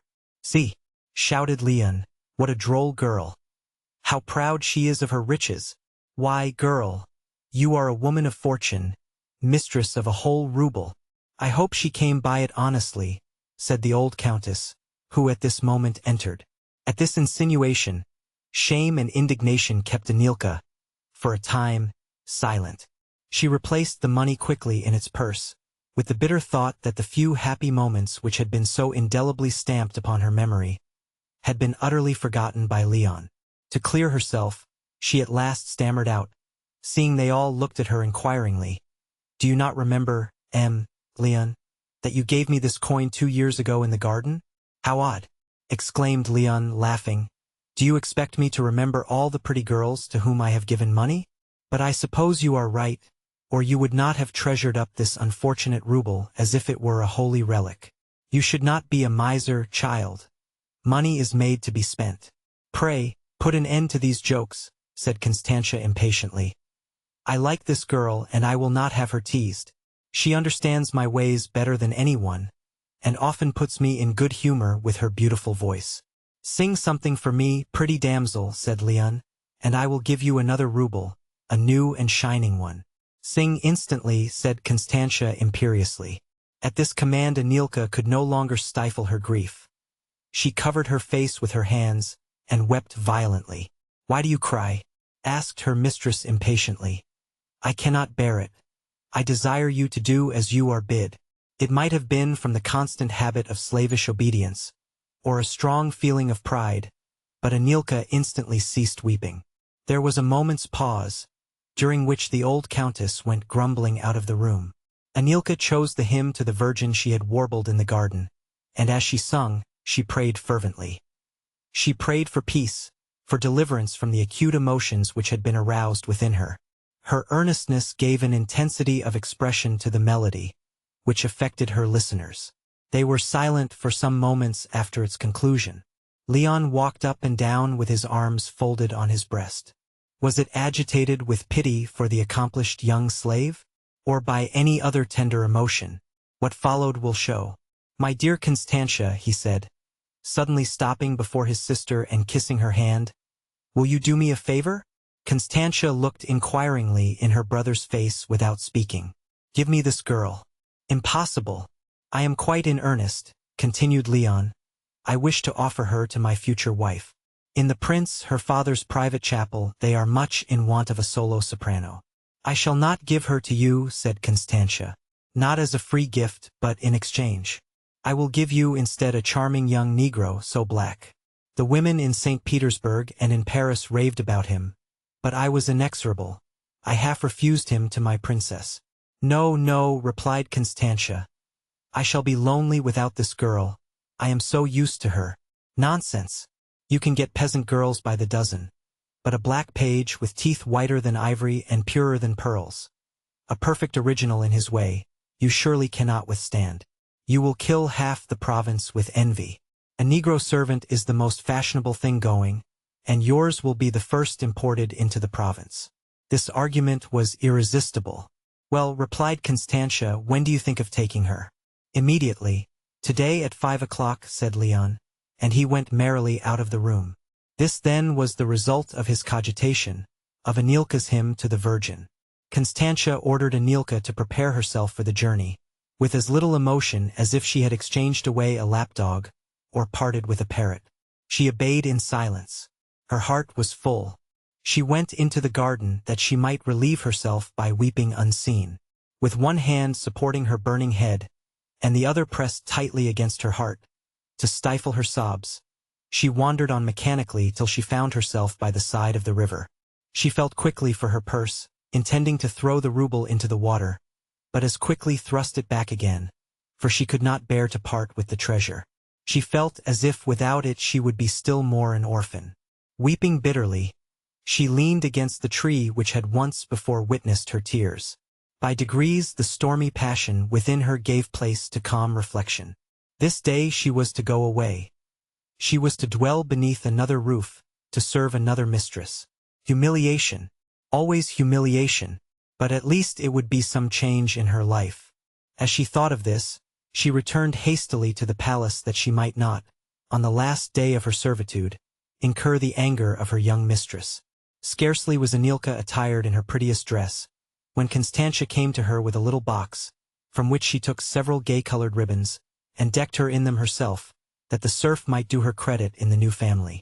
And when Anilka, bending down to her feet, thanked her, Constantia, with marvelous condescension, kissed her on her forehead. Even Leon cast an admiring glance upon her. His servant soon after came to conduct her to the carriage, and showing her where to seat herself, they rolled off quickly towards Radipole. For the first time in her life Anilka rode in a carriage. Her head turned quite giddy. She could not look at the trees and fields as they flew past her. But by degrees she became more accustomed to it, and the fresh air enlivening her spirits, she performed the rest of the journey in a tolerably happy state of mind. At last they arrived in the spacious courtyard before the palace of Radipole, the dwelling of a once rich and powerful Polish family, now partly in ruin. It was evident even to Anilka that the marriage was one for money on the one side, and for rank on the other. Among other renovations at the castle, occasioned by the approaching marriage, the owner of it, Prince Palasia, had obtained singers for the chapel, and had engaged Signor Giustiniani, an Italian, as chapelmaster. Immediately on Leon's arrival, Anilka was presented to him. He made her sing a scale, and pronounced her voice to be excellent. Anilka found that, in Radipole, she was treated with a little more consideration than at Olgograd, although she had often to submit to the caprices of her new mistress, and she found less time to read. But to console herself, she gave all her attention to singing, which she practiced several hours a day. Her naturally great capacity, under the guidance of the Italian, began to develop itself steadily. Besides sacred, he taught her operatic music. On one occasion Anilka sung an aria in so impassioned and masterly a style, that the enraptured Giustiniani clapped his hands for joy, skipped about the room, and not finding words enough to praise her, exclaimed several times, "Prima donna! Prima donna!" But the lessons were interrupted. The princess's wedding day was fixed upon, after which event she and Leon were to go to Florence, and Anilka was to accompany them. Alas! Feelings which gave her poignant misery still clung to her. She despised herself for her weakness, but she loved Leon. The sentiment was too deeply implanted in her bosom to be eradicated, too strong to be resisted. It was the first love of a young and guileless heart, and had grown in silence and despair. Anilka was most anxious to know something of her adopted parents. Once, after the old prince had heard her singing, he asked her with great kindness about her home. She replied that she was an orphan, and had been taken by force from those who had so kindly supplied the place of parents. Her apparent attachment to the old beekeeper and his wife so pleased the prince, that he said, "You are a good child, Anilka, and tomorrow I will send you to visit them. You shall take them some presents." Anilka, overpowered with gratitude, threw herself at the feet of the prince. She dreamed all night of the happiness that was in store for her, and the joy of the poor, forsaken old people. And when the next morning she set off, she could scarcely restrain her impatience. At last they approached the cabin. She saw the forest with its tall trees and the meadows covered with flowers. She leaped from the carriage, that she might be nearer these trees and flowers, every one of which she seemed to recognize. The weather was beautiful. She breathed with avidity the pure air which, in imagination, brought to her the kisses and caresses of her poor father. Her foster father was, doubtless, occupied with his bees. But his wife? Anilka opened the door of the cabin. All was silent and deserted. The armchair on which the poor old woman used to sit was overturned in a corner. Anilka was chilled by a fearful presentiment. She went with a slow step towards the beehives. There she saw a little boy tending the bees, whilst the old man was stretched on the ground beside him. The rays of the sun, falling on his pale and sickly face, showed that he was very ill. Anilka stooped down over him and said, "It is I. It is Anilka, your own Anilka, who always loves you." The old man raised his head, gazed upon her with a ghastly smile, and took off his cap.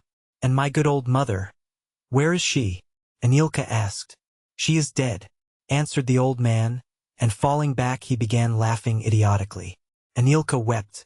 She gazed earnestly on the worn frame, the pale and wrinkled cheeks, in which scarcely a sign of life could be perceived. It seemed to her that he had suddenly fallen asleep, and not wishing to disturb him, she went to the carriage for the presents. When she returned, she took his hand. It was cold. The poor old beekeeper had breathed his last. Anilka was carried almost senseless back to the carriage, which quickly returned with her to the castle. There she revived a little, but the recollection that she was now quite alone in the world almost drove her to despair. Her master's wedding and the journey to Florence were a dream to her. Though the strange sights of a strange city slowly restored her perceptions, they did not her cheerfulness. She felt as if she could no longer endure the misery of her life. She prayed to die. "Why are you so unhappy?" said the Count Leon kindly to her one day. To have explained the cause of her wretchedness would have been death indeed. "I am going to give you a treat," continued Leon. "A celebrated singer is to appear tonight in the theater.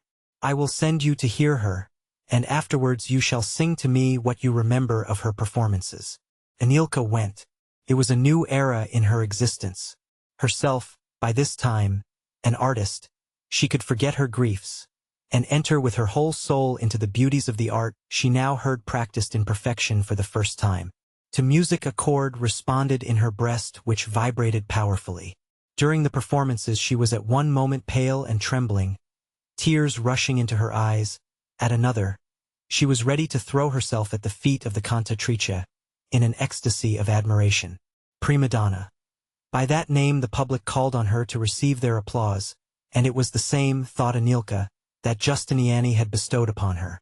Could she also be a prima donna? What a glorious destiny! To be able to communicate one's own emotions to masses of entranced listeners, to awaken in them, by the power of the voice, grief, love, terror. Strange thoughts continued to haunt her on her return home. She was unable to sleep. She formed desperate plans. At last she resolved to throw off the yoke of servitude, and the still more painful slavery of feelings which her pride disdained. Having learnt the address of the prima donna, she went early one morning to her house. On entering she said, in French almost incoherently, so great was her agitation, "Madame, I am a poor serf belonging to a Polish family who have lately arrived in Florence. I have escaped from them. Protect, shelter me." They say I can sing. The Signora Teresina, a warm-hearted, passionate Italian, was interested by her artless earnestness. She said, "Poor child, you must have suffered much." She took Anilka's hand in hers. "You say you can sing. Let me hear you." Anilka seated herself on an ottoman. She clasped her hands over knees, and tears fell into her lap. With plaintive pathos and perfect truth of intonation, she prayed in song. The hymn to the Virgin seemed to Teresina to be offered up by inspiration. The Signora was astonished. "Where," she asked in wonder, "were you taught?" Anilka narrated her history, and when she had finished, the prima donna spoke so kindly to her that she felt as if she had known her for years. Anilka was Teresina's guest that day and the next. After the opera, on the third day, the prima donna made her sit beside her and said, "I think you are a very good girl, and you shall stay with me always." The girl was almost beside herself with joy. "We will never part.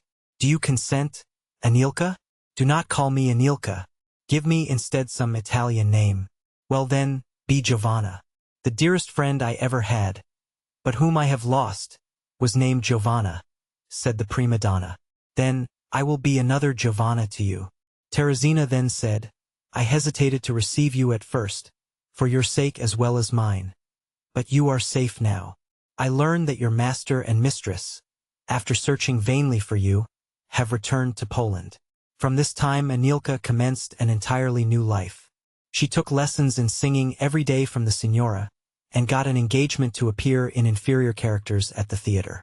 She had now her own income and her own servant, she who had till then been obliged to serve herself. She acquired the Italian language rapidly, and soon passed for a native of the country. So passed 3 years. New and varied impressions failed, however, to blot out the old ones. Anilka arrived at great perfection in her singing, and even began to surpass the prima donna, who was losing her voice from weakness of the chest. This sad discovery changed the cheerful temper of Teresina. She ceased to sing in public, for she could not endure to excite pity where she had formerly commanded admiration. She determined to retire. "You," she said to Anilka, "shall now assert your claim to the first rank in the vocal art. You will maintain it. You surpass me. Often, on hearing you sing, I have scarcely been able to stifle a feeling of jealousy." Anilka placed her hand on Teresina's shoulder and kissed her. "Yes," continued Teresina, regardless of everything but the bright future she was shaping for her friend. "We will go to Vienna. There you will be understood and appreciated. You shall sing at the Italian opera, and I will be by your side. Unknown, no longer sought, worshipped, but will glory in your triumphs. They will be a repetition of my own. For have I not taught you? Will they not be the result of my work?" Though Anilka's ambition was fired, her heart was softened, and she wept violently. 5 months had scarcely elapsed when a furore was created in Vienna by the first appearance, at the Italian opera, of the Signora Giovanna. Her enormous salary at once afforded her the means of even extravagant expenditure. Her haughty treatment of male admirers only attracted new ones. But in the midst of her triumphs, she thought often of the time when the poor orphan of Poberys was cared for by nobody. This remembrance made her receive the flatteries of the crowd with an ironical smile. Their fine speeches fell coldly on her ear, their eloquent looks made no impression on her heart. That no change could alter, no temptation win. In the flood of unexpected success a new misfortune overwhelmed her. Since their arrival at Vienna, Teresina's health rapidly declined, and in the 6th month of Anilka's operatic reign she expired, leaving all her wealth, which was considerable, to her friend. Once more Anilka was alone in the world. Despite all the honors and blandishments of her position, the old feeling of desolateness came upon her. The new shock destroyed her health. She was unable to appear on the stage. To sing was a painful effort. She grew indifferent to what passed around her. Her greatest consolation was in succoring the poor and friendless, and her generosity was most conspicuous to all young orphan girls without fortune. She had never ceased to love her native land, and seldom appeared in society, unless it was to meet her countrymen. If ever she sang, it was in Polish. A year had elapsed since the death of the Signora Teresina when the Count Selka, a rich noble of Volhynia, at that time in Vienna, solicited her presence at a party. It was impossible to refuse the Count and his lady, from whom she had received great kindness. She went. When in their saloons, filled with all the fashion and aristocracy in Vienna, the name of Giovanna was announced, a general murmur was heard. She entered, pale and languid, and proceeded between the 2 rows made for her by the admiring assembly, to the seat of honor, beside the mistress of the house. Shortly after, the Count Selka led her to the piano. She sat down before it, and thinking what she should sing, glanced round upon the assembly. She could not help feeling that the admiration which beamed from the faces around her was the work of her own merit, for had she neglected the great gift of nature, her voice, she could not have excited it. With a blushing cheek, and eyes sparkling with honest pride, she struck the piano with a firm hand, and from her seemingly weak and delicate chest poured forth a touching Polish melody, with a voice pure, sonorous, and plaintive. Tears were in many eyes, and the beating of every heart was quickened. The song was finished, but the wondering silence was unbroken. Giovanna leaned exhausted on the arm of the chair, and cast down her eyes. On again raising them, she perceived a gentleman who gazed fixedly at her, as if he still listened to echoes which had not yet died within him. The master of the house, to dissipate his thoughtlessness, led him towards Giovanna. "Let me present to you, Signora," he said, "a countryman, the Count Leon Razinski." The lady trembled. She silently bowed, fixed her eyes on the ground, and dared not raise them. Pleading indisposition, which was fully justified by her pallid features, she soon after withdrew. When, on the following day, Giovanna's servant announced the Counts Selka and Razinski, a peculiar smile played on her lips, and when they entered, she received the latter with the cold and formal politeness of a stranger. Controlling the feelings of her heart, she schooled her features to an expression of indifference.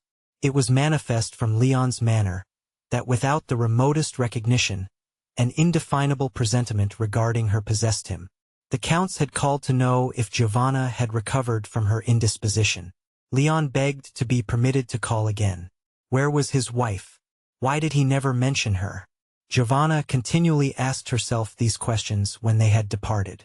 A few nights after, the Count Leon arrived, sad and thoughtful. He prevailed on Giovanna to sing one of her Polish melodies, which she told him she had been taught, when a child, by her nurse. Razinski, unable to restrain the expression of an intense admiration he had long felt, frantically seized her hand, and exclaimed, "I love you." She withdrew it from his grasp, remained silent for a few minutes, and then said slowly, distinctly and ironically, "But I do not love you, Count Razinski." Leon rose from his seat. He pressed his hands to his brow, and was silent. Giovanna remained calm and tranquil. "It is a penalty from heaven," continued Leon, as if speaking to himself, "for not having fulfilled my duty as a husband towards one whom I chose voluntarily, but without reflection. I wronged her and am punished." Giovanna turned her eyes upon him. Leon continued, young, and with a heart untouched, "I married a princess about 10 years older than myself, of eccentric habits and bad temper. She treated me as an inferior. She dissipated the fortune hoarded up with so much care by my parents, and yet was ashamed, on account of my origin, to be called by my name. Happily for me, she was fond of visiting and amusements.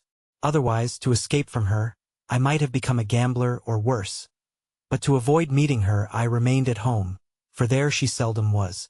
At first from ennui, but afterwards from real delight in the occupation, I gave myself up to study. Reading formed my mind and heart. I became a changed being. Some months ago my father died.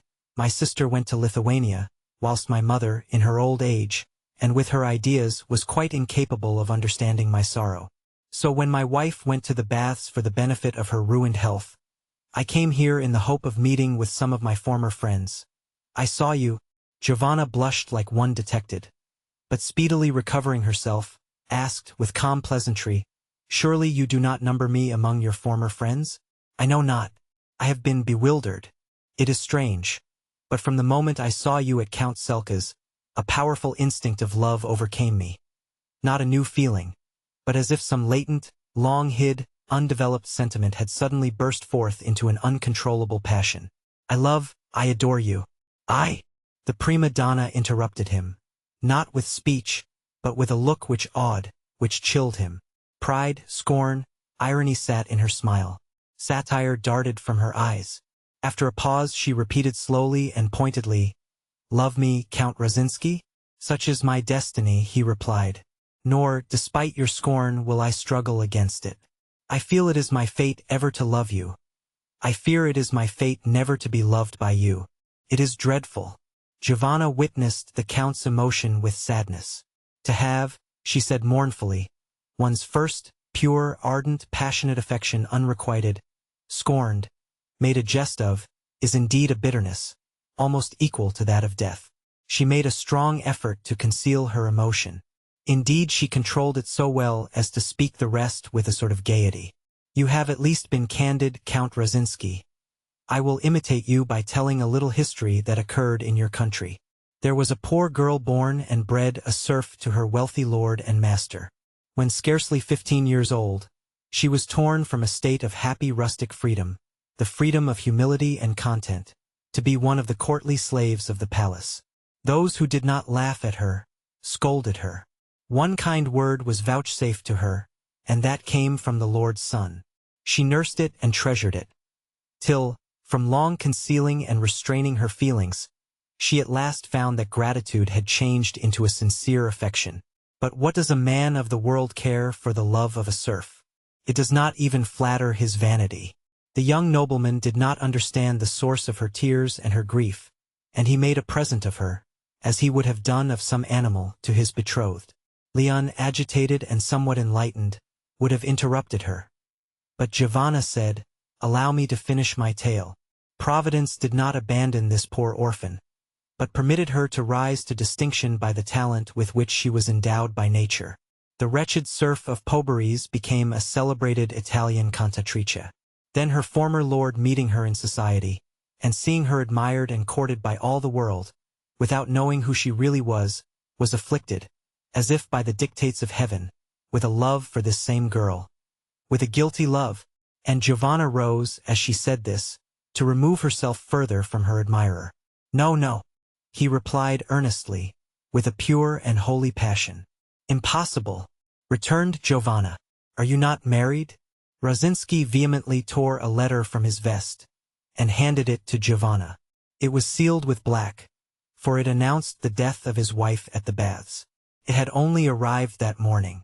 "You have lost no time," said the cantatrice, endeavoring to conceal her feelings under an iron mask of reproach. There was a pause. Each dared not speak. The Count knew, but without actually and practically believing what seemed incredible, that Anilka and Giovanna were the same person, his slave. That terrible relationship checked him. Anilka, too, had played her part to the end of endurance. The long-cherished tenderness, the faithful love of her life, could not longer be wholly mastered. Hitherto they had spoken in Italian. She now said in Polish, "You have a right, my Lord Razinski, to that poor Anilka who escaped from the service of your wife in Florence. You can force her back to your palace, to its meanest work, but, have mercy on me," cried Leon. "But," continued the serf of Poberese, firmly, "you cannot force me to love you. Do not mock, do not torture me more. You are sufficiently revenged. I will not offend you by importunity. You must indeed hate me, but remember that we Poles wish to give freedom to our serfs, and for that very reason our country was invaded and dismembered by despotic powers. We must therefore continue to suffer slavery as it exists in Russia.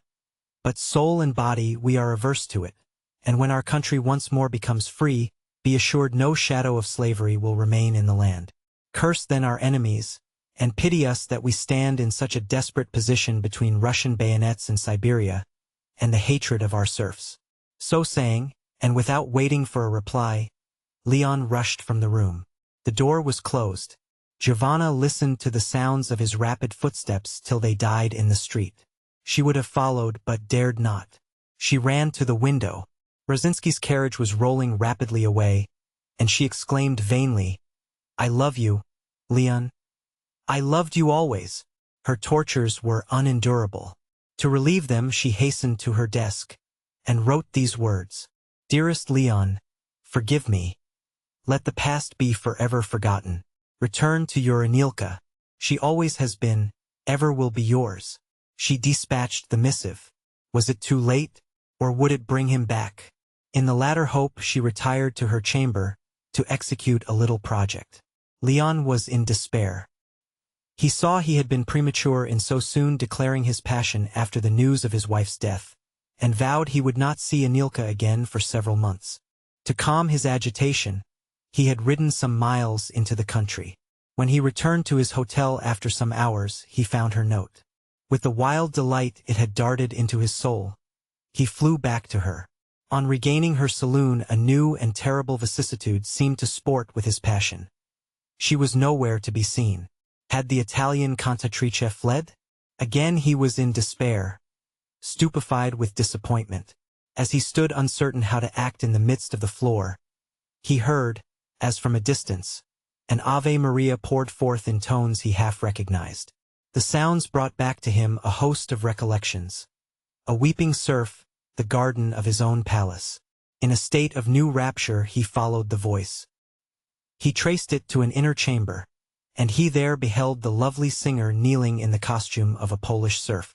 She rose, greeted Leon with a touching smile, and stepped forward with serious bashfulness.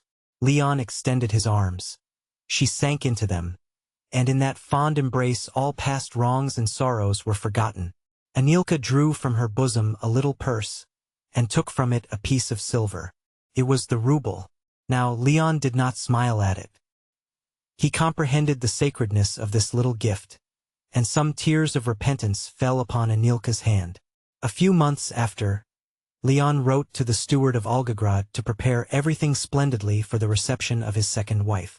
He concluded his letter with these words: I understand that in the dungeon beneath my palace there are some unfortunate men, who were imprisoned during my father's lifetime. Let them be instantly liberated. This is my first act of gratitude to God, who has so infinitely blessed me. Anilka longed ardently to behold her native land. They left Vienna immediately after the wedding, although it was in the middle of January. It was already quite dark when the carriage, with its 4 horses, stopped in front of the portico of the palace of Volgograd. Whilst the footman was opening the door on one side, a beggar soliciting alms appeared at the other, where Anilka was seated. Happy to perform a good action, as she crossed the threshold of her new home, she gave him some money. But the man, instead of thanking her, returned her bounty with a savage laugh, at the same time scowling at her in the fiercest manner from beneath his thick and shaggy brows.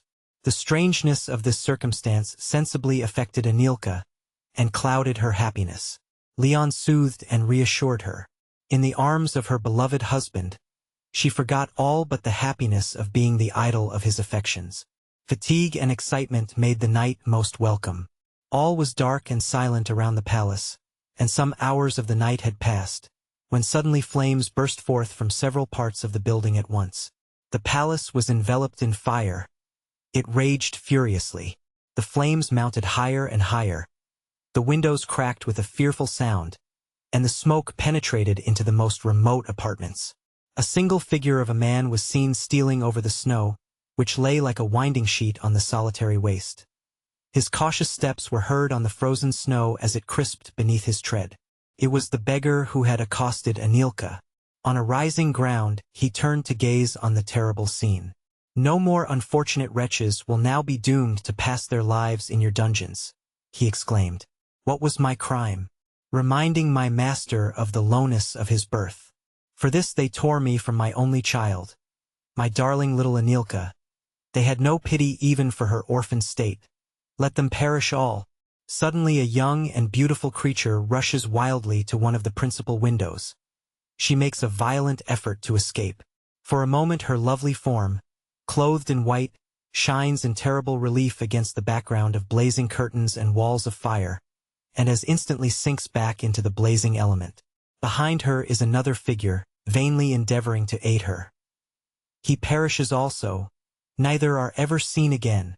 This appalling tragedy horrified even the perpetrator of the crime. He rushed from the place, and as he heard the crash of the falling walls, he closed his ears with his hands, and darted on faster and faster. The next day some peasants discovered the body of a man frozen to death, lying on a heap of snow. It was that of the wretched incendiary.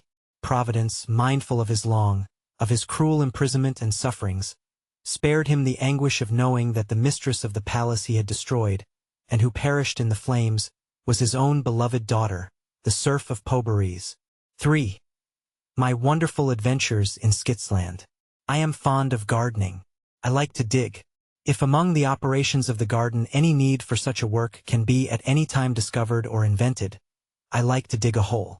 On the 3d of March, 1849, I began a hole behind the kitchen wall, whereinto it was originally intended to transplant a plum tree. The exercise was so much to my taste that a strange humor impelled me to dig on. A fascination held me to the task. I neglected my business.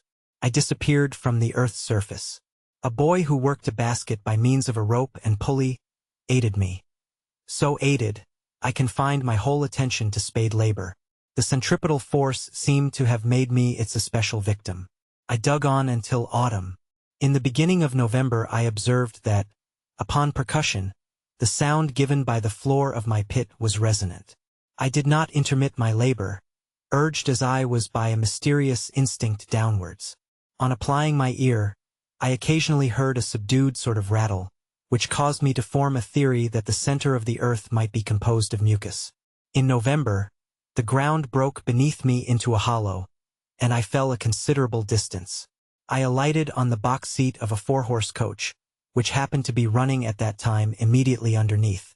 The coachman took no notice whatever of my sudden arrival by his side. He was so completely muffled up that I could observe only the skillful way in which he manipulated reins and whip. The horses were yellow. I had seen no more than this, when the guard's horn blew, and presently we pulled up at an inn. A waiter came out, and appeared to collect 4 bags from the passengers inside the coach. He then came round to me. "Dine here, sir?" "Yes, certainly," said I. "I like to dine, not the sole point of resemblance between myself and the great Johnson.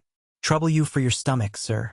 While the waiter was looking up with a polite stare into my puzzled face, my neighbor, the coachman, put one hand within his outer coat, as if to feel for money in his waistcoat pocket. Directly afterwards his fingers came again to light, and pulled forth an enormous sack. Notwithstanding that it was abnormally enlarged, I knew by observation of its form and texture that this was a stomach, with the esophagus attached. This, then, the waiter caught as it was thrown down to him, and hung it carelessly over his arm, together with the 4 smaller bags, which I now knew to be also stomachs, collected from the passengers within the coach. I started up, and as I happened to look round, observed a skeleton face upon the shoulders of a gentleman who sat immediately behind my back. My own features were noticed at the same time by the guard, who now came forward touching his hat. "Beg your pardon, sir, but you've been and done it." "Done what?" "Why, sir, you should have booked your place, and not come up in this clandestine way. However, you've been and done it." "My good man, what have I done?" "Why, sir, the Baron Teroro's eyes had the box seat, and I strongly suspect you've been and sat upon them." I looked involuntarily to see whether I had been sitting upon anything except the simple cushion. Truly enough, there was an eye, which I had crushed and flattened. "Only one," I said. "Worse for you and better for him. The other I had time to escape, and it will know you again, that's certain." "Well, it's no business of mine. Of course you've no appetite now for dinner? Better pay your fare, sir. To the Green Hippopotamus and Spectacles, where we put up, it's 10 and 6. Is there room inside?" I inquired. It was advisable to shrink from observation. "Yes, sir. The inside passengers are mostly skeleton. There's room for 3, sir. Inside, £1 I paid the money and became an inside passenger. Professor Essig's lectures on anatomy had so fortified me that I did not shrink from entering the Skitston coach. It contained living limbs, loose or attached to skeletons in other respects bare, except that they were clothed with broadcloth garments, cut after the English fashion. One passenger only had a complete face of flesh. He had also 1 living hand. The other hand I guessed was bony, because it was concealed in a glove obviously padded. By observing the fit of his clothes, I came to a conclusion that this gentleman was stuffed throughout, that all his limbs except the head and hand were artificial. 2 pair of legs, in woolen stockings, and a pair of ears, were in a corner of the coach, and in another corner there were 19 or 20 scalps. I thought it well to look astonished at nothing, and, having pointed in a careless manner to the scalps, asked what might be their destination. The person with the face and hand replied to me, and although evidently himself a gentleman, he addressed me with a tone of unconcealed respect. "They are going to Skitston, sir, to the hairdresser's." "Yes, to be sure," I said. "They are to make natural skin wigs. I might have known. I beg your pardon, sir. There is a ball tomorrow night at Culmsey. But the gentry do not like to employ village barbers, and therefore many of the better class of people send their hair to Skitston, and receive it back by the return coach properly cut and curled." "Oh," said I. "Ah, oh, indeed. Dinners?" "Gentlemen," said a voice at the window, and the waiter handed in 4 stomachs, now tolerably well filled. Each passenger received his property, and pulling open his chest with as much composure as if he were unbuttoning his waistcoat, restored his stomach, with a dinner in it, to the right position. Then the reckonings were paid and the coach started.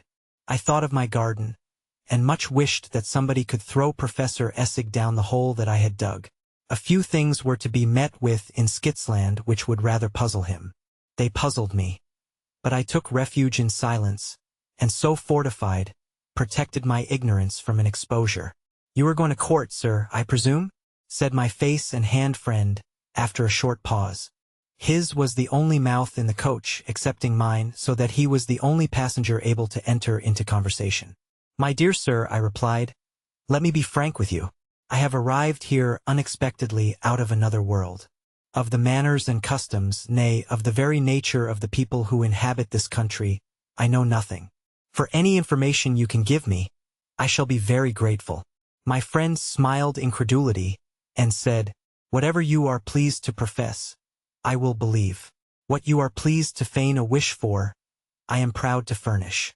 In Skitsland, the inhabitants, until they come of age, retain that illustrious appearance which you have been so fortunate as never to have lost.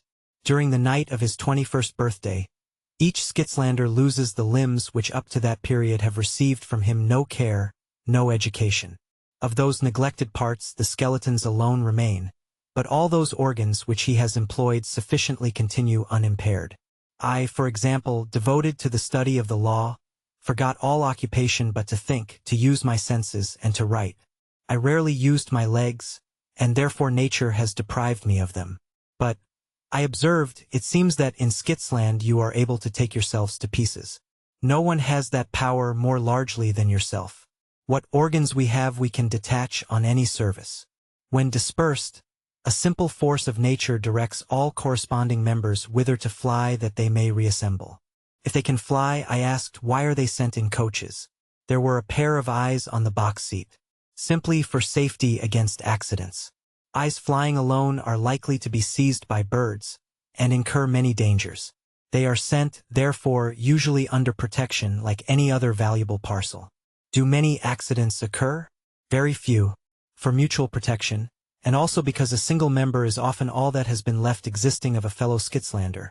Our laws, as you, sir, know much better than myself, estimate the destruction of any part absent on duty from its skeleton as a crime equivalent to murder.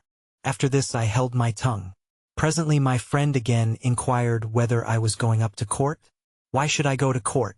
Oh, sir, it pleases you to be facetious. You must be aware that any Skitslander who has been left by nature in possession of every limb, sits in the assembly of the perfect, or the upper house, and receives many state emoluments and dignities. Are there many members of that upper assembly? Sir, there were 42. But if you are now traveling to claim your seat, the number will be raised to 43. The Baron Teroro, I hinted. My brother, sir. His eyes are on the box seat under my care. Undoubtedly he is a member of the upper house. I was now anxious to get out of the coach as soon as possible. My wish was fulfilled after the next pause. One eye, followed by 6 pairs of arms, with strong hard hands belonging to them, flew in at the window. I was collared. The door was opened, and all hands were at work to drag me out and away.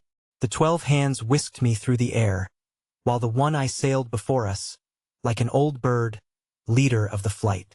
What sort of sky have they in Skitsland? Our earth overarches them, and, as the sunlight filters through, It causes a subdued illumination with very pure rays. Skitzland is situated nearly in the center of our globe.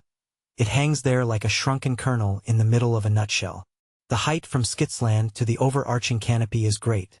So great, that if I had not fallen personally from above the firmament, I should have considered it to be a blue sky similar to ours. At night it is quite dark, but during the day there is an appearance in the heaven of white spots. Their glistening reminded me of stars.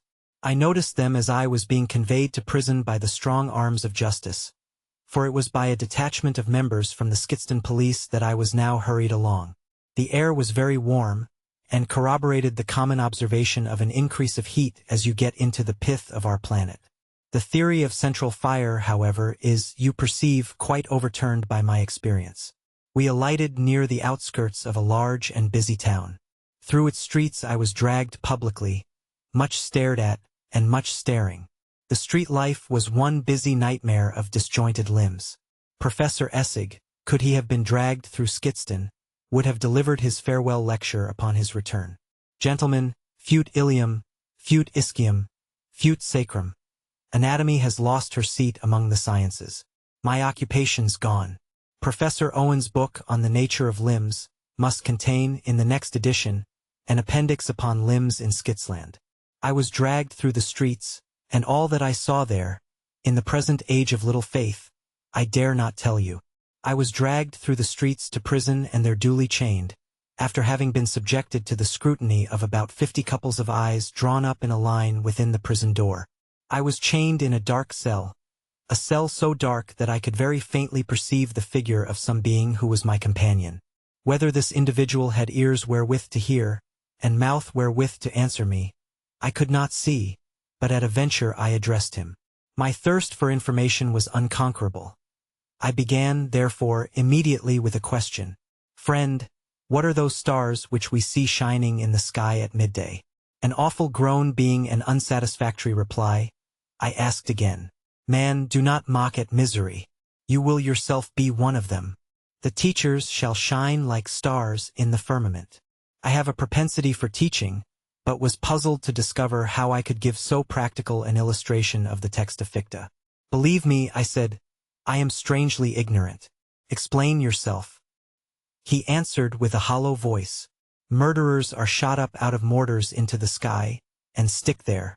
Those white, glistening specks, they are their skeletons. Justice is prompt in Skitzland. I was tried incredibly fast by a jury of 12 men who had absolutely heads.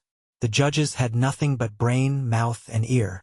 3 powerful tongues defended me, but as they were not suffered to talk nonsense, they had little to say. The whole case was too clear to be talked into cloudiness. Baron Terroro, in person, deposed that he had sent his eyes to see a friend in Culmsy, and that they were returning on the Skitston coach when I, illegally, came with my whole bulk upon the box seat which he occupied. That one of his eyes was, in that manner, totally destroyed, but that the other eye, having escaped, identified me, and brought to his brain intelligence of the calamity which had befallen. He deposed further that having received this information, he dispatched his uncrushed eye with arms from the police office, and accompanied with several members of the detective force, to capture the offender, and to procure the full proofs of my crime. A sub-inspector of Skitston police then deposed that he sent 3 of his faculties, with his mouth, eye, and ear, to meet the coach. That the driver, consisting only of a stomach and hands, had been unable to observe what passed. That the guard, on the contrary, had taxed me with my deed, that he had seen me rise from my seat upon the murdered eye, and that he had heard me make confession of my guilt. The guard was brought next into court and told his tale. Then I was called upon for my defense. If a man wearing a cloth coat and trousers, and talking excellent English, were to plead at the Old Bailey that he had broken into some citizen's premises accidentally by falling from the moon, his tale would be received in London as mine was in Skitston. I was severely reprimanded for my levity, and ordered to be silent. The judge summed up and the jury found me guilty. The judge, who had put on the black cap before the verdict was pronounced, held out no hope of mercy, and straightway sentenced me to death, according to the laws and usage of the realm. The period which intervenes between the sentence and execution of a criminal in Skitzland is not longer than 3 hours. In order to increase the terror of death by contrast, The condemned man is suffered to taste at the table of life from which he is banished, the most luscious viands. All the attainable enjoyment that his wit can ask for, he is allowed to have, during the 3 hours before he is shot like rubbish off the fields of Skitzland. Under guard, of course, I was now to be led whithersoever I desired. Several churches were open. They never are all shut in Skitston. I was taken into one. A man with heart and life was preaching. People with hearts were in some pews, people with brains in others, people with ears only in some. In a neighboring church there was a popular preacher, a skeleton with life. His congregation was a crowd of ears, and nothing more. There was a day performance at the opera. I went to that. Fine lungs and mouths possessed the stage, and afterwards there was a great bewilderment with legs. I was surprised to notice that many of the most beautiful ladies were carried in and out, and lifted about like dolls. My guides sneered at my pretense of ignorance, when I asked why this was. But they were bound to please me in all practicable ways, so they informed me, although somewhat pettishly. It seems that in Skitzland, ladies who possess and have cultivated only their good looks, lose at the age of 21, all other endowments. So they become literally dolls, but dolls of a superior kind. For they can not only open and shut their eyes, but also sigh, wag slowly with their heads, and sometimes take a pocket handkerchief out of a bag and drop it. But as their limbs are powerless, they have to be lifted and dragged about after the fashion that excited my astonishment. I said then, "Let me see the poor." They took me to a workhouse. The men there were all yellow, and they wore a dress which looked as though it were composed of asphalt. It had also a smell like that of pitch. I asked for explanation of these things. A superintendent of police remarked that I was losing opportunities of real enjoyment for the idle purpose of persisting in my fable of having dropped down from the sky. However, I compelled him to explain to me what was the reason of these things. The information I obtained was chiefly this, that nature in Skitzland never removes the stomach. Every man has to feed himself, and the necessity for finding food, joined to the necessity for buying clothes, is a mainspring whereby the whole clockwork of civilized life is kept in motion. Now, if a man positively cannot feed and clothe himself, he becomes a pauper. He then goes to the workhouse where he has his stomach filled with a cement. That stopping lasts a lifetime, and he thereafter needs no food. His body, however, becomes yellow by the superfluity of bile. The yellow boy, which is the Skitzland epithet for pauper, is at the same time provided with a suit of clothes. The clothes are of a material so tough that they can be worn unimpaired for more than 80 years. The pauper is now freed from care, but were he in this state cast loose upon society, since he has not that stimulus to labor which excites industry in other men, he would become an element of danger in the state.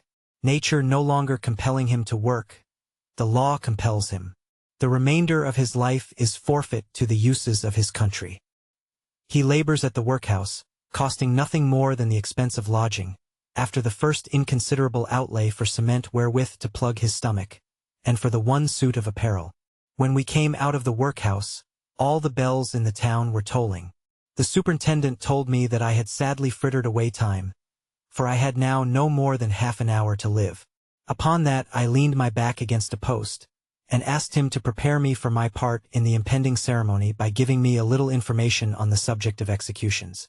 I found that it was usual for a man to be executed with great ceremony upon the spot whereon his crime had been committed, that in case of rebellions or tumults in the provinces, when large numbers were not unfrequently condemned to death, the sentence of the law was carried out in the chief towns of the disturbed districts, that large numbers of people were thus sometimes discharged from a single marketplace, and that the repeated strokes appeared to shake or crack, or pierce in some degree that portion of the sky towards which the artillery had been directed. I here at once saw that I had discovered the true cause of earthquakes and volcanoes, and this shows how great light may be thrown upon theories concerning the hidden constitution of this earth, by going more deeply into the matter of it than had been done by anyone before I dug my hole. Our volcanoes, it is now proved, are situated over the marketplaces of various provincial towns in Skitzland. When a revolution happens, the rebels are shot up, discharged from mortars by means of an explosive material evidently far more powerful than our gunpowder or gun-cotton, and they are pulverized by the friction in grinding their way through the earth. How simple and easy truth appears, when we have once arrived at it. The sound of muffled drums approached us, and a long procession turned the corner of a street. I was placed in the middle of it, Baron Terroro by my side. All then began to float so rapidly away that I was nearly left alone, when 40 arms came back and collared me. It was considered to be a proof of my refractory disposition that I would make no use of my innate power of flight. I was therefore dragged in this procession swiftly through the air, drums playing, fifes lamenting. We alighted on the spot where I had fallen, and the hole through which I had come I saw above me. It was very small, but the light from above shining more vividly through it made it look, with its rough edges, like a crumpled moon. A quantity of some explosive liquid was poured into a large mortar, which had been erected under the eye of Baron Terroro, exactly where my misfortune happened. I was then thrust in, the Baron ramming me down, and pounding with a long stock or pestle upon my head in a noticeably vicious manner. The Baron then cried fire, and as I shot out, in the midst of a blaze, I saw him looking upward. By great good fortune, they had planted their artillery so well, that I was fired up through my hole again, and alighted in my own garden, just a little singed. My first thought was to run to an adjoining bed of vegetable marrows. 30 vegetable marrows and 2 pumpkins I rained down to astonish the Skitzlanders, and I fervently hope that one of them may have knocked out the remaining eye of my vindictive enemy, the Baron. I then went into the pantry, and obtained a basket full of eggs, and having rained these down upon the Skitzlanders, I left them. It was after breakfast when I went down to Skitzland, and I came back while the dinner bell was ringing. For Lizzie Lee. When death is present in a household on a Christmas day, the very contrast between the time as it now is, and the day as it has often been, gives a poignancy to sorrow, a more utter blankness to the desolation. James Lee died just as the faraway bells of Rochdale Church were ringing for morning service on Christmas Day, 1836. A few minutes before his death he opened his already glazing eyes, and made a faint motion of his lips, that he had yet something to say. She stooped close down, and caught the broken whisper, "I forgive her, and, may God forgive me. Oh my love, my dear, only get well, and I will never cease showing my thanks for those words. May God in heaven bless thee for saying them. Thou'rt not so restless, my lad. Maybe, O God," for even while she spoke he died. They had been 22 years man and wife. For 19 of those years their life had been as calm and happy as the most perfect uprightness on the one side, and the most complete confidence and loving submission on the other, could make it. Milton's famous line might have been framed and hung up as the rule of their married life, for he was truly the interpreter who stood between God and her. She would have considered herself wicked if she had ever dared even to think him austere, though as certainly as he was an upright man, so surely was he hard, stern, and inflexible. But for 3 years the moan and the murmur had never been out of her heart. She had rebelled against her husband as against a tyrant, with a hidden sullen rebellion, which tore up the old landmarks of wifely duty and affection, and poisoned the fountains whence gentlest love and reverence had been forever springing. But those last blessed words replaced him on his throne in her heart, and called out penitent anguish for all the bitter estrangement of later years. It was this which made her refuse all the entreaties of her sons, that she would see the kind-hearted neighbors, who called on their way from church, to sympathize and condole. No, she would stay with the dead husband that had spoken tenderly at last, if for 3 years he had kept silence. Who knew but what, if she had only been more gentle and less angrily reserved, he might have relented earlier, and in time. She sat rocking herself to and fro by the side of the bed, while the footsteps below went in and out. She had been in sorrow too long to have any violent burst of deep grief now. The furrows were well worn in her cheeks, and the tears flowed quietly, if incessantly, all the day long. But when the winter's night drew on, and the neighbors had gone away to their homes, she stole to the window, and gazed out, long and wistfully, over the dark gray moors. She did not hear her son's voice, as he spoke to her from the door, nor his footstep as he drew nearer. She started when he touched her. "Mother, come down to us. There's no one but Will and me. Dearest mother, we do so want you." The poor lad's voice trembled, and he began to cry. It appeared to require an effort on Mrs. Lee's part to tear herself away from the window, but with a sigh she complied with his request. The two boys, for though Will was nearly 21, she still thought of him as a lad, had done everything in their power to make the houseplace comfortable for her. She herself, in the old days before her sorrow, had never made a brighter fire or a cleaner hearth, ready for her husband's return home, than now awaited her. The tea things were all put out, and the kettle was boiling, and the boys had calmed their grief down into a kind of sober cheerfulness. They paid her every attention they could think of, but received little notice on her part. She did not resist. She rather submitted to all their arrangements, but they did not seem to touch her heart. When the tea was ended, it was merely the form of tea that had been gone through. Will moved the things away to the dresser. His mother leant back languidly in her chair. "Mother, shall Tom read you a chapter? He's a better scholar than I." "Aye, lad," said she almost eagerly. "That's it. Read me the Prodigal Son." "Aye, lad. Thank thee." Tom found the chapter, and read it in the high-pitched voice which is customary in village schools. His mother bent forward, her lips parted, her eyes dilated, her whole body instinct with eager attention. Will sat with his head depressed, and hung down. He knew why that chapter had been chosen, and to him it recalled the family's disgrace. When the reading was ended, he still hung down his head in gloomy silence. But her face was brighter than it had been before for the day. Her eyes looked dreamy, as if she saw a vision, and by she pulled the Bible towards her, and putting her finger underneath each word, began to read them aloud in a low voice to herself. She read again the words of bitter sorrow and deep humiliation, but most of all she paused and brightened over the father's tender reception of the repentant prodigal. So passed the Christmas evening in the Upclose farm. The snow had fallen heavily over the dark, waving moorland, before the day of the funeral. The black, storm-laden dome of heaven lay very still and close upon the white earth, as they carried the body forth out of the house which had known his presence so long as its ruling power. 2 and 2 the mourners followed, making a black procession, in their winding march over the unbeaten snow, to Milnrow Church, now lost in some hollow of the bleak moors, now slowly climbing the heavy ascents. There was no long tarrying after the funeral, for many of the neighbors who accompanied the body to the grave had far to go, and the great white flakes which came slowly down were the boding forerunners of a heavy storm. One old friend alone accompanied the widow and her sons to their home. The Upclose farm had belonged for generations to the Lees, and yet its possession hardly raised them above the rank of laborers. There was the house and outbuildings, all of an old-fashioned kind, and about 7 acres of barren, unproductive land, which they had never possessed capital enough to improve. Indeed, they could hardly rely upon it for subsistence, and it had been customary to bring up the sons to some trade, such as a wheelwright's or blacksmith's. James Lee had left a will, in the possession of the old man who accompanied them home. He read it aloud.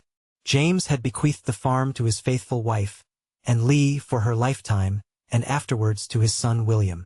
The £100-odd in the savings bank was to accumulate for Thomas.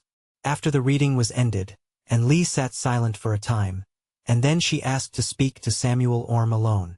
The sons went into the back kitchen, and thence strolled out into the fields regardless of the driving snow. The brothers were dearly fond of each other, although they were very different in character. Will, the elder, was like his father, stern, reserved, scrupulously upright. Tom, who was 10 years younger, was gentle and delicate as a girl, both in appearance and character. He had always clung to his mother, and dreaded his father. They did not speak as they walked, for they were only in the habit of talking about facts, and hardly knew the more sophisticated language applied to the description of feelings. Meanwhile their mother had taken hold of Samuel Orme's arm with her trembling hand. "Samuel, I must let the farm, I must let the farm. What's come o'er the woman?" "Oh, Samuel," said she, her eyes swimming in tears, "I'm just fain to go and live in Manchester. I mun let the farm." Samuel looked and pondered, but did not speak for some time. At last he said, "If thou hast made up thy mind, there's no speaking again it, and thou must e'en go. Thou'lt be sadly pottered why Manchester ways, but that's not my lookout. Why, thou'lt have to buy potatoes, a thing thou hast never done afore in all thy born life. Well, it's not my lookout, it's rather for me than again me. Our Jenny is going to be married to Tom Higginbotham, and he was speaking of wanting a bit of land to begin upon. His father will be dying sometime, I reckon, and then he'll step into the Croft farm. But meanwhile, then, thou'll to let the farm, said she, still as eagerly as ever. He'll take it fast enough, I've a notion. But I'll not drive a bargain with thee just now. It would not be right. We'll wait a bit. No, I cannot wait. Settle it out at once. Well, I'll speak to Will about it. I see him out yonder. I'll step to him and talk it over. Accordingly he went and joined the two lads, and without more ado, began the subject to them. Will, thy mother is fain to go live in Manchester, and covets to let the farm. Now, I'm willing to take it for Tom Higginbotham, but I like to drive a keen bargain, and there would be no fun chaffering with thy mother just now. Let thee and me buckle to, my lad, and try and cheat each other. It will warm us this cold day. Let the farm, said both the lads at once with infinite surprise. Go live in Manchester. When Samuel Orme found that the plan had never before been named to either Will or Tom, he would have nothing to do with it, he said, until they had spoken to their mother. Likely she was dazed by her husband's death. He would wait a day or two and not name it to anyone, not to Tom Higginbotham himself, or maybe he would set his heart upon it. The lads had better go in and talk it over with their mother. He bade them good day, and left them. Will looked very gloomy, but he did not speak till they got near the house. Then he said, Tom, go to teach shippen and supper the cows. I want to speak to mother alone. When he entered the house place, she was sitting before the fire, looking into its embers. She did not hear him come in. For some time she had lost her quick perception of outward things. Mother, what's this about going to Manchester? Asked he. Oh, lad, said she, turning round and speaking in a beseeching tone, I must go and seek our Lizzie. I cannot rest here for thinking on her. Many's the time I've left thy father sleeping in bed, and stole to the window, and looked my heart out towards Manchester, till I thought I must just set out and tramp over moor and moss straight away till I got there, and then lift up every downcast face till I came to our Lizzie. And often, when the south wind was blowing soft among the hollows, I fancied, it could but be fancy, thou knowest, I heard her crying upon me, and I've thought the voice came closer and closer, till at last it was sobbing out mother close to the door, and I've stolen down and undone the latch before now, and looked out into the still black night, thinking to see her, and turned sick and sorrowful when I heard no living sound but the sough of the wind dying away. Oh, speak not to me of stopping here, when she may be perishing for hunger, like the poor lad in the parable. And now she lifted up her voice and wept aloud. Will was deeply grieved. He had been old enough to be told the family shame when, more than 2 years before, his father had had his letter to his daughter returned by her mistress in Manchester, telling him that Lizzie had left her service some time, and why. He had sympathized with his father's stern anger, though he had thought him something hard, it is true, when he had forbidden his weeping, heartbroken wife to go and try to find her poor sinning child, and declared that henceforth they would have no daughter, that she should be as one dead, and her name never more be named at market or at meal-time, in blessing or in prayer. He had held his peace, with compressed lips and contracted brow, when the neighbors had noticed to him how poor Lizzie's death had aged both his father and his mother, and how they thought the bereaved couple would never hold up their heads again. He himself had felt as if that one event had made him old before his time, and had envied Tom the tears he had shed over poor, pretty, innocent, dead Lizzie. He thought about her sometimes, till he ground his teeth, and could have struck her down in her shame. His mother had never named her to him until now. Mother, said he at last, she may be dead. Most likely she is. No, Will. She is not dead, said Mrs. Lee. God will not let her die till I've seen her once again. Thou dost not know how I've prayed and prayed just once again to see her sweet face, and tell her I've forgiven her, though she's broken my heart. She has, Will. She could not go on for a minute or two for the choking sobs. Thou dost not know that, or thou wouldst not say she could be dead. For God is very merciful, Will. He is much more pitiful than man. I could never ha' spoken to thy father as I did to him, and yet thy father forgave her at last. The last words he said were that he forgave her. Thou'lt not be harder than thy father. Will, do not try and hinder me going to seek her, for it's no use. Will sat very still for a long time before he spoke. At last he said, "I'll not hinder you. I think she's dead, but that's no matter." "She is not dead," said her mother, with low earnestness. Will took no notice of the interruption. "We will all go to Manchester for a 12-month, and let the farm to Tom Higginbotham. I'll get blacksmith's work, and Tom can have good schooling for a while, which he's always craving for. At the end of the year you'll come back, mother, and give over fretting for Lizzie, and think with me that she is dead. And, to my mind, that would be more comfort than to think of her living." He dropped his voice as he spoke these last words. She shook her head, but made no answer. He asked again, "Will you, mother, agree to this?" "I'll agree to it, Athens," said she. "If I hear and see naught of her for a 12-month, me being in Manchester looking out, I'll just ha' broken my heart fairly before the year's ended, and then I shall know neither love nor sorrow for her any more, when I'm at rest in the grave. I'll agree to that, Will." "Well, I suppose it must be so. I shall not tell Tom, mother, why we're flitting to Manchester. Best spare him." "As thou wilt," said she sadly, "so that we go, that's all." Before the wild daffodils were in flower in the sheltered copses round Upclose Farm, the Lees were settled in their Manchester home. If they could ever grow to consider that place as a home where there was no garden, or outbuilding, no fresh breezy outlet, no far-stretching view over moor and hollow, no dumb animals to be tended, and, what more than all they missed, no old haunting memories, even though those remembrances told of sorrow, and the dead and gone. Mrs. Lee heeded the loss of all these things less than her sons. She had more spirit in her countenance than she had had for months, because now she had hope, of a sad enough kind, to be sure, but still it was hope. She performed all her household duties, strange and complicated as they were, and bewildered as she was with all the town necessities of her new manner of life. But when her house was sided, and the boys come home from their work in the evening, she would put on her things and steal out, unnoticed as she thought, but not without many a heavy sigh from Will, after she had closed the house door and departed. It was often past midnight before she came back, pale and weary, with almost a guilty look upon her face.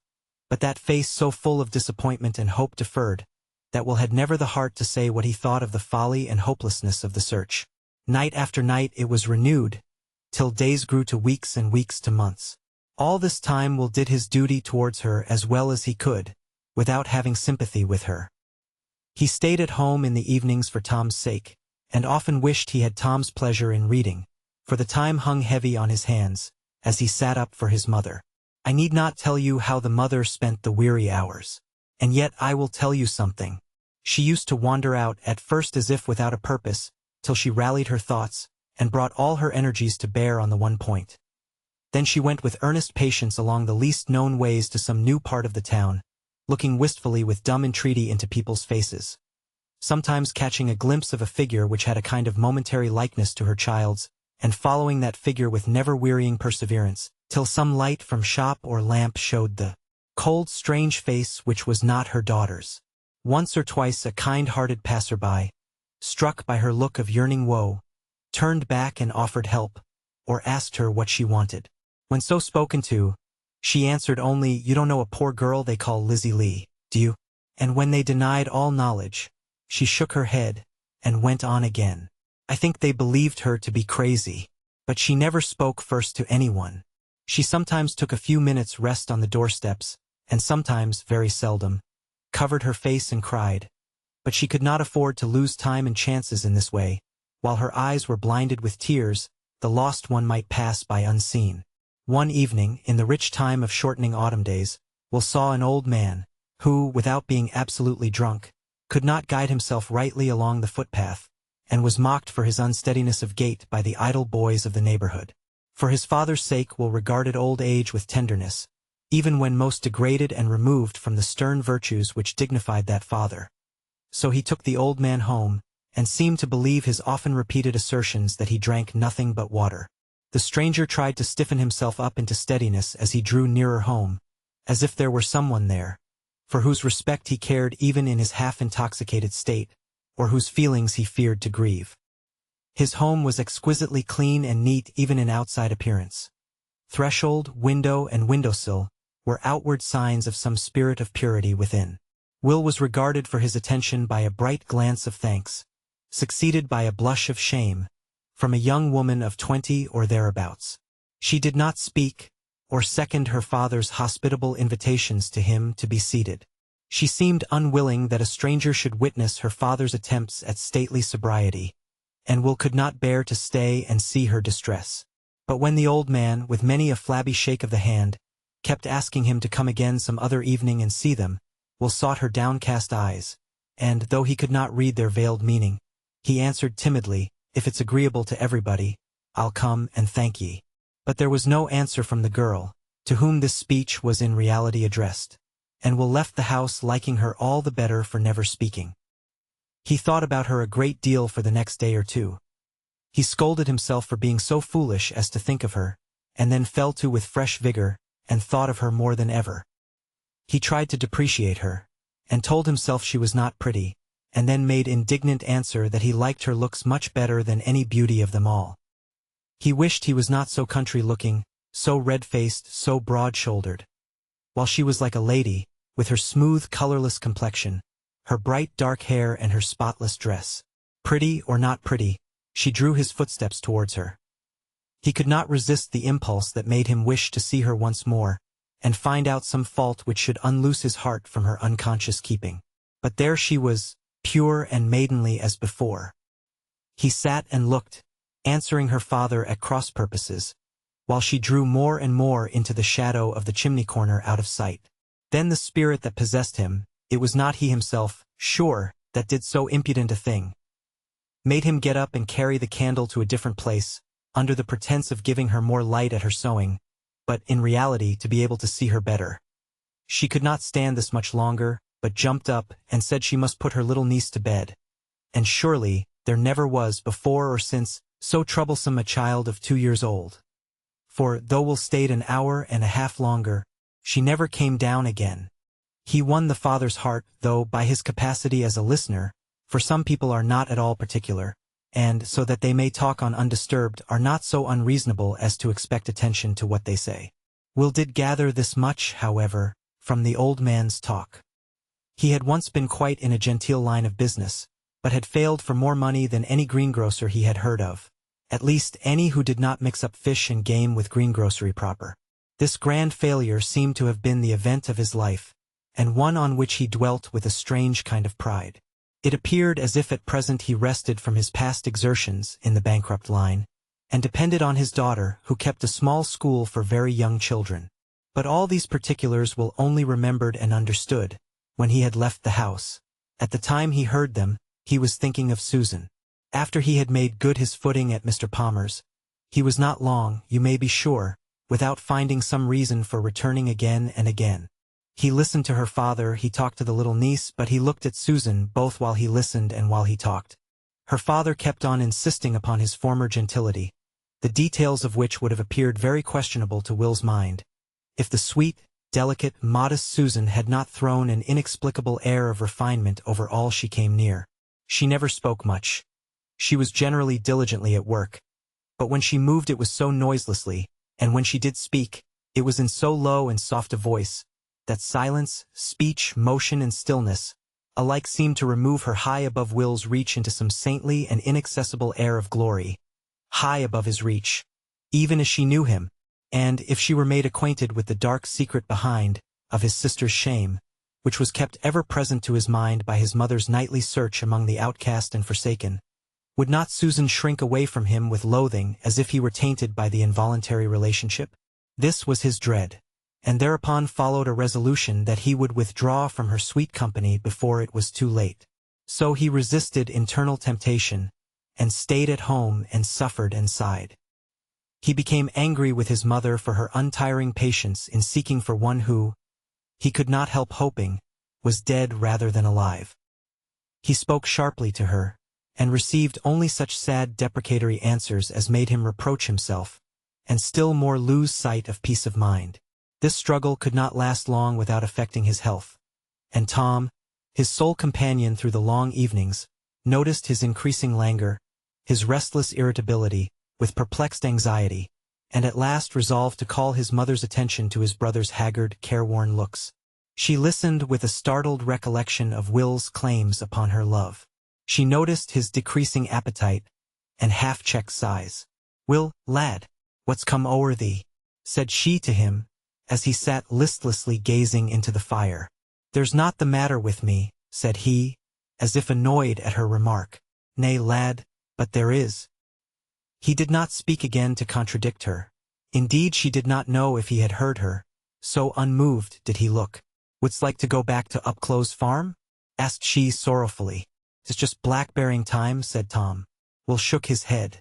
She looked at him a while, as if trying to read that expression of despondency and trace it back to its source. "Will and Tom could go," said she.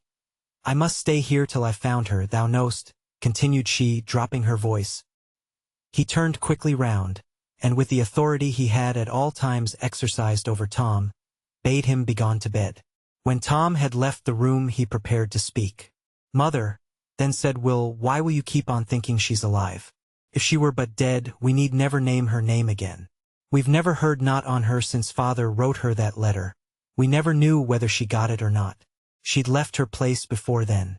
Many a one dies is—" "Oh, my lad, done not speak so to me, or my heart will break outright," said his mother with a sort of cry.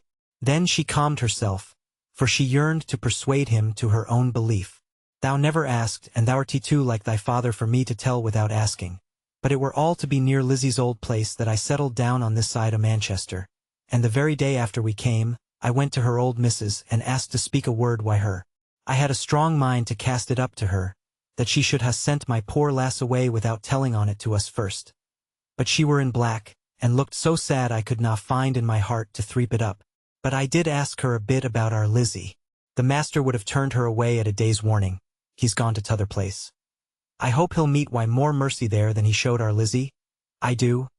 And when the missus asked her should she write to us, she says Lizzie shook her head, and when she speered at her again, the poor lass went down on her knees and begged her not, for she said it would break my heart, as it has done. Will, God knows it has," said the poor mother, choking with her struggle to keep down her hard, overmastering grief, and her father would curse her. "Oh God, teach me to be patient." She could not speak for a few minutes, and the lass threatened, and said she'd go drown herself in the canal, if the missus wrote home, and so, well, I'd got a trace of my child. The missus thought she'd gone to the workhouse to be nursed, and there I went, and there, sure enough she had been, and they'd turned her out as soon as she were strong and told her she were young enough to work.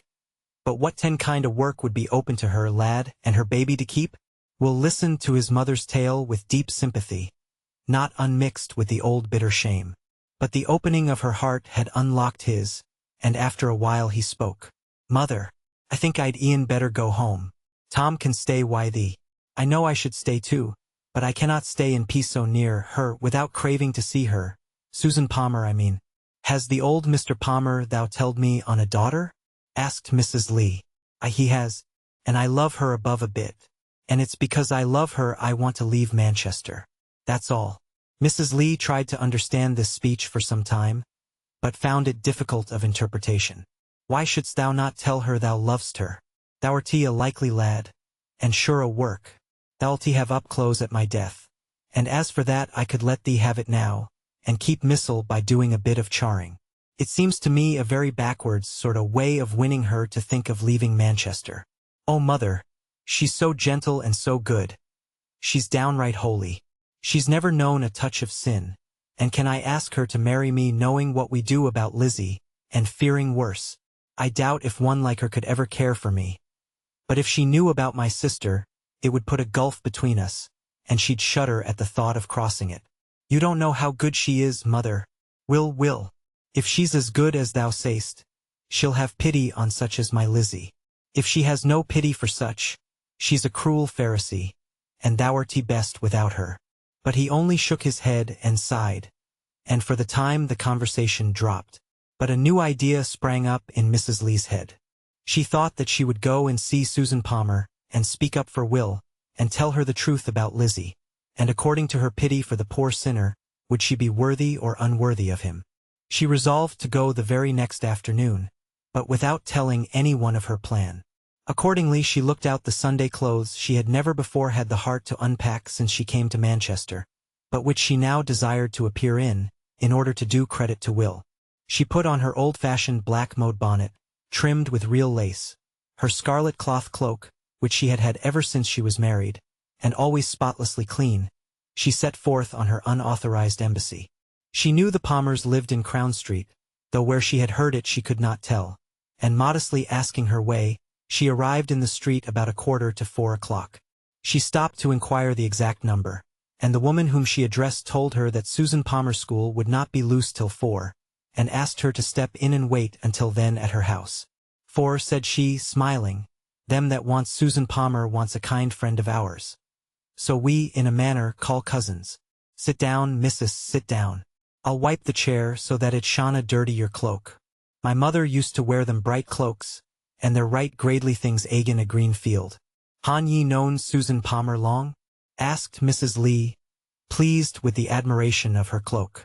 "Ever since they comed to live in our street. Our Sally goes to her school." "What sort of a lass is she? For I ha never seen her." "Well, as for looks I cannot say. It's so long since I first knowed her, that I've clean forgotten what I thought of her then. My master says he never saw such a smile for gladdening the heart. But maybe it's not looks you're asking about. The best thing I can say of her looks is, that she's just one a stranger would stop in the street to ask help from if you needed it. All the little childer creeps as close as they can to her. She'll have as many as 3 or 4 hanging to her apron all at once." "Is she cocket at all?" "Cocket? Bless you. You never saw a creature less set up in all your life. Her father's cocket enough. No, she has not cocket any way. You've not heard much of Susan Palmer, I reckon, if you think she's cocket. She's just one to come quietly in and do the very thing most wanted. Little things, maybe, that anyone could do but that few would think on, for another. She'll bring her thimble wi' her and mend up after the childer nights. And she writes all Betty Barker's letters to her grandchild out at service. And she's in nobody's way, and that's a great matter, I take it. Here's the childer running past. School is loosed. You'll find her now, missus, ready to hear and to help. But we none on us frab her by going near her in school time." Poor Mrs. Lee's heart began to beat, and she could almost have turned round and gone home again. Her country breeding had made her shy of strangers, and this Susan Palmer appeared to her like a real-born lady by all accounts. So she knocked with a timid feeling at the indicated door, and when it was opened, dropped a simple curtsy without speaking.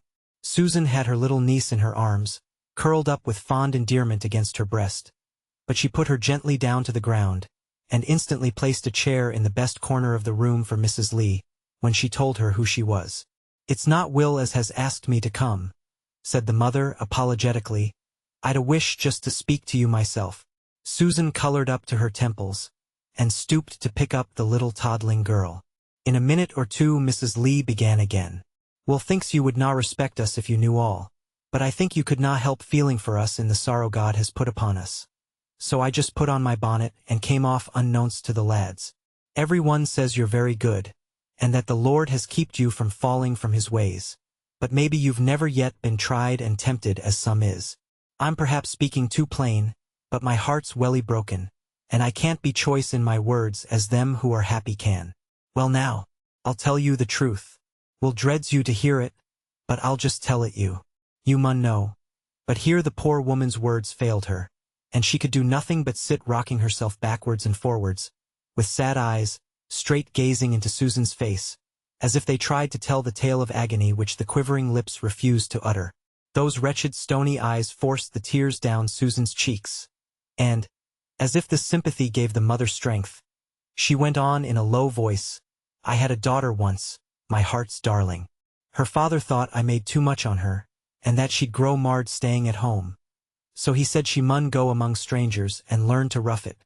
She were young and liked the thought of seeing a bit of the world, and her father heard on a place in Manchester. Well, I'll not weary you. That poor girl were led astray, and first thing we heard on it was when a letter of her father's was sent back by her missus, saying she'd left her place, or, to speak right, the master had turned her into the street soon as he had heard of her condition, and she not 17. She now cried aloud, and Susan wept too.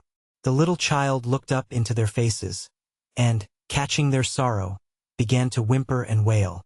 Susan took it softly up, and hiding her face in its little neck, tried to restrain her tears, and think of comfort for the mother. At last she said, "Where is she now?" "Lass, "I done not know," said Mrs. Lee, checking her sobs to communicate this addition to her distress. "Mrs. Lomax telled me she went." "Mrs. Lomax, what Mrs. Lomax?" "Her as lives in Brabazon Street. She telled me my poor wench went to the workhouse for there.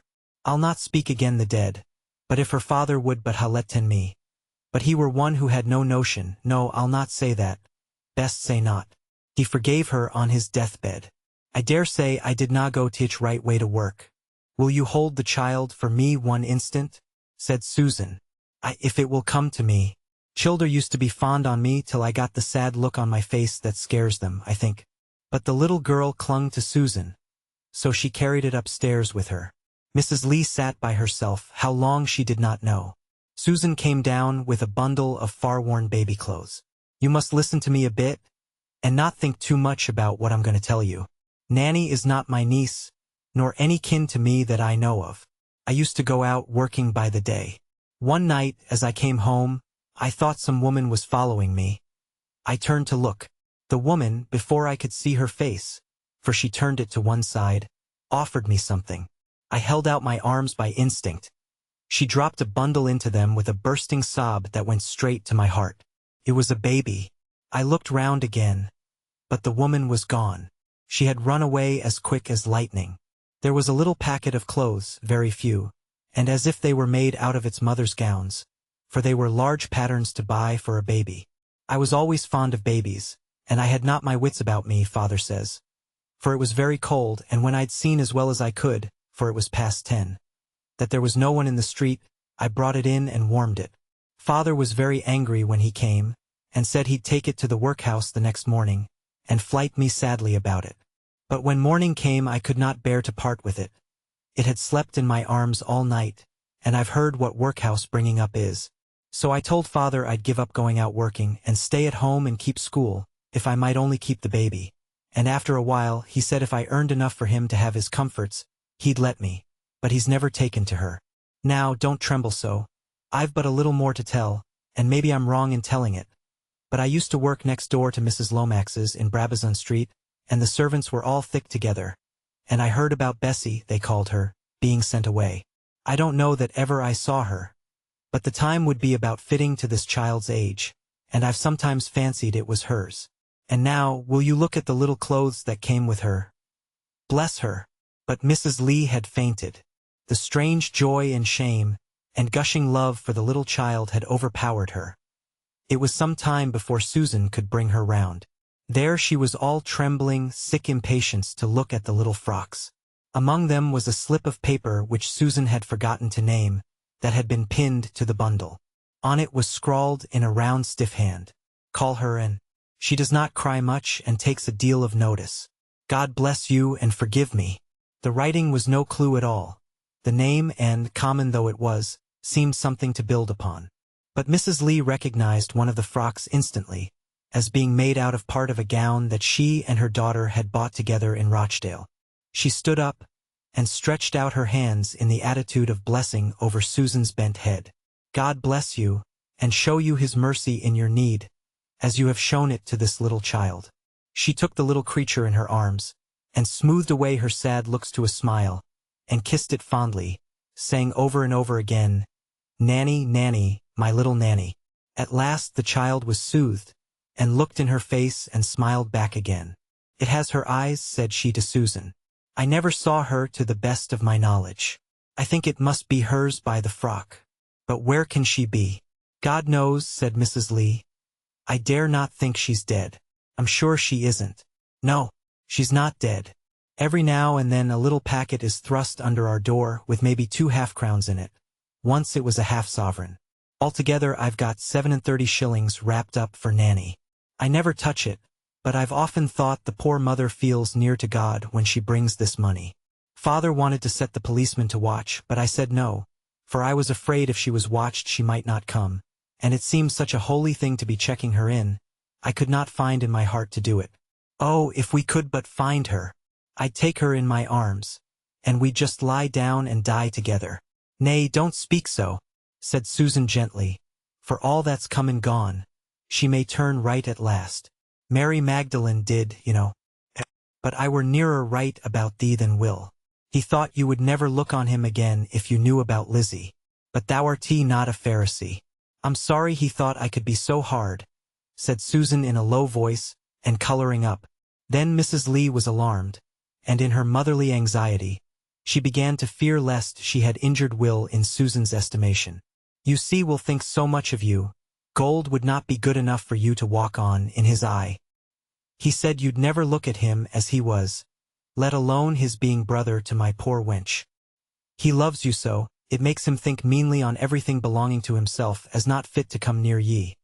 But he's a good lad and a good son, thou'lt be a happy woman if thou'lt have him, so don't let my words go against him, don't. But Susan hung her head and made no answer.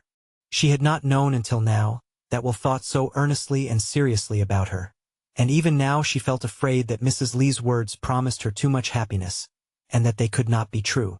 At any rate, the instinct of modesty made her shrink from saying anything which might seem like a confession of her own feelings to a third person. Accordingly, she turned the conversation on the child. I'm sure he could not help loving Nanny, said she. There never was such a good little darling. Don't you think she'd win his heart if he knew she was his niece, and perhaps bring him to think kindly on his sister? I do not know, said Mrs. Lee, shaking her head. He has a turn in his eye like his father. That makes me. He's right down good though. But you see, I've never been a good one at managing folk. One severe look turns me sick, and then I say just the wrong thing. I'm so fluttered. Now I should like nothing better than to take Nancy home with me. But Tom knows nothing but that his sister is dead, and I've not the knack of speaking rightly to Will. I dare not do it, and that's the truth. But you mun not think badly of Will. He's so good hissel, that he can't understand how anyone can do wrong. And, above all, I'm sure he loves you dearly. I don't think I could part with Nancy, said Susan, anxious to stop this revelation of Will's attachment to herself. He'll come round to her soon. He can't fail, and I'll keep a sharp lookout after the poor mother, and try and catch her the next time she comes with her little parcels of money. Aye, lass, we mun get hold of her. My Lizzie, I love thee dearly for thy kindness to her child. But, if thou canst catch her for me, I'll pray for thee when I'm too near my death to speak words, and while I live I'll serve thee next to her. She mun come first, thou knowst. God bless thee, lass. My heart is lighter by a deal than it was when I come in. Them lads will be looking for me home, and I mun go, and leave this little sweet one, kissing it. If I can take courage, I'll tell Will all that has come and gone between us two. He may come and see thee, mayn't he? Father will be very glad to see him, I'm sure, replied Susan. The way in which this was spoken satisfied Mrs. Lee's anxious heart that she had done Will no harm by what she had said, and with many a kiss to the little one, and one more fervent tearful blessing on Susan, she went homewards. That night Mrs. Lee stopped at home. That only night for many months. Even Tom, the scholar, looked up from his books in amazement. But then he remembered that Will had not been well, and that his mother's attention having been called to the circumstance, it was only natural she should stay to watch him. And no watching could be more tender or more complete. Her loving eyes seemed never averted from his face. His grave, sad, careworn face.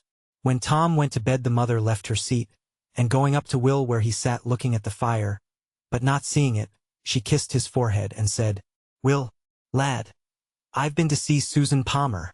She felt the start under the hand which was placed on his shoulder, but he was silent for a minute or two. Then he said, What took you there, mother? Why, my lad, it was likely I should wish to see one you cared for. I did not put myself forward. I put on my Sunday clothes, and tried to behave as Yod-Ha liked me. At least I remember trying at first, but after, I forgot all. She rather wished that he would question her as to what made her forget all. But he only said, How was she looking, mother? Will, thou sayest I never set eyes on her before. But she's a good gentle-looking creature, and I love her dearly as I've reason to. Will looked up with momentary surprise, for his mother was too shy to be usually taken with strangers. But after all it was natural in this case, for who could look at Susan without loving her? So still he did not ask any questions, and his poor mother had to take courage, and try again to introduce the subject near to her heart. But how? Will, said she, jerking it out, in sudden despair of her own powers to lead to what she wanted to say. I telled her all. "Mother, you've ruined me," said he, standing up, and standing opposite to her with a stern white look of affright on his face. "No, my own dear lad. Done not look so scared, I have not ruined you," she exclaimed, placing her 2 hands on his shoulders, and looking fondly into his face. "She's not one to harden her heart against a mother's sorrow. My own lad, she's too good for that. She's not one to judge and scorn the sinner. She's too deep read in her New Testament for that. Take courage, Will, and thou mayst, for I watched her well, though it is not for one woman to let out another's secret. Sit thee down, lad, for thou look'st very white." He sat down. His mother drew a stool towards him and sat at his feet. "Did you tell her about Lizzie, then?" asked he, hoarse and low. "I did, I telled her all, and she fell a-crying over my deep sorrow, and the poor wench's sin. And then a light comed into her face, trembling and quivering with some new glad thought. And what dost thou think it was, Will, lad? Nay, I'll not misdoubt but that thy heart will give thanks as mine did, afore God and his angels, for her great goodness. That little Nanny is not her niece, she's our Lizzie's own child, my little grandchild." She could no longer restrain her tears, and they fell hot and fast, but still she looked into his face. Did she know it was Lizzie's child? "I do not comprehend," said he, flushing red. "She knows now. She did not at first, but took the little helpless creature in, out of her own pitiful loving heart, guessing only that it was the child of shame, and she's worked for it and kept it, and tended it ever sin it were a mere baby, and loves it fondly." "Will, won't you love it?" asked she beseechingly. He was silent for an instant. Then he said, "Mother, I'll try. Give me time, for all these things startle me. To think of Susan having to do with such a child. I will. And to think, as may be yet, of Susan having to do with the child's mother. For she is tender and pitiful, and speaks hopefully of my lost one, and will try and find her for me, when she comes, as she does sometimes, to thrust money under the door, for her baby. Think of that, Will. Here's Susan, good and pure as the angels in heaven, yet, like them, full of hope and mercy, and one who, like them, will rejoice over her as repents. Will, my lad, I'm not afeard of you now, and I must speak, and you must listen. I am your mother, and I dare to command you, because I know I am in the right and that God is on my side. If he should lead the poor wandering lassie to Susan's door, and she comes back crying and sorrowful, led by that good angel to us once more, thou shalt never say a casting up word to her about her sin, but be tender and helpful towards one who is lost and is found. So may God's blessing rest on thee, and so mayst thou lead Susan home as thy wife." She stood, no longer as the meek, imploring, gentle mother, but firm and dignified, as if the interpreter of God's will. Her manner was so unusual and solemn, that it overcame all Will's pride and stubbornness. He rose softly while she was speaking, and bent his head as if in reverence at her words, and the solemn injunction which they conveyed. When she had spoken, he said in so subdued a voice that she was almost surprised at the sound, "Mother, I will. I may be dead and gone, but all the same, thou wilt take home the wandering sinner, and heal up her sorrows, and lead her to her father's house. My lad, I can speak no more. I'm turned very faint." He placed her in a chair. He ran for water. She opened her eyes and smiled. "God bless you, Will. Oh, I am so happy. It seems as if she were found. My heart is so filled with gladness." That night Mr. Palmer stayed out late and long. Susan was afraid that he was at his old haunts and habits, getting tipsy at some public house, and this thought oppressed her, even though she had so much to make her happy, in the consciousness that Will loved her. She sat up long, and then she went to bed, leaving all arranged as well as she could for her father's return. She looked at the little rosy sleeping girl who was her bedfellow, with redoubled tenderness, and with many a prayerful thought. The little arms entwined her neck as she lay down, for Nanny was a light sleeper, and was conscious that she, who was loved with all the power of that sweet childish heart, was near her and by her, although she was too sleepy to utter any of her half-formed words. And by she heard her father come home, stumbling uncertain, trying first the windows, and next the door fastenings, with many a loud incoherent murmur. The little innocent twined around her seemed all the sweeter and more lovely, when she thought sadly of her erring father. And presently he called aloud for a light. She had left matches and all arranged as usual on the dresser, but fearful of some accident from fire, in his unusually intoxicated state, she now got up softly, and putting on a cloak, went down to his assistance. Alas! The little arms that were unclosed from her soft neck belonged to a light, easily awakened sleeper.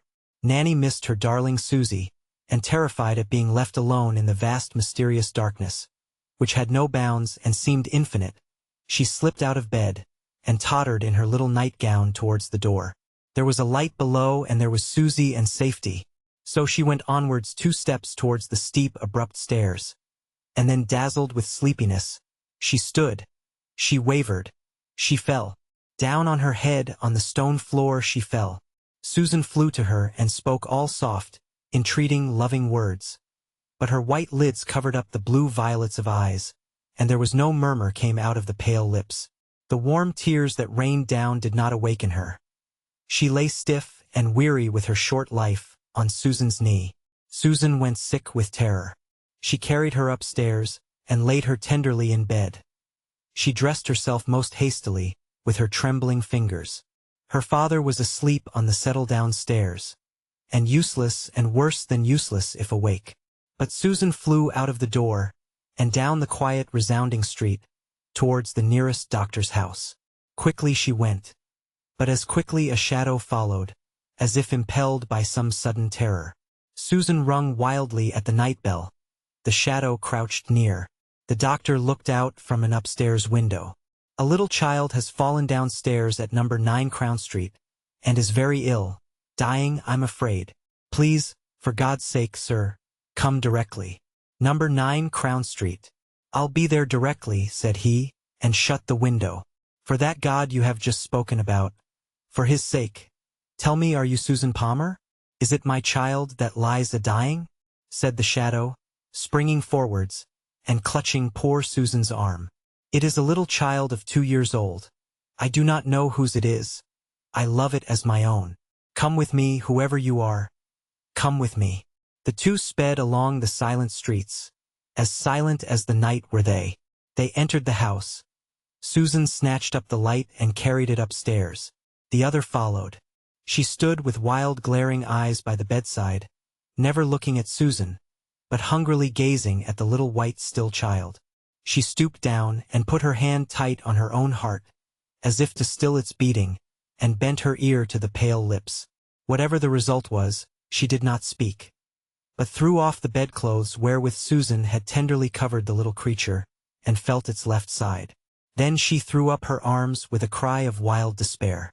She is dead. She is dead. She looked so fierce, so mad, so haggard, that for an instant Susan was terrified. The next, the holy God had put courage into her heart, and her pure arms were round that guilty, wretched creature, and her tears were falling fast and warm upon her breast. But she was thrown off with violence. You killed her. You slighted her. You let her fall down those stairs. You killed her. Susan cleared off the thick mist before her, and gazing at the mother with her clear, sweet, angel eyes, said mournfully, I would have laid down my own life for her. Oh, the murder is on my soul, exclaimed the wild, bereaved mother, with the fierce impetuosity of one who has none to love her and to be beloved, regard to whom might teach self-restraint. Hush, said Susan, her finger on her lips. Here is the doctor. God may suffer her to live. The poor mother turned sharp round. The doctor mounted the stair. Ah, that mother was right. The little child was really dead and gone. And when he confirmed her judgment, the mother fell down in a fit.